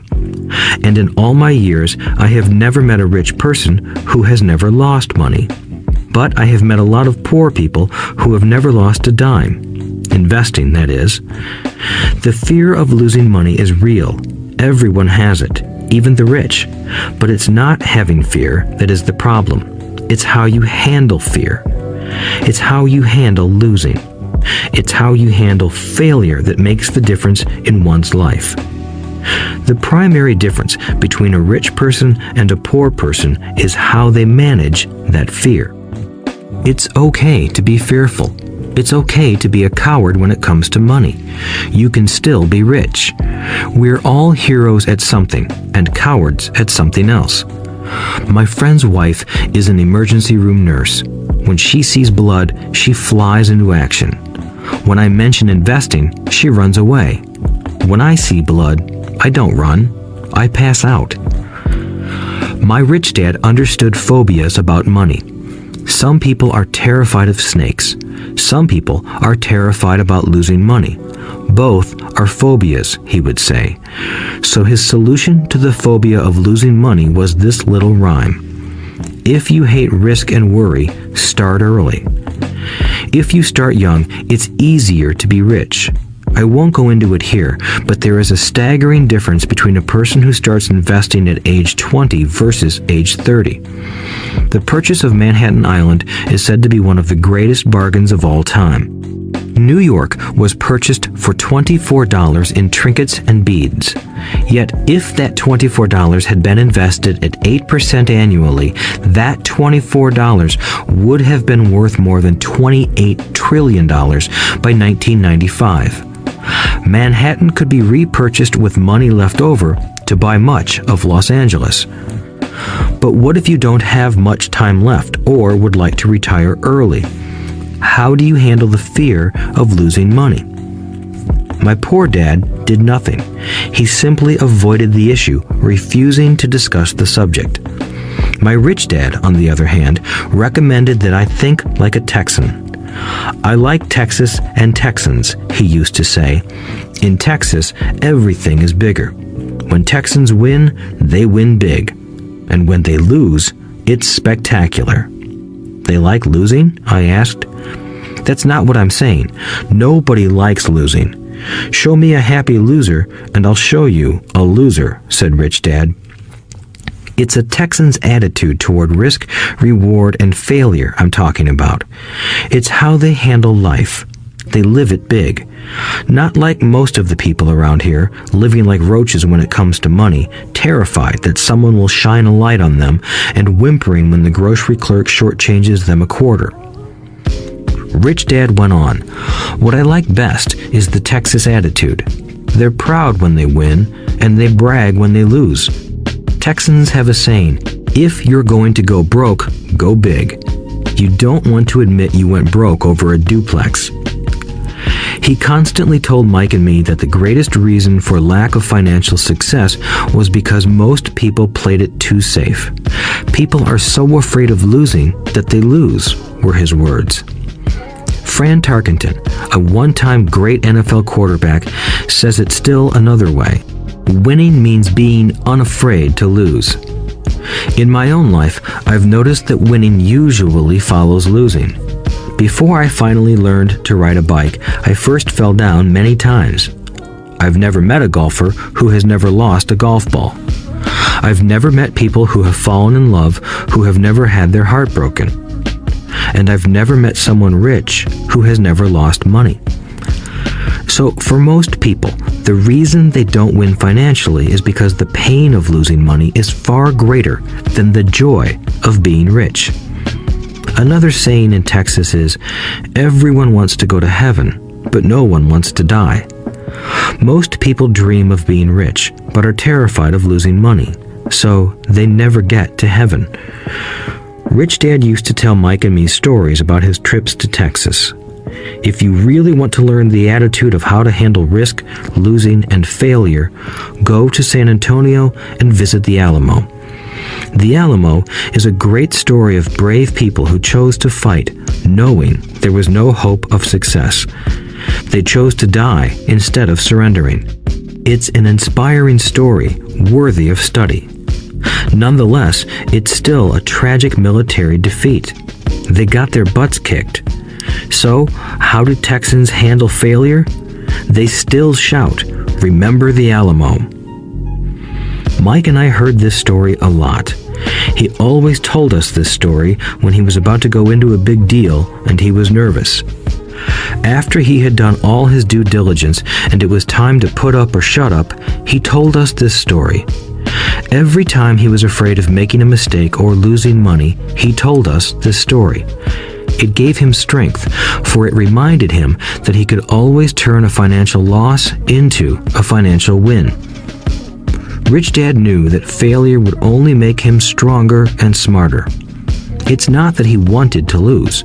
He just knew who he was and how he would take a loss. He would take a loss and make it a win. That's what made him a winner and others losers. It gave him the courage to cross the line when others backed out. That's why I like Texans so much, he would say. They took a great failure and turned it into inspiration, as well as a tourist destination that makes them millions. But probably his words that mean the most to me today are these.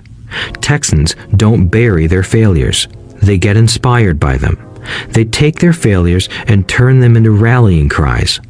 Failure inspires Texans to become winners. But that formula is not just the formula for Texans. It is the formula for all winners. I've said that falling off my bike was part of learning to ride. I remember falling off only made me more determined to learn to ride, not less. I also said that I have never met a golfer who has never lost a ball. For top professional golfers, losing a ball or a tournament provides the inspiration to be better, to practice harder, to study more. That's what makes them better. For winners, losing inspires them. For losers, losing defeats them. I like to quote John D. Rockefeller, who said, "I always tried to turn every disaster into an opportunity." And being Japanese American, I can say this. Many people say that Pearl Harbor was an American mistake. I say it was a Japanese mistake. From the movie Tora, Tora, Tora, a somber Japanese admiral says to his cheering subordinates, "I am afraid we have awakened a sleeping giant." Remember Pearl Harbor became a rallying cry. It turned one of America's greatest losses into the reason to win. This great defeat gave America strength, and America soon emerged as a world power.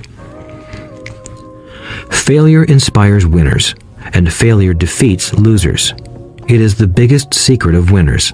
It's the secret that losers do not know. The greatest secret of winners is that failure inspires winning. Thus, they're not afraid of losing. Repeating Fran Tarkenton's quote, "Winning means being unafraid to lose." People like Fran Tarkenton are not afraid of losing because they know who they are. They hate losing, so they know that losing will only inspire them to become better. There is a big difference between hating losing and being afraid to lose. Most people are so afraid of losing money that they lose.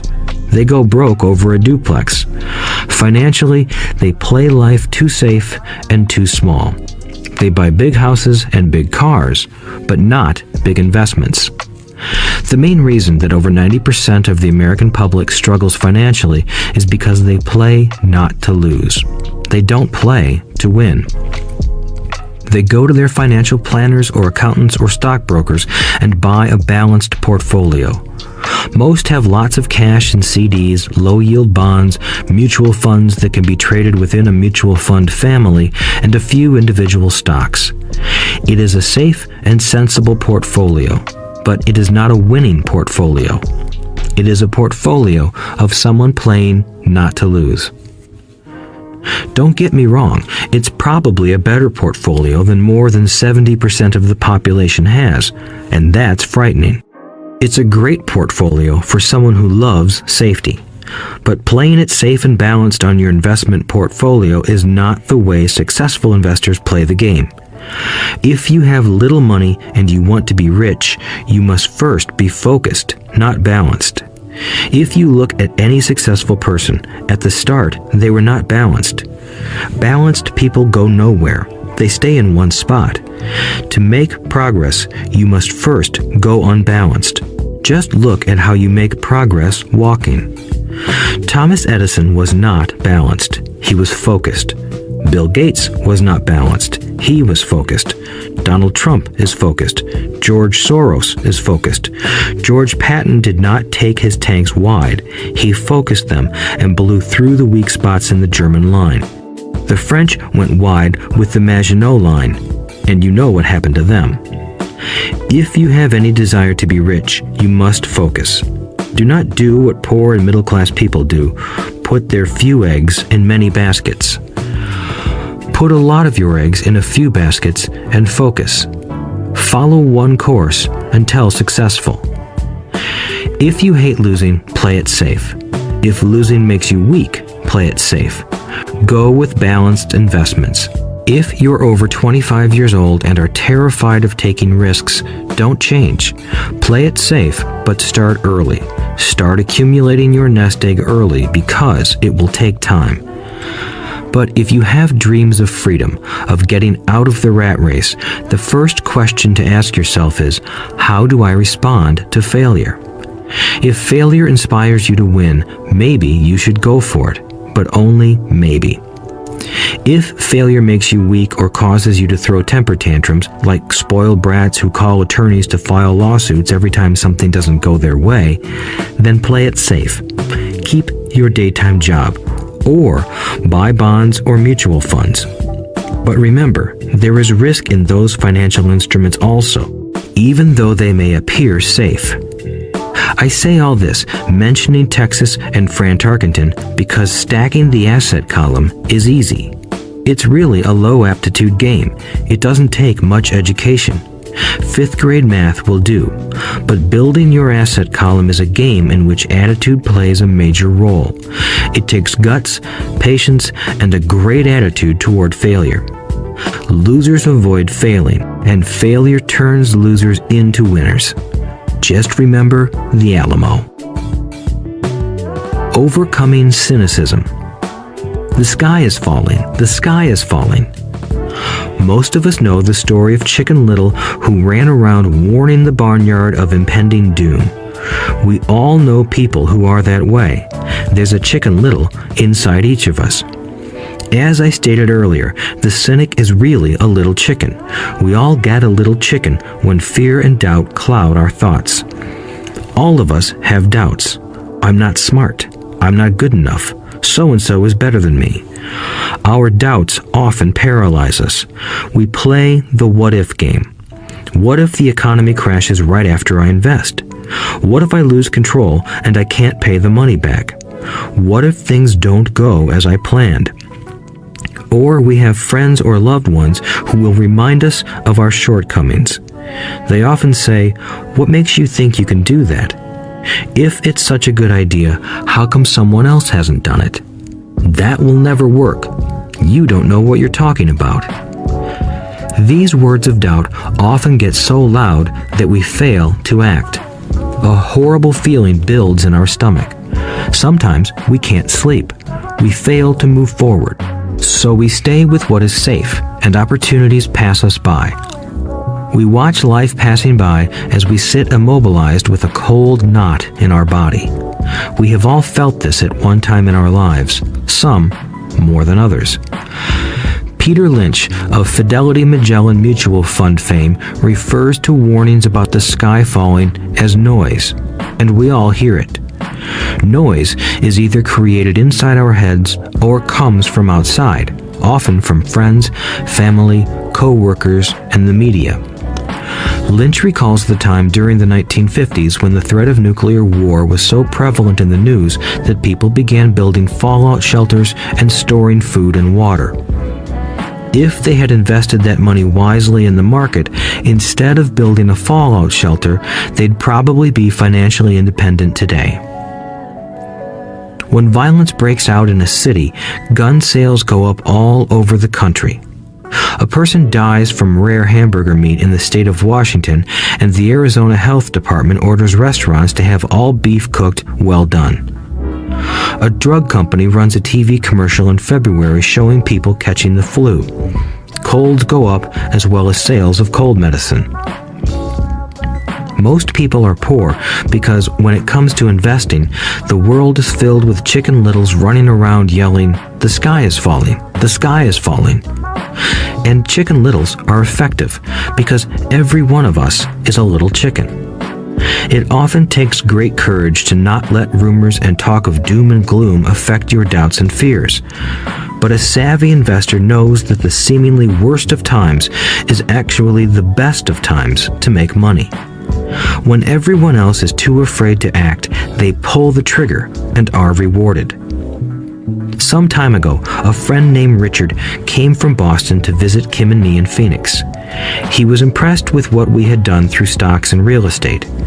The Phoenix real estate prices were depressed. We spent 2 days showing him what we thought were excellent opportunities for cash flow and capital appreciation. Kim and I are not real estate agents. We are strictly investors. After identifying a unit in a resort community, we called an agent who sold it to him that afternoon. The price was a mere $42,000 for a 2-bedroom townhome. Similar units were going for $65,000. He had found a bargain.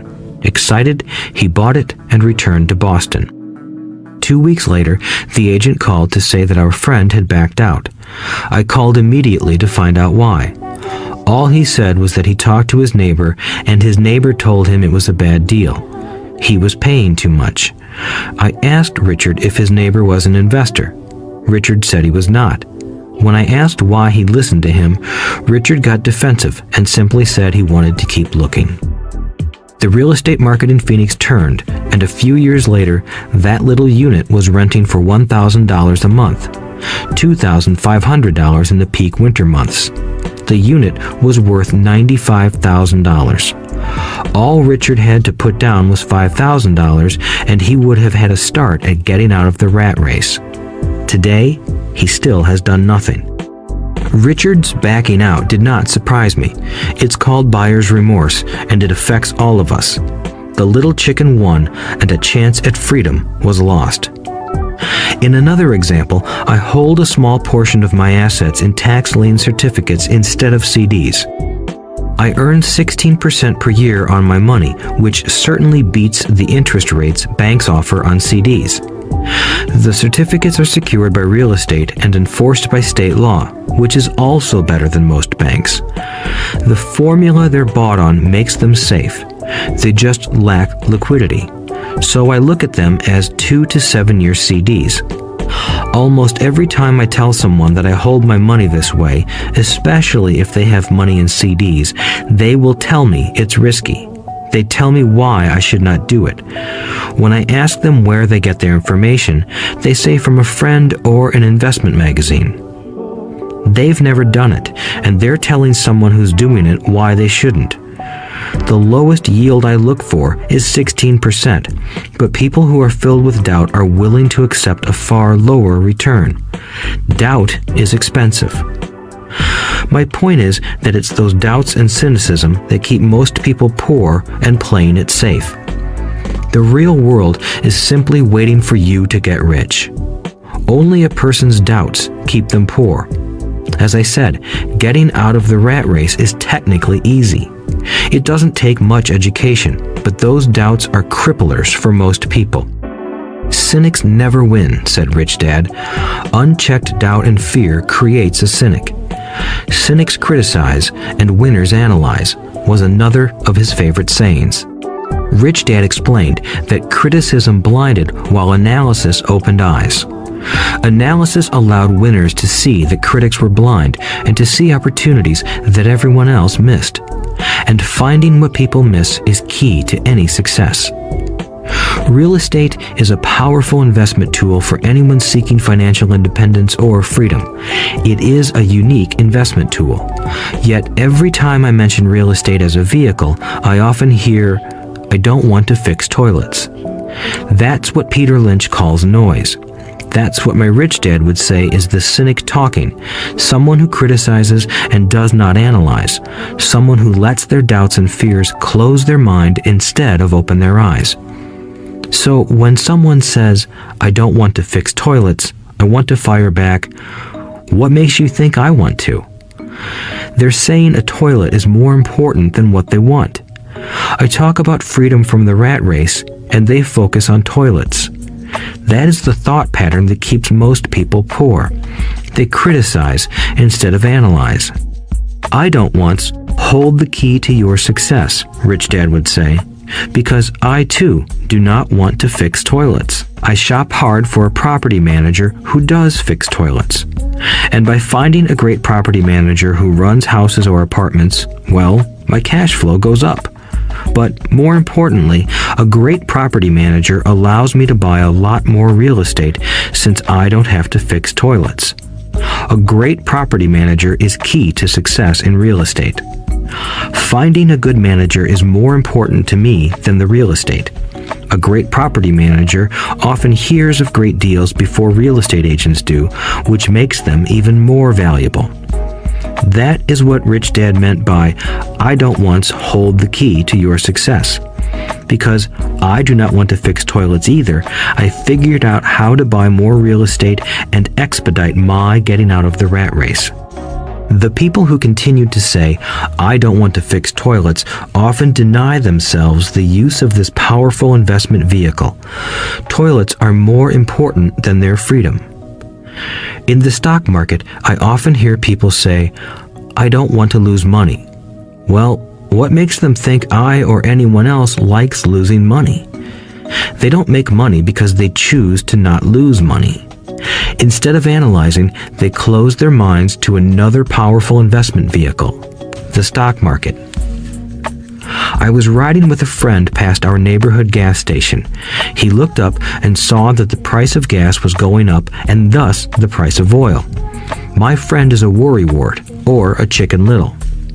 To him, the sky is always going to fall, and it usually does, on him.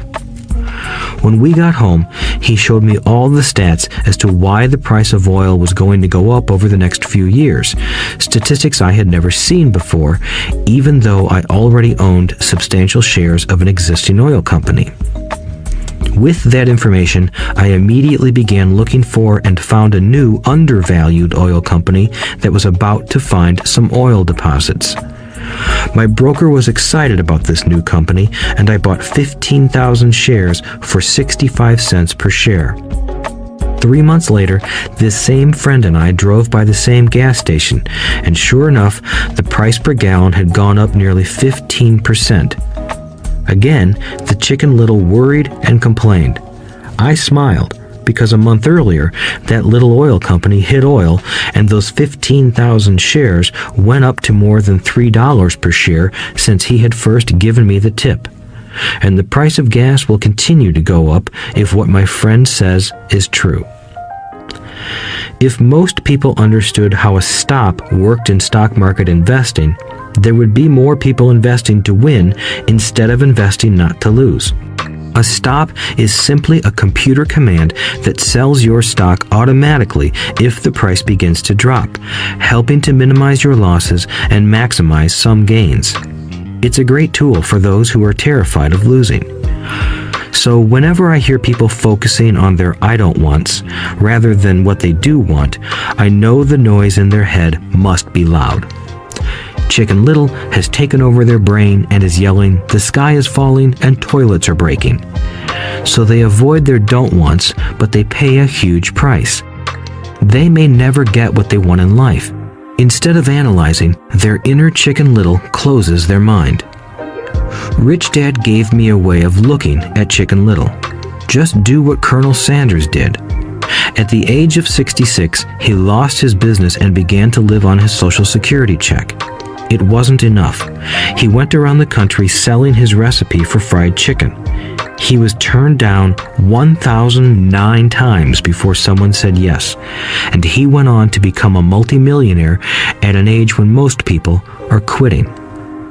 He was a brave and tenacious man, Rich Dad said of Harlan Sanders. So when you're in doubt and feeling a little afraid, just do what Colonel Sanders did to his little chicken. He fried it.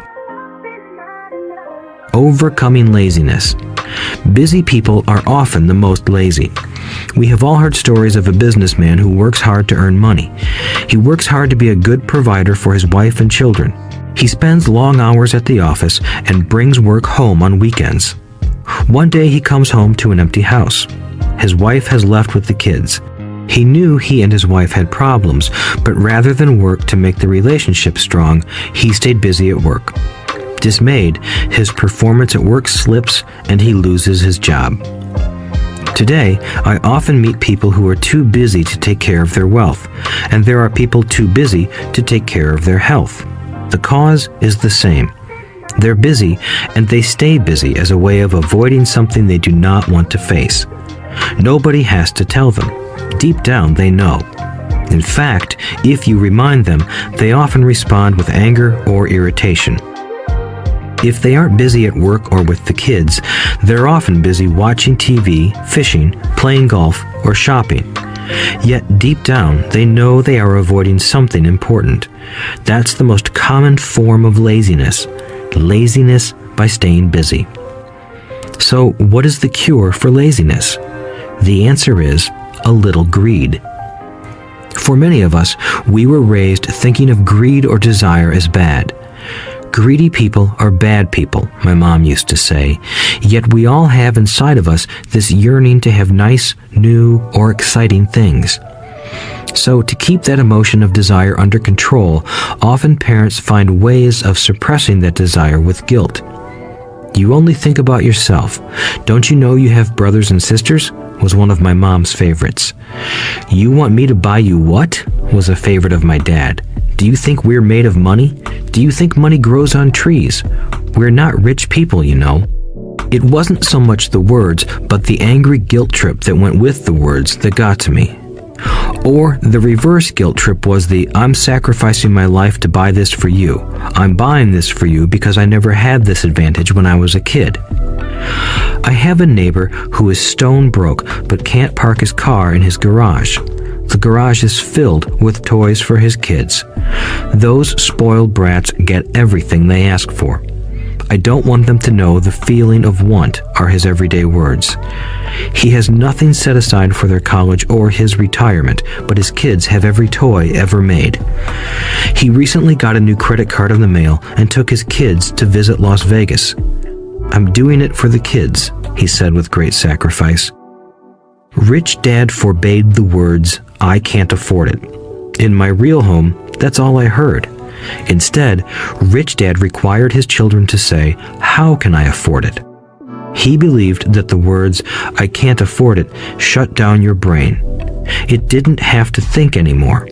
How can I afford it opened up the brain and forced it to think and search for answers. But most importantly, he felt the words, I can't afford it, were a lie, and the human spirit knows it. The human spirit is very, very powerful, he would say. It knows it can do anything. By having a lazy mind that says, I can't afford it, a war breaks out inside you. Your spirit is angry, and your lazy mind must defend its lie. The spirit is screaming, come on, let's go to the gym and work out. And the lazy mind says, but I'm tired, I worked really hard today. Or the human spirit says, I'm sick and tired of being poor, let's get out there and get rich. To which the lazy mind says, rich people are greedy. Besides, it's too much bother. It's not safe. I might lose money. I'm working hard enough as it is. I've got too much to do at work anyway. Look at what I have to do tonight. My boss wants it finished by morning. I can't afford it also causes sadness, a helplessness that leads to despondency and often depression. How can I afford it opens up possibilities, excitement, and dreams. So Rich Dad was not so concerned about what we wanted to buy as long as we understood that how can I afford it creates a stronger mind and a dynamic spirit. Thus, he rarely gave Mike or me anything. He would instead ask, how can you afford it? And that included college, which we paid for ourselves. It was not the goal, but the process of attaining the goal that he wanted us to learn. The problem I see today is that there are millions of people who feel guilty about their desire or their greed. It's old conditioning from their childhood. While they desire to have the finer things that life offers, most have been conditioned subconsciously to say, I can't have that, or I'll never be able to afford that. When I decided to exit the rat race, it was simply a question of how can I afford to never work again? And my mind began to kick out answers and solutions. The hardest part was fighting my real parents' dogma. We can't afford that. Stop thinking only about yourself. Why don't you think about others? And other similar sentiments designed to instill guilt to suppress my greed. So, how do you beat laziness? Once again, the answer is a little greed. It's that radio station WIIFM, which stands for What's in it for me? A person needs to sit down and ask, what would my life be like if I never had to work again? What would I do if I had all the money I needed? Without that little greed, the desire to have something better, progress is not made. Our world progresses because we all desire a better life.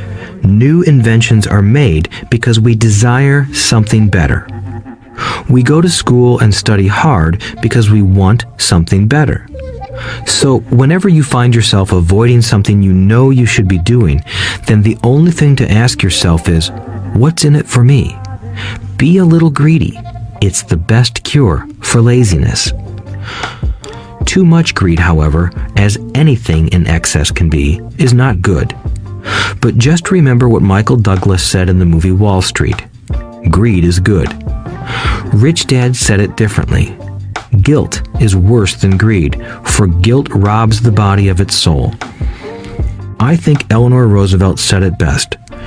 Do what you feel in your heart to be right, for you'll be criticized anyway. You'll be damned if you do, and damned if you don't. Overcoming bad habits. Our lives are a reflection of our habits more than our education. After seeing the movie Conan the Barbarian, starring Arnold Schwarzenegger, a friend said, I'd love to have a body like Schwarzenegger. Most of the guys nodded in agreement. I even heard he was really puny and skinny at one time, another friend added. Yeah, I heard that too, another one said. I heard he has a habit of working out almost every day in the gym. Yeah, I'll bet he has to. Nah, said the group's cynic. I'll bet he was born that way.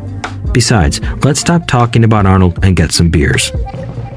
This is an example of habits controlling behavior. I remember asking my rich dad about the habits of the rich.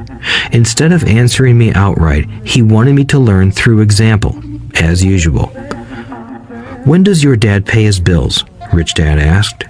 The first of the month, I said. Does he have anything left over? He asked. Very little, I said. That's the main reason he struggles, said Rich Dad. He has bad habits.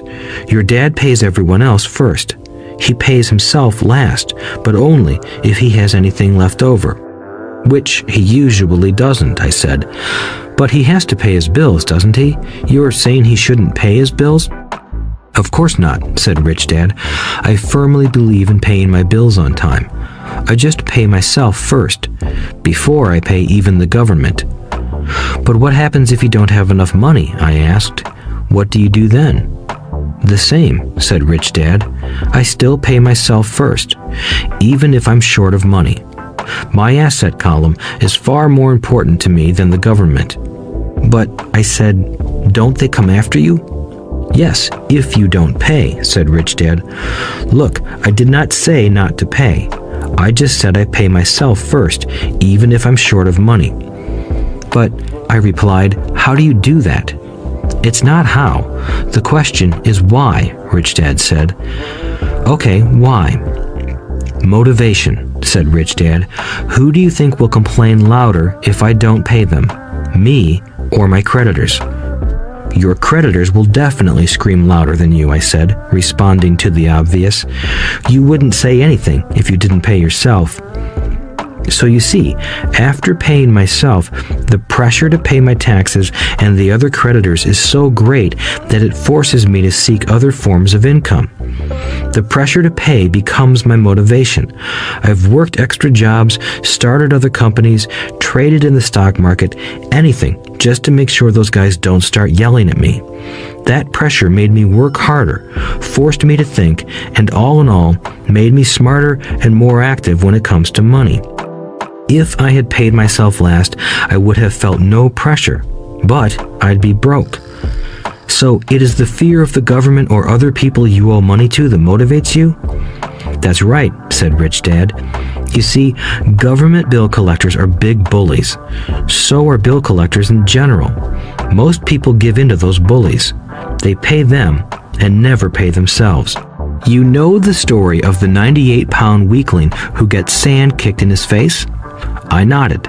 I see that ad for weightlifting and bodybuilding lessons in the comic books all the time. Well, most people let the bullies kick sand in their faces.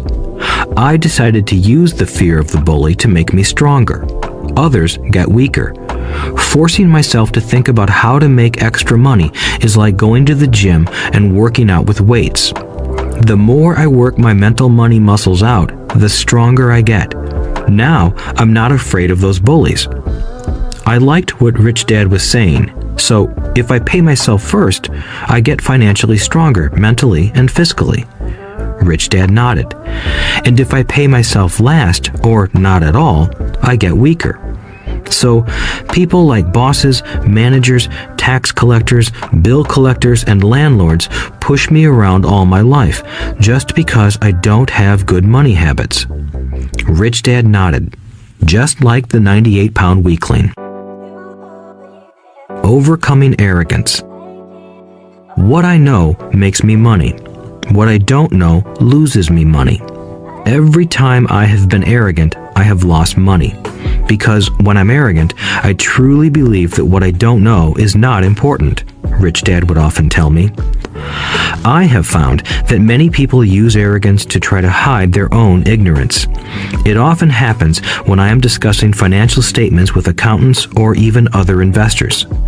They try to bluster their way through the discussion. It is clear to me that they don't know what they're talking about.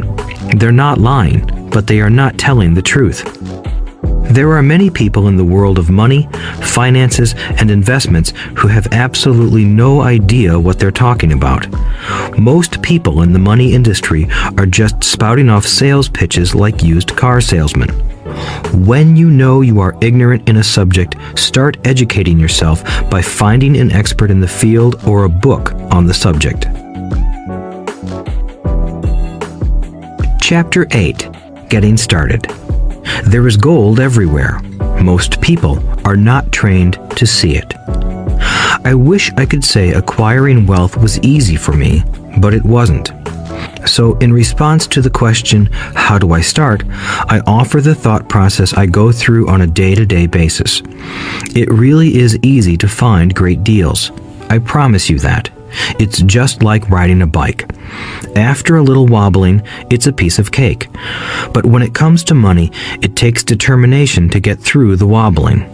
That's a personal thing. To find million-dollar deals of a lifetime requires us to call on our financial genius. I believe that each of us has a financial genius within us. The problem is that our financial genius lies asleep, waiting to be called upon. It lies asleep because our culture has educated us into believing that the love of money is the root of all evil. It has encouraged us to learn a profession so we can work for money, but failed to teach us how to have money work for us. It taught us not to worry about our financial future because our company or the government would take care of us when our working days are over. However, it is our children, educated in the same school system, who will end up paying for this absence of financial education. The message is still to work hard, earn money, and spend it. And when we run short, we can always borrow more.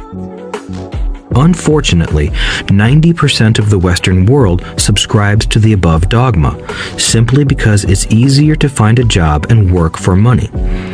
If you are not one of the masses, I offer you the following 10 steps to awaken your financial genius. I simply offer you the steps I have personally followed. If you want to follow some of them, great. If you don't, make up your own. Your financial genius is smart enough to develop its own list. While in Peru, I asked a gold miner of 45 years how he was so confident about finding a gold mine. He replied, "There is gold everywhere. Most people are not trained to see it." And I would say that is true. In real estate, I can go out and in a day come up with 4 or 5 great potential deals, while the average person will go out and find nothing, even looking in the same neighborhood. The reason is that they have not taken the time to develop their financial genius. I offer you the following 10 steps as a process to develop your God-given powers, powers over which only you have control.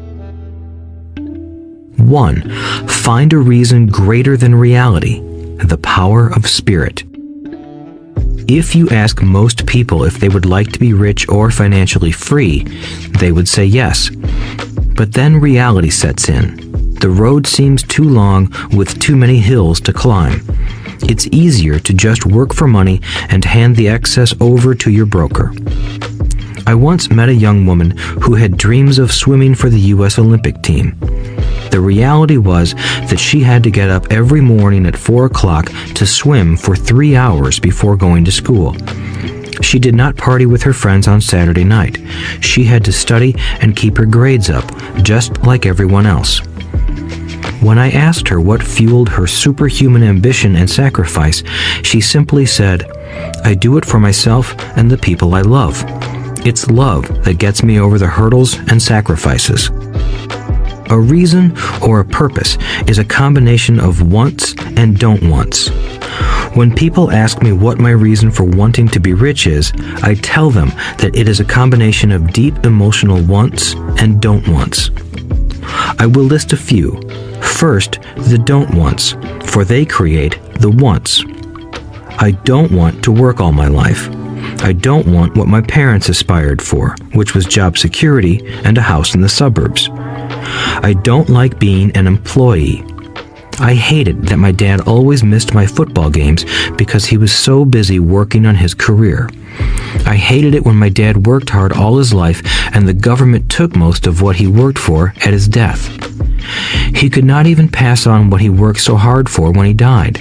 The rich don't do that. They work hard and pass it on to their children. Now, the wants.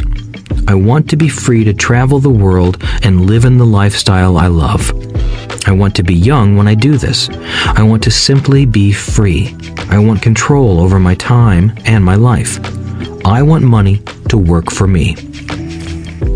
Those are my deep-seated emotional reasons. What are yours? If they are not strong enough, then the reality of the road ahead may be greater than your reasons. I have lost money and been set back many times, but it was the deep emotional reasons that kept me standing up and going forward. I wanted to be free by age 40, but it took me until I was 47, with many learning experiences along the way. As I said, I wish I could say it was easy. It wasn't, but it wasn't that hard either.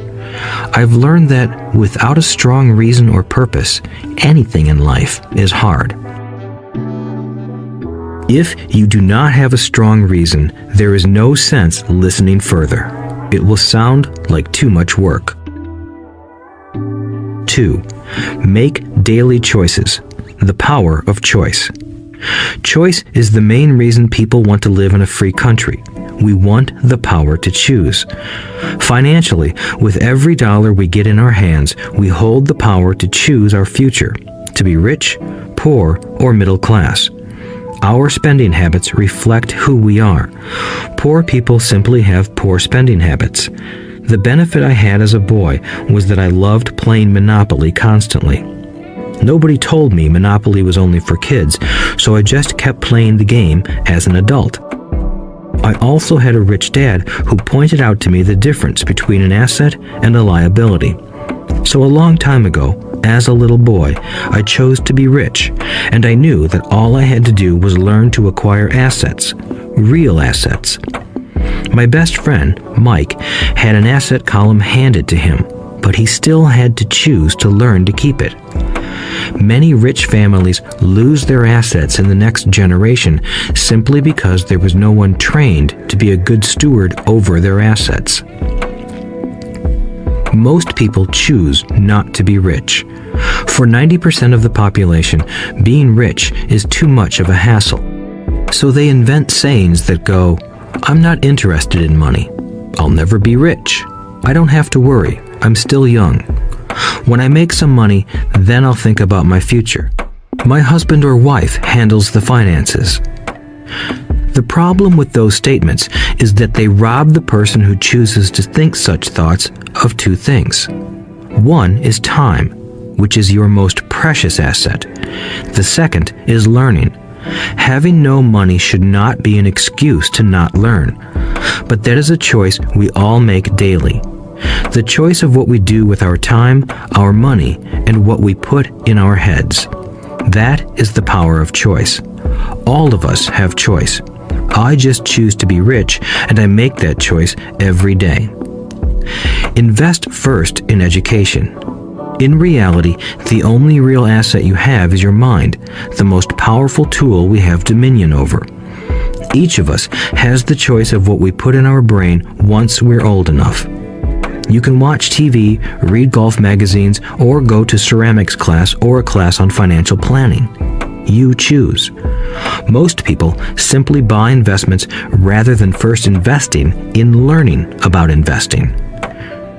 A friend of mine recently had her apartment burglarized. The thieves took her electronics and left all the books. And we all have that same choice. 90% of the population buys TV sets, and only about 10% buy business books. So what do?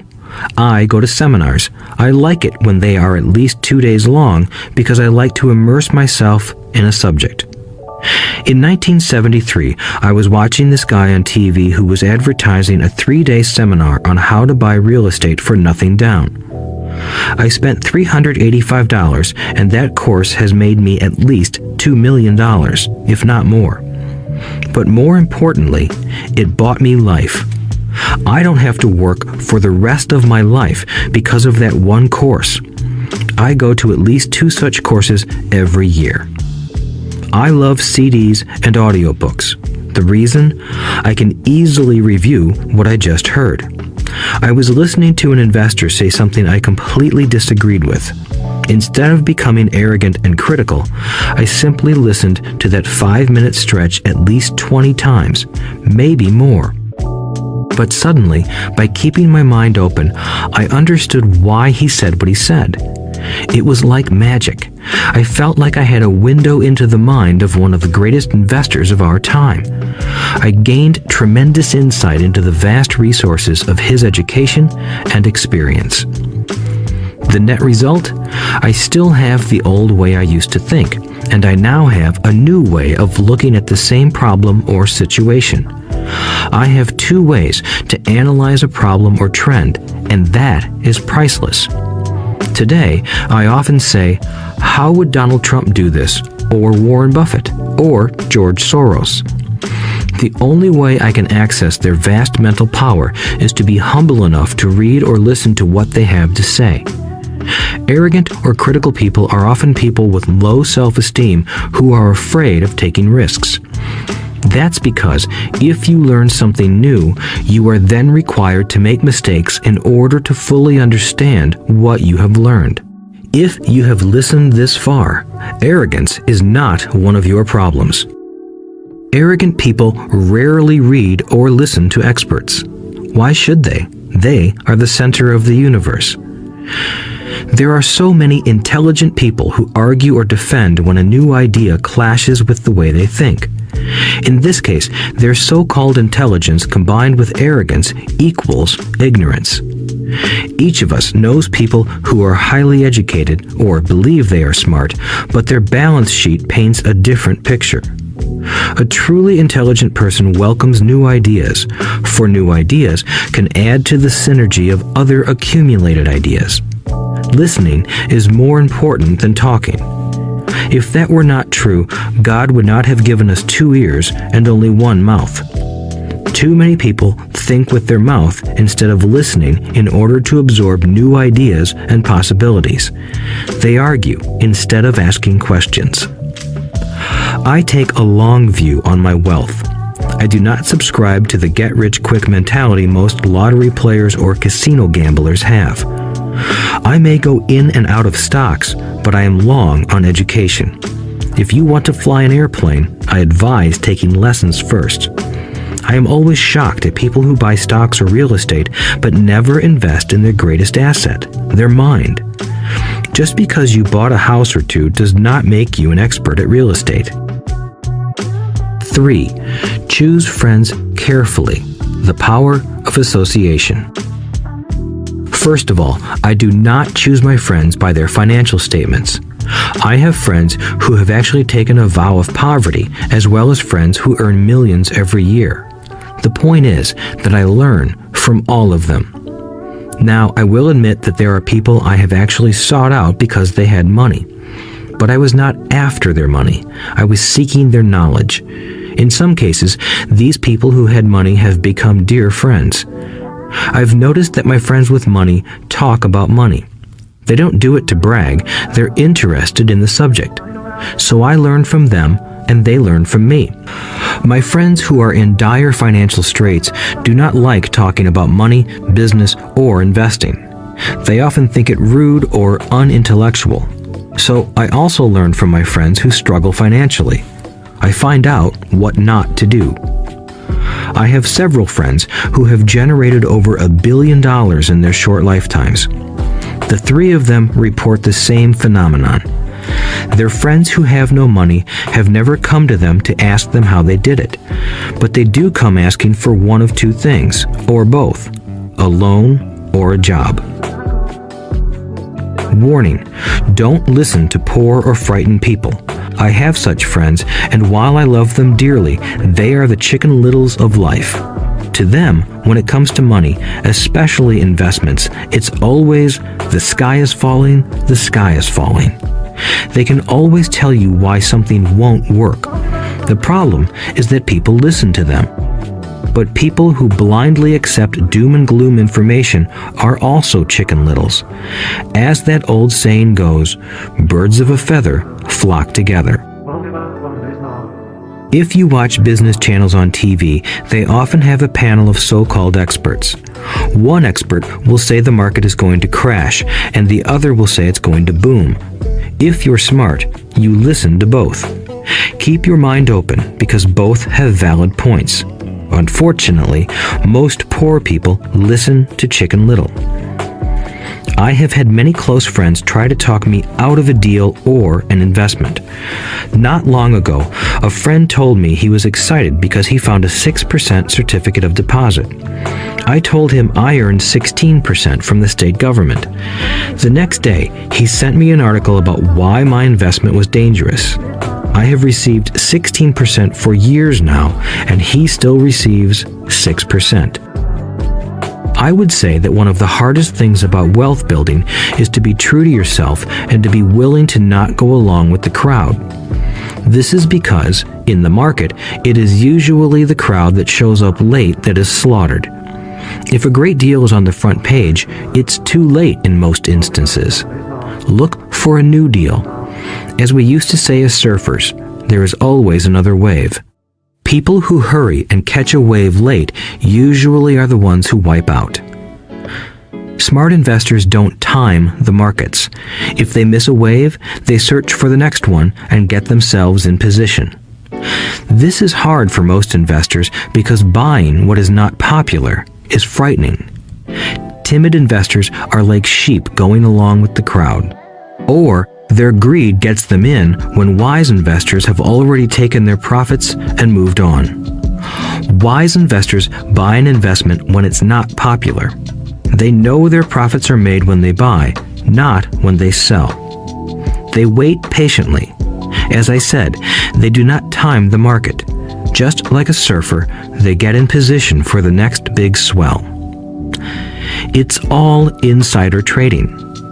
There are forms of insider trading that are illegal, and there are forms of insider trading that are legal. But either way, it's insider trading. The only distinction is, how far away from the inside are you? The reason you want to have rich friends is because that is where the money is made. It's made on information. You want to hear about the next boom, get in and get out before the next bust. I'm not saying do it illegally, but the sooner you know, the better your chances are for profits with minimal risk.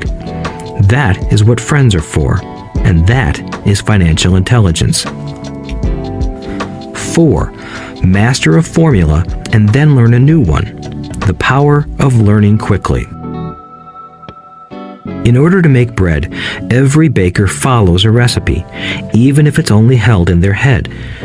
The same is true for making money. Most of us have heard the saying, "You are what you eat." I have a different slant. I say, "You become what you study." In other words, be careful what you learn, because your mind is so powerful that you become what you put in your head. For example, if you study cooking, you then tend to cook. If you don't want to be a cook anymore, then you need to study something else. When it comes to money, the masses generally have one basic formula they learned in school, and it's this: work for money. The predominant formula I see in the world is that every day millions of people get up, go to work, earn money, pay bills, balance checkbooks, buy some mutual funds, and go back to work. That is the basic formula, or recipe. If you're tired of what you're doing, or you're not making enough, it's simply a case of changing the formula via which you make money. Years ago, when I was 26, I took a weekend class called How to Buy Real Estate Foreclosures. I learned a formula. The next trick was to have the discipline to actually put into action what I had learned. That is where most people stop. For 3 years, while working for Xerox, I spent my spare time learning to master the art of buying foreclosures. I've made several $1 million using that formula. So, after I mastered that formula, I went in search of other formulas. For many of the classes, I did not directly use the information I learned, but I always learned something new. I have attended classes designed for derivative traders, commodity option traders, and chaologists. I was way out of my league, being in a room full of people with doctorates in nuclear physics and space science. Yet, I learned a lot that made my stock and real estate investing more meaningful and lucrative. Most junior colleges and community colleges have classes on financial planning and buying traditional investments. They are good places to start, but I always search for a faster formula. That is why, on a fairly regular basis, I make more in a day than many people will make in their lifetime. Another side note, in today's fast-changing world, it's not so much what you know anymore that counts, because often what you know is old. It is how fast you learn. That skill is priceless. It's priceless in finding faster formulas, recipes, if you will, for making dough. Working hard for money is an old formula born in the day of cavemen. 5. Pay yourself first. The power of self-discipline. If you cannot get control of yourself, do not try to get rich. It makes no sense to invest, make money, and blow it. It is the lack of self-discipline that causes most lottery winners to go broke soon after winning millions. It is the lack of self-discipline that causes people who get a raise to immediately go out and buy a new car or take a cruise. It is difficult to say which of the 10 steps is the most important, but of all the steps, this step is probably the most difficult to master if it is not already a part of your makeup. I would venture to say that personal self-discipline is the number one delineating factor between the rich, the poor, and the middle class. Simply put, people who have low self-esteem and low tolerance for financial pressure can never be rich. As I have said, a lesson learned from my rich dad was that the world will push you around. The world pushes people around, not because other people are bullies, but because the individual lacks internal control and discipline. People who lack internal fortitude often become victims of those who have self-discipline. In the entrepreneur classes I teach, I constantly remind people to not focus on their product, service, or widget, but to focus on developing management skills. The 3 most important management skills necessary to start your own business are management of 1. Cash flow, 2. People, 3. Personal time. I would say the skills to manage these 3 apply to anything, not just entrepreneurs. The 3 matter in the way you live your life as an individual or as part of a family, a business, a charitable organization, a city, or a nation. Each of these skills is enhanced by the mastery of self-discipline. I do not take the saying, "pay yourself first," lightly. The statement, "pay yourself first," comes from George Clayson's book, The Richest Man in Babylon. Millions of copies have been sold. But while millions of people freely repeat that powerful statement, few follow the advice. As I said, financial literacy allows one to read numbers, and numbers tell the story. By looking at a person's income statement and balance sheet, I can readily see if people who spout the words, "pay yourself first," actually practice what they preach. In reality, each month, many allocate money to their asset column before they pay their monthly expenses. Although millions of people have read Clayson's book and understand the words, "pay yourself first," in reality, they pay themselves last. Now, I can hear the howls from those of you who sincerely believe in paying your bills first, and I can hear all the responsible people who pay their bills on time. I am not saying be irresponsible and not pay your bills. All I am saying is do what the book says, which is pay yourself first.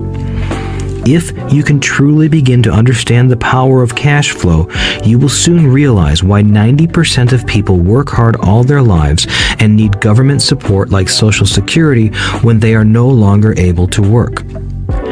Kim and I have had many bookkeepers, accountants, and bankers who have had a major problem with this way of looking at pay yourself first. The reason is that these financial professionals actually do what the masses do. They pay themselves last. There have been times in my life when, for whatever reason, cash flow was far less than my bills. I still paid myself first. My accountant and bookkeeper screamed in panic. "They're going to come after you. The IRS is going to put you in jail. You're going to ruin your credit rating. They'll cut off the electricity." I still paid myself first. Why, you ask? Because that's what the story, The Richest Man in Babylon, was all about. The power of self-discipline and the power of internal fortitude. As my rich dad taught me the first month I worked for him, most people allow the world to push them around. A bill collector calls and you pay or else. A sales clerk says, "Oh, just put it on your charge card." Your real estate agent tells you, "Go ahead. The government allows you a tax deduction on your home." That is what the book is really about. Having the guts to go against the tide and get rich. You may not be weak, but when it comes to money, Many people get wimpy. I am not saying be irresponsible. The reason I don't have high credit card debt and doodad debt is because I pay myself first. The reason I minimize my income is because I don't want to pay it to the government. That is why my income comes from my asset column through a Nevada corporation. If I work for money, the government takes it. Although I pay my bills last, I am financially astute enough to not get into a tough financial situation. I don't like consumer debt. I actually have liabilities that are higher than 99% of the population, but I don't pay for them. Other people pay for my liabilities. They're called tenants. So rule number 1 in paying yourself first is don't get into debt in the first place. Although I pay my bills last, I set it up to have only small, unimportant bills that are due. When I occasionally come up short, I still pay myself first. I let the creditors and even the government scream. I like it when they get tough. Why? Because those guys do me a favor. They inspire me to go out and create more money. So I pay myself first, invest the money, and let the creditors yell. I generally pay them right away anyway. Kim and I have excellent credit. We just don't cave into pressure and spend our savings or liquidate stocks to pay for consumer debt. That is not too financially intelligent. To successfully pay yourself first, keep the following in mind. 1. Don't get into large debt positions that you have to pay for. Keep your expenses low. Build up assets first, then buy the big house or nice car. Being stuck in the rat race is not intelligent. 2.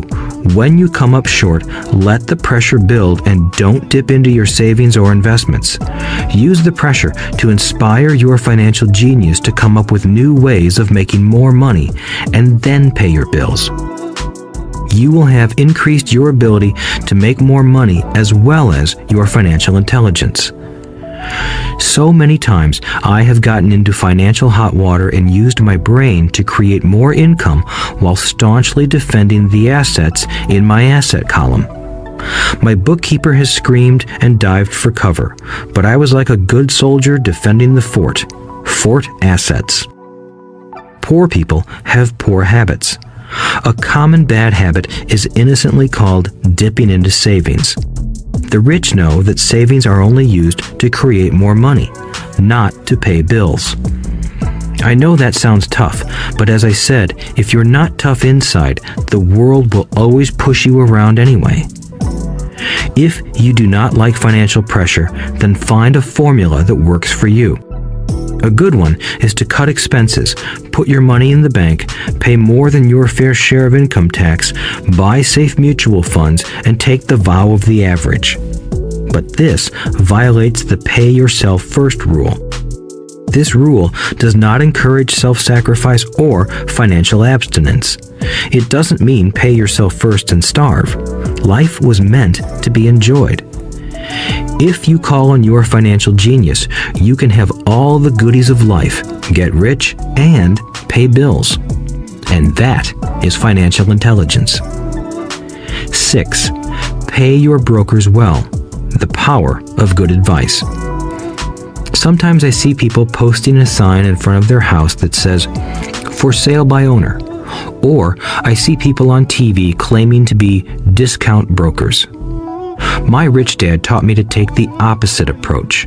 He believed in paying professionals well, and I have adopted that policy also.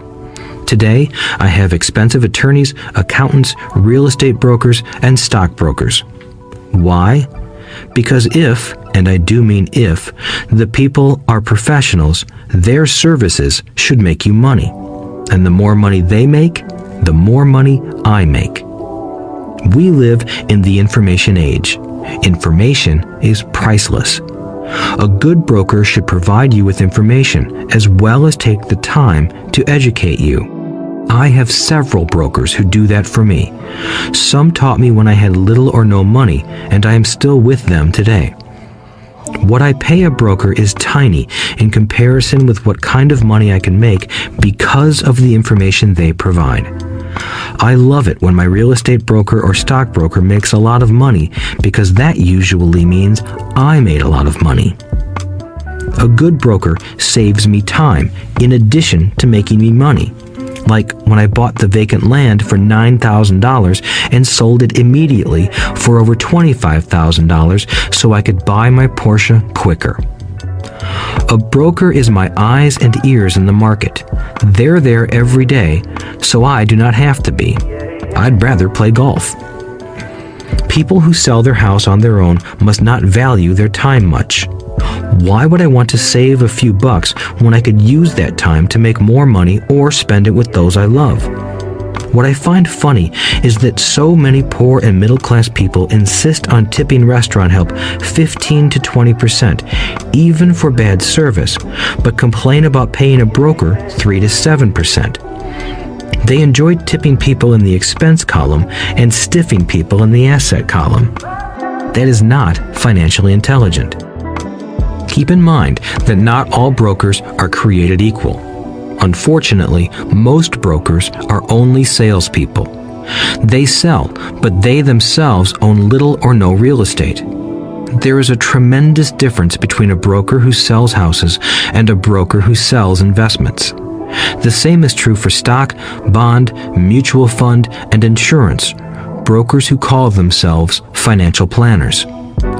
When I interview any paid professional, I first find out how much property or stocks they personally own and what percentage they pay in taxes. And that applies to my tax attorney as well as my accountant. I have an accountant who minds his own business. His profession is accounting, but his business is real estate. I used to have an accountant who was a small business accountant, but he had no real estate. I switched because we did not love the same business. Find a broker who has your best interests at heart. Many brokers will spend the time educating you, and they could be the best asset you find. Just be fair, and most of them will be fair to you. If all you can think about is cutting their commissions, then why should they want to help you? It's just simple logic. As I said earlier, one of the management skills is the management of people. Many people only manage people they feel smarter than and they have power over. Many middle managers remain middle managers, failing to get promoted because they know how to work with people below them, but not with people above them.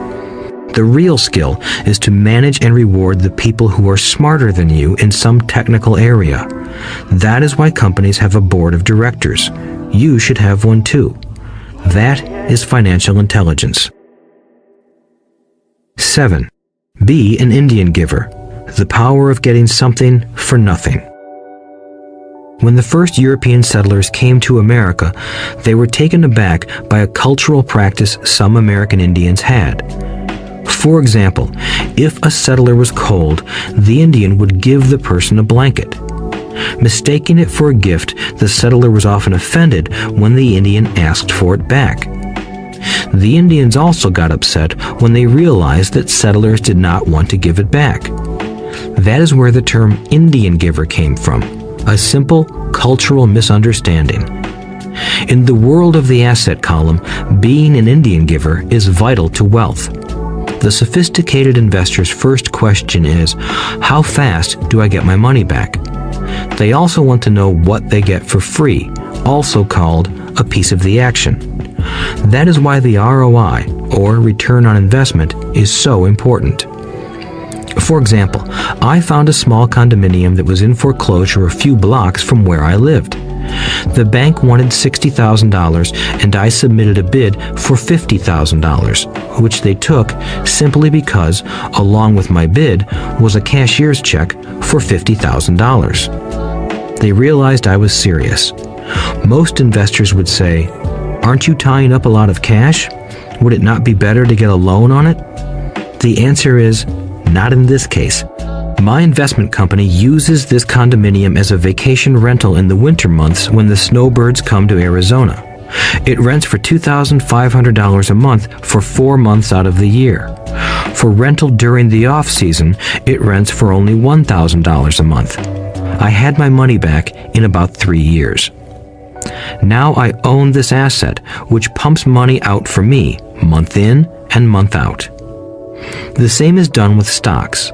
Frequently, my broker calls and recommends I move a sizable amount of money into the stock of a company that he feels is just about to make a move that will add value to the stock, like announcing a new product. I will move my money in for a week to a month while the stock moves up.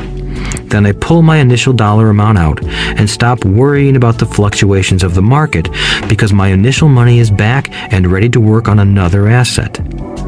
So my money goes in, and then it comes out, and I own an asset that was technically free. True, I have lost money on many occasions, but I only play with money I can afford to lose. I would say, on an average 10 investments, I hit home runs on 2 or 3, while 5 or 6 do nothing, and I lose on 2 or 3. But I limit my losses to only the money I have in at that time. People who hate risk put their money in the bank. In the long run, safe savings are better than no savings. But it takes a long time to get your money back, and in most instances, you don't get anything for free with it. On every one of my investments, there must be an upside, something for free, like a condominium, a mini storage, a piece of free land, a house, stock shares, or an office building. And there must be limited risk, or a low-risk idea. There are books devoted entirely to this subject, so I will not talk about it here. Ray Kroc of McDonald's fame sold hamburger franchises, not because he loved hamburgers, but because he wanted the real estate under the franchise for free. So wise investors must look at more than ROI. They look at the assets they get for free once they get their money back. That is financial intelligence. 8. Use assets to buy luxuries. The power of focus. A friend's child has been developing a nasty habit of burning a hole in his pocket. Just 16, he wanted his own car. The excuse? All his friends' parents gave their kids cars. The child wanted to go into his savings and use it for a down payment. That was when his father called me and then came to see me. Do you think I should let him do it, or should I just buy him a car? I answered, it might relieve the pressure in the short term, but what have you taught him in the long term? Can you use this desire to own a car and inspire your son to learn something? Suddenly, the lights went on and he hurried home. 2 months later, I ran into my friend again. Does your son have his new car? I asked. No, he doesn't, but I gave him $3,000 for the car. I told him to use my money instead of his college money. Well, that's generous of you, I said. Not really. The money came with a hitch. So what was the hitch? I asked. Well, first we played your cash flow game. We then had a long discussion about the wise use of money. After that, I gave him a subscription to the Wall Street Journal and a few books on the stock market. Then what? I asked. What was the catch? I told him that $3,000 was his, but he could not directly buy a car with it. He could use it to find a stockbroker and buy and sell stocks. Once he had made $6,000 with the $3,000, the money would be his for the car, and the $3,000 would go into his college fund. And what are the results? I asked. Well, he got lucky early in his trading, but lost everything a few days later. Then he really got interested. Today, I would say he is down $2,000, but his interest is up. He has read all the books I bought him, and he's gone to the library to get more. He reads the Wall Street Journal voraciously, watching for indicators. He's only got $1,000 left, but his interest and learning are sky high. He knows that if he loses that money, he walks for 2 more years. But he does not seem to care. He even seems uninterested in getting a car because he's found a game that is more fun.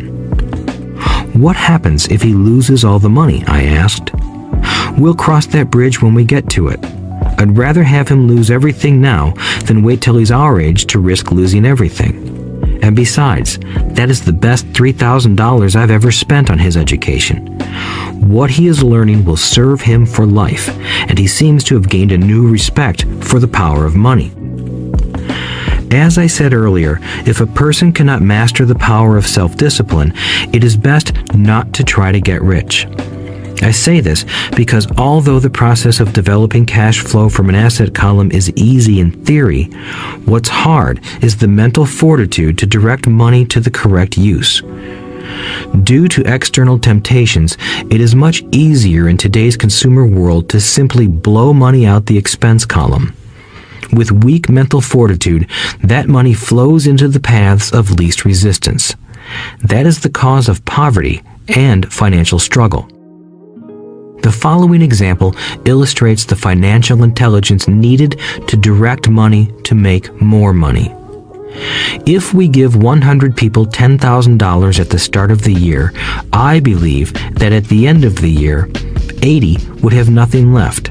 In fact, many would have created greater debt by making a down payment on a new car, refrigerator, electronics, or a holiday. 16 would have increased that $10,000 by 5 to 10%. 4 would have increased it to $20,000 or into the millions. We go to school to learn a profession so we can work for money. It is my opinion that it's just as important to learn how to have money work for you. I love my luxuries as much as anyone else. The difference is I don't buy them on credit. It's the keep up with the Joneses trap. When I wanted to buy a Porsche, the easy road would have been to call my banker and get a loan. Instead of choosing to focus in the liability column, I chose to focus in the asset column. As a habit, I use my desire to consume to inspire and motivate my financial genius to invest. Too often today, we focus on borrowing money to get the things we want instead of focusing on creating money. One is easier in the short term, but harder in the long term. It's a bad habit that we as individuals and as a nation have gotten into. Remember, the easy road often becomes hard, and the hard road often becomes easy. The earlier you can train yourself and those you love to be masters of money, the better. Money is a powerful force. Unfortunately, people use the power of money against themselves. If your financial intelligence is low, money will run all over you. It will be smarter than you. If money is smarter than you, you will work for it all your life. To be the master of money, you need to be smarter than it. Then money will do as it is told. It will obey you. Instead of being a slave to it, you will be the master of it. That is financial intelligence. 9. Choose heroes. The power of myth. When I was a kid, I greatly admired Willie Mays, Hank Aaron, and Yogi Berra. They were my heroes, and I wanted to be just like them. I treasured their baseball cards. I knew their stats, the RBIs, the ERAs, their batting averages, how much they got paid, and how they came up from the minor leagues. As a 9-year-old kid, when I stepped up to bat or played first base or catcher, I wasn't me. I pretended I was a famous baseball player.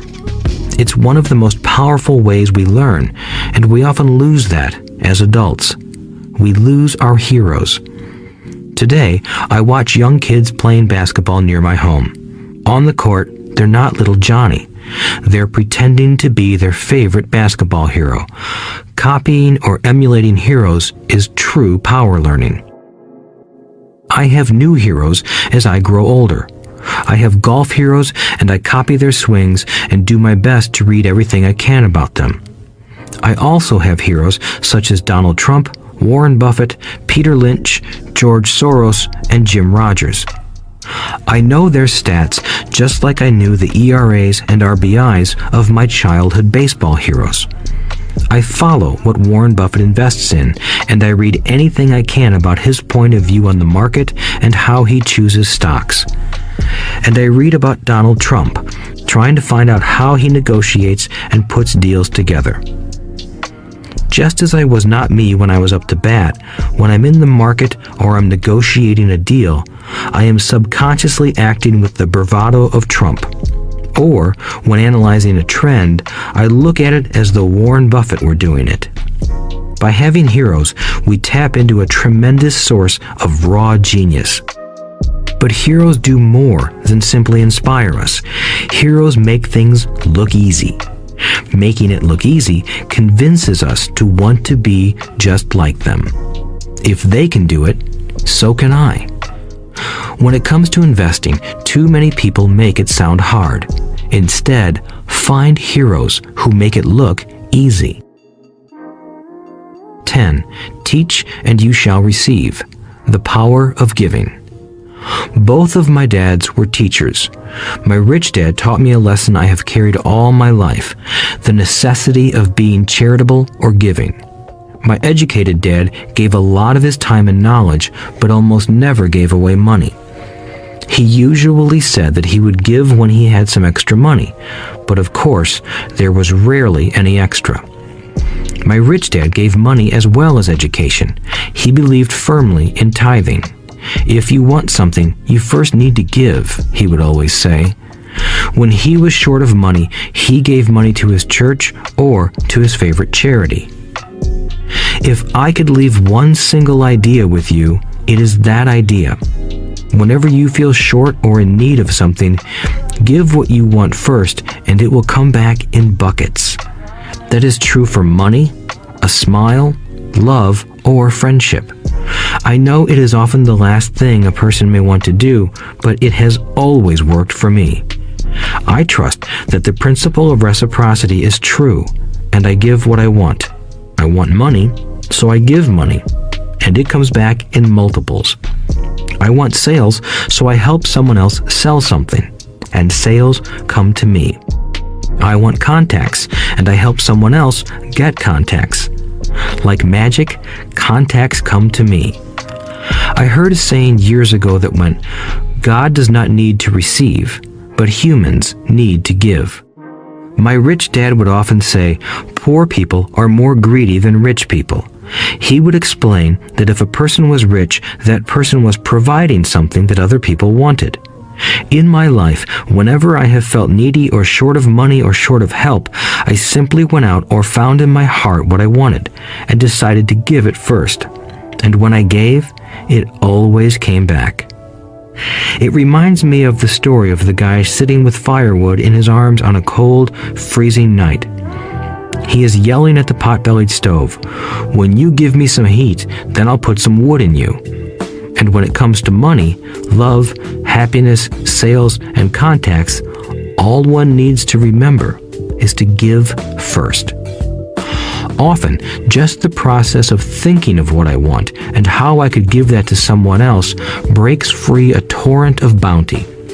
Whenever I feel that people aren't smiling at me, I simply begin smiling and saying hello. Like magic, the next thing I know, I'm surrounded by smiling people. It is true that your world is only a mirror of you. So that's why I say, teach and you shall receive. I have found that the more I teach those who want to learn, the more I learn. If you want to learn about money, teach it to someone else. A torrent of new ideas and finer distinctions will come in. There are times when I have given and nothing has come back, or what I have received is not what I wanted. But upon closer inspection and soul-searching, I was often giving to receive in those instances, instead of giving for the joy that giving itself brings. My dad taught teachers, and he became a master teacher. My rich dad always taught young people his way of doing business. In retrospect, it was their generosity with what they knew that made them smarter. There are powers in this world that are much smarter than we are. You can get there on your own, but it's easier with the help of the powers that be. You only need to be generous with what you have. Chapter 9. Still want more? Here are some to-dos. Many people may not be satisfied with my 10 steps. They see them more as philosophies than actions. I think understanding the philosophy is just as important as the action. There are many people who want to do instead of think, and then there are people who think but do not do. I would say that I am both. I love new ideas, and I love action. So for those who want a to-do list on how to get started, I will share with you some of the things I do in abbreviated form. Stop doing what you're doing. In other words, take a break and assess what is working and what is not working. The definition of insanity is doing the same thing over and over and expecting a different result. Stop doing what is not working and look for something new. Look for new ideas. For new investing ideas, I go to bookstores and search for books on different and unique subjects. I call them formulas. I buy how-to books on formulas I know nothing about. For example, in the bookstore I found the book The 16% Solution by Joel Moskowitz. I bought the book and read it, and the next Thursday I did exactly as the book said. Most people do not take action, or they let someone talk them out of whatever new formula they are studying. My neighbor told me why 16% would not work. I did not listen to him because he's never done it. Find someone who has done what you want to do. Take them to lunch and ask them for tips and tricks of the trade. As for 16% tax lien certificates, I went to the county tax office and found the government employee who worked in that office. I found out that she too invested in the tax liens. Immediately, I invited her to lunch. She was thrilled to tell me everything she knew and how to do it. After lunch, she spent all afternoon showing me everything. By the next day, I found 2 great properties with her help that have been accruing interest at 16% ever since. It took a day to read the book, a day to take action, an hour for lunch, and a day to acquire 2 great deals. Take classes, read, and attend seminars. I search newspapers and the internet for new and interesting classes, many of which are free or inexpensive. I also attend and pay for expensive seminars on what I want to learn. I am wealthy and free from needing a job simply because of the courses I took. I have friends who did not take those classes who told me I was wasting my money, and yet they're still at the same job. Make lots of offers. When I want a piece of real estate, I look at many properties and generally write an offer. If you don't know what the right offer is, neither do I. That is the job of the real estate agent. They make the offers. I do as little work as possible. A friend wanted me to show her how to buy apartment houses. So one Saturday, she, her agent, and I went and looked at 6 apartment houses. 4 were dogs, but 2 were good. I said to write offers on all 6, offering half of what the owners asked for. She and the agent nearly had heart attacks. They thought it was rude and would offend the sellers, but I really don't think the agent wanted to work that hard. So they did nothing and went on looking for a better deal. No offers were ever made, and that person is still looking for the right deal at the right price. Well, you don't know what the right price is until you have a second party who wants to deal. Most sellers ask too much. It is rare that a seller asks a price that is less than something is worth. Moral of the story: make offers. People who are not investors have no idea what it feels like to try to sell something. I have had a piece of real estate that I wanted to sell for months. I would have welcomed any offer. They could have offered me 10 pigs and I would have been happy. Not at the offer, but just because someone was interested. I would have countered, maybe for a pig farm in exchange. But that's how the game works. The game of buying and selling is fun. Keep that in mind. It's fun and only a game. Make offers. Someone might say yes. I always make offers with escape clauses. In real estate, I make an offer with language that details subject to contingencies, such as the approval of a business partner. Never specify who the business partner is. Most people don't know that my partner is my cat. If they accept the offer and I don't want the deal, I call home and speak to my cat. I make this ridiculous statement to illustrate how absurdly easy and simple the game is. So many people make things too difficult and take it too seriously. Finding a good deal, the right business, the right people, the right investors, or whatever is just like dating. You must go to the market and talk to a lot of people, make a lot of offers, counter-offers, negotiate, reject, and accept. I know single people who sit at home and wait for the phone to ring, but it's better to go to the market, even if it's only the supermarket. Search, offer, reject, negotiate, and accept are all parts of the process of almost everything in life. Jog, walk, or drive a certain area once a month for 10 minutes. I have found some of my best real estate investments doing this. I will jog a certain neighborhood for a year and look for change.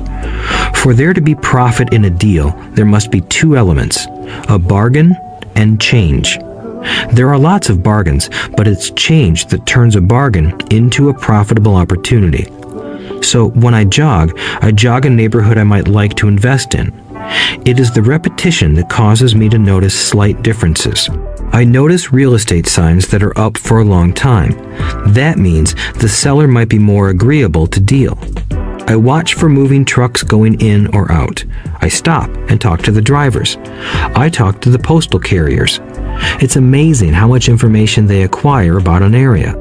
I find a bad area, especially an area that the news has scared everyone away from. I drive it for sometimes a year, waiting for signs of something changing for the better. I talk to retailers, especially new ones, and find out why they're moving in. It takes only a few minutes a month, and I do it while doing something else, like exercising or going to and from the store. Shop for bargains in all markets. Consumers will always be poor. When the supermarket has a sale, say on toilet paper, the consumer runs in and stocks up. But when the housing or stock market has a sale, most often called a crash or correction, the same consumer often runs away from it. When the supermarket raises its prices, the consumer shops somewhere else. But when housing or the stock market raises their prices, the same consumer often rushes in and starts buying. Always remember, profits are made in the buying, not in the selling. Look in the right places. A neighbor bought a condominium for $100,000. I bought the identical condo next door for $50,000.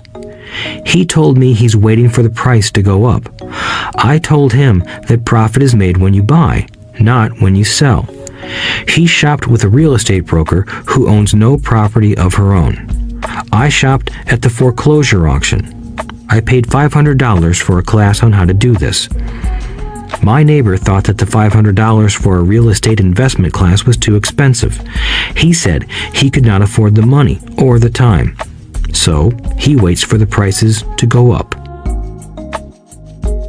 Look for people who want to buy first, then look for someone who wants to sell. A friend was looking for a certain piece of land. He had the money, but did not have the time. I found a large piece of land, larger than what my friend wanted to buy, tied it up with an option, called my friend, and he said he wanted a piece of it. So I sold the piece to him and then bought the land. I kept the remaining land as mine for free. Moral of the story: buy the pie and cut it in pieces. Most people look for what they can afford, so they look too small. They buy only a piece of the pie, so they end up paying more for less. Small thinkers don't get the big breaks. If you want to get richer, think big. Think big. Retailers love giving volume discounts simply because most business people love big spenders. So even if you're small, you can always think big. When my company was in the market for computers, I called several friends and asked them if they were ready to buy also. We then went to different dealers and negotiated a great deal because we wanted to buy so many. I have done the same with stocks.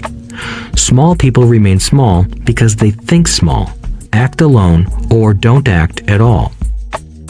Learn from history. All the big companies on the stock exchange started out as small companies. Colonel Sanders did not get rich until after he lost everything in his 60s. Bill Gates was one of the richest men in the world before he was 30. Action always beats inaction. These are just a few of the things I have done and continue to do to recognize opportunities. The important words are have done and do. As repeated many times throughout this audiobook, you must take action before you can receive the financial rewards. Act now. Final thoughts. I would like to share some final thoughts with you. The main reason I wrote this book, and the reason it has remained a bestseller since 2000, was to share insights into how increased financial intelligence can be used to solve many of life's common problems. Without financial training, we all too often use the standard formulas to get through life. Work hard, save, borrow, and pay excessive taxes. Today, more than ever, we need better information. I use the following story as an example of a financial problem that confronts many young families today. How do you afford a good education for your children and provide for your own retirement? It requires using financial intelligence instead of hard work. A friend of mine was griping one day about how hard it was to save money for his 4 children's college educations. He was putting $300 away in a college fund each month and had so far accumulated only about $12,000. He had about 12 more years to save for college since his oldest child was then 6 years old. At the time, the real estate market in Phoenix was terrible. People were giving houses away. I suggested to my friend that he buy a house with some of the money in his college fund. The idea intrigued him, and we began to discuss the possibility. His primary concern was that he did not have credit with the bank to buy another house since he was so overextended. I assured him that there were other ways to finance a property rather than through the bank. We looked for a house for 2 weeks, a house that would fit all our criteria. There were plenty to choose from, so shopping was fun. Finally, we found a 3-bedroom, 2-bath home in a prime neighborhood. The owner had been downsized and needed to sell that day because he and his family were moving to California where another job waited.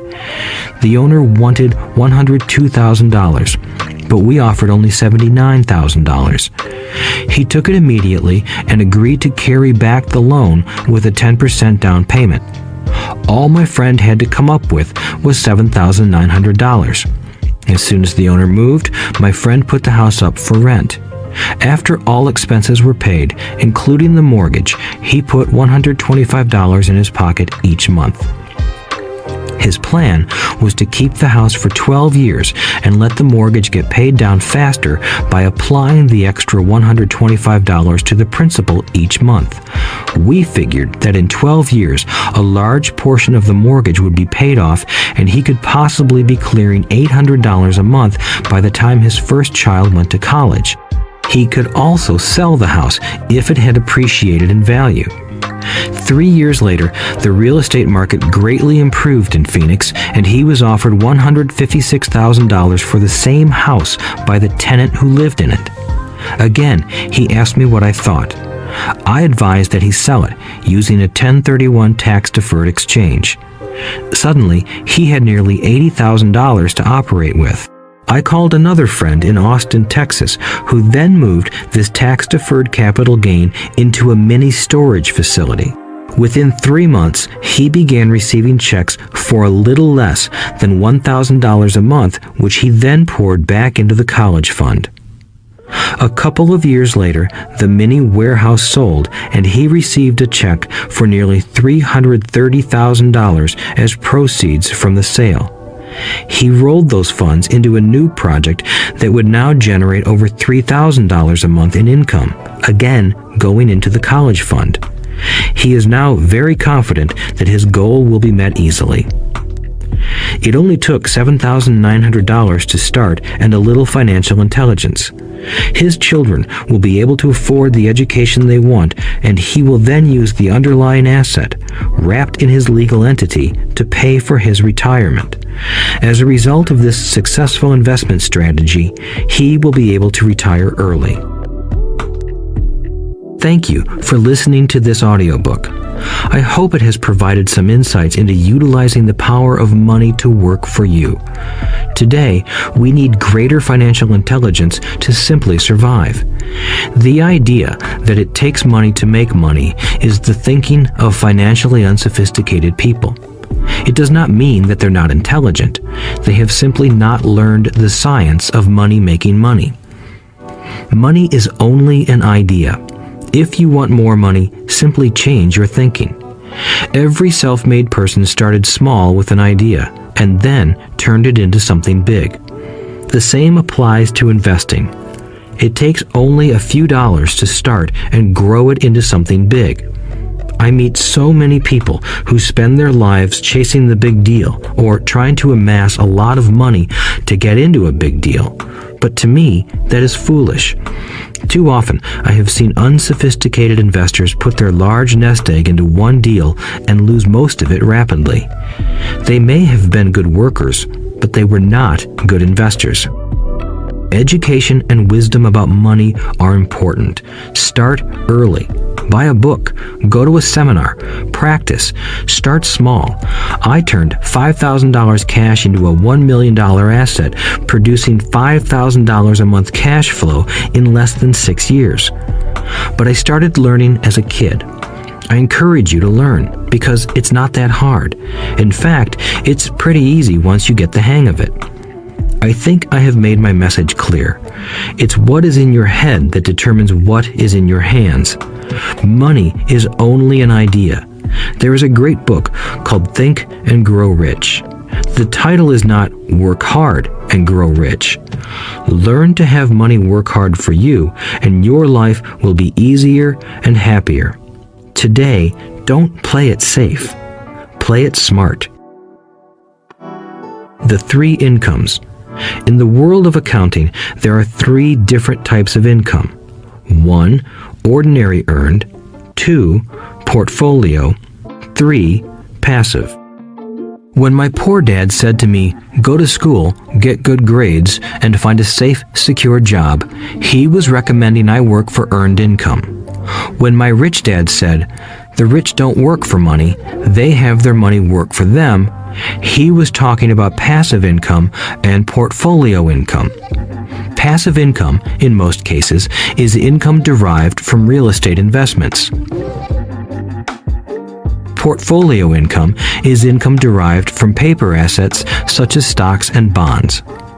Portfolio income is the income that makes Bill Gates the richest man in the world, not earned income.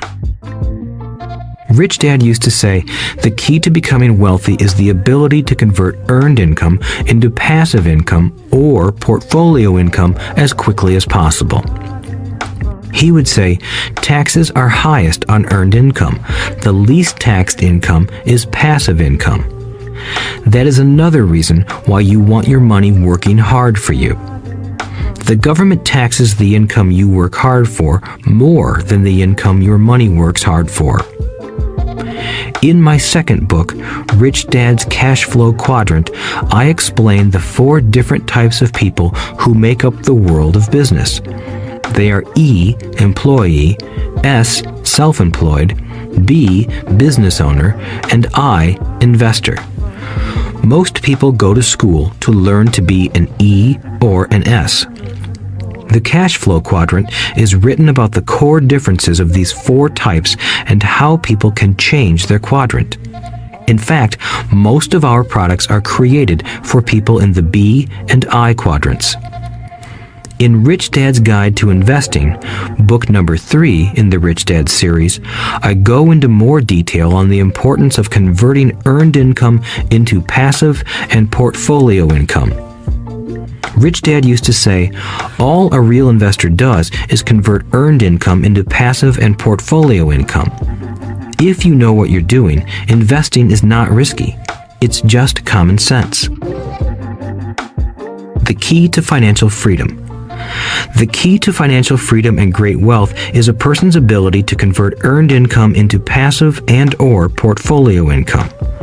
My rich dad spent a lot of time teaching Mike and me this skill. Having this ability is the reason my wife Kim and I are financially free, never needing to work again. We continue to work because we choose to. Today, we own a real estate investment company for passive income and participate in private placements and initial public offerings of stock for portfolio income. We also went back to work to build a financial education company so that we can continue to create and publish books and games. All of our educational products are created to teach the same skills my rich dad taught me, the skills of converting earned income into passive and portfolio income. The games we create are important because they teach what books cannot teach. For example, you would never learn to ride a bicycle by only reading a book. Our cash flow games for adults and cash flow for kids game are designed to teach players the basic investment skills of converting earned income into passive and portfolio income. They also teach the principles of accounting and financial literacy. These games are the only educational products in the world that teach people all of these skills simultaneously. Cashflow 202 is the advanced version of Cashflow 101 and requires the game board from 101 as well as a full understanding of 101 before it can be played. Cashflow 101 and Cashflow for Kids teach the principles of fundamental investing. Cashflow 202 teaches the principles of technical investing. Technical investing involves advanced trading techniques such as short selling, call options, put options, and straddles. A person who understands these advanced techniques is able to make money when the market goes up, as well as when the market comes down. As my rich dad would say, a real investor makes money in an up market and a down market. That is why they make so much money. One of the reasons they make more money is simply because they have more self-confidence. Rich Dad would say they have more self-confidence because they are less afraid of losing. In other words, the average investor does not make as much money because they are so afraid of losing money. The average investor does not know how to protect themselves from losses, and that is what Cashflow 202 teaches. Average investors think investing is risky because they have not been formally trained to be professional investors. As Warren Buffett, America's richest investor, says, risk comes from not knowing what you're doing. My board games teach the simple basics of fundamental investing and technical investing while people are having fun. I occasionally hear someone say, your educational games are expensive, which poses the question of ROI, the return on investment, or the value returned for the price paid. I nod my head and reply, yes, they may be expensive, especially when compared to entertainment board games. But my games are not as expensive as a college education, working hard all your life for earned income, paying excessive taxes, and then living in terror of losing all of your money in the investment markets. When someone walks away mumbling about the price, I can hear my rich dad saying, if you want to be rich, you must know what kind of income to work hard for, how to keep it, and how to protect it from loss. That is the key to great wealth. Rich Dad would also say, if you do not understand the differences in those three incomes and do not learn the skills on how to acquire and protect those incomes, you will probably spend your life earning less than you could and working harder than you should. My poor dad thought a good education, a good job, and years of hard work were all you needed to be successful. My rich dad also thought a good education was important. But to him, it was also important that Mike and I know the differences in the three incomes and what kind of income to work hard for. To him, that was basic financial education. Knowing the differences in the three incomes and learning the investment skills of how to acquire the different incomes is basic education for anyone who strives to acquire great wealth and achieve financial freedom, a special kind of freedom that only a few will ever know. As Rich Dad states in lesson number 1, the rich do not work for money. They know how to have money work hard for them. Rich Dad said, earned income is money you work for, and passive and portfolio income is money working for you. Knowing that little difference has been significant in my life. Or, as Robert Frost ends his poem, and that has made all the difference. Take action. All of you were given two great gifts, your mind and your time. It is up to you to do what you please with both. With each dollar bill that enters your hand, you and only you have the power to determine your destiny.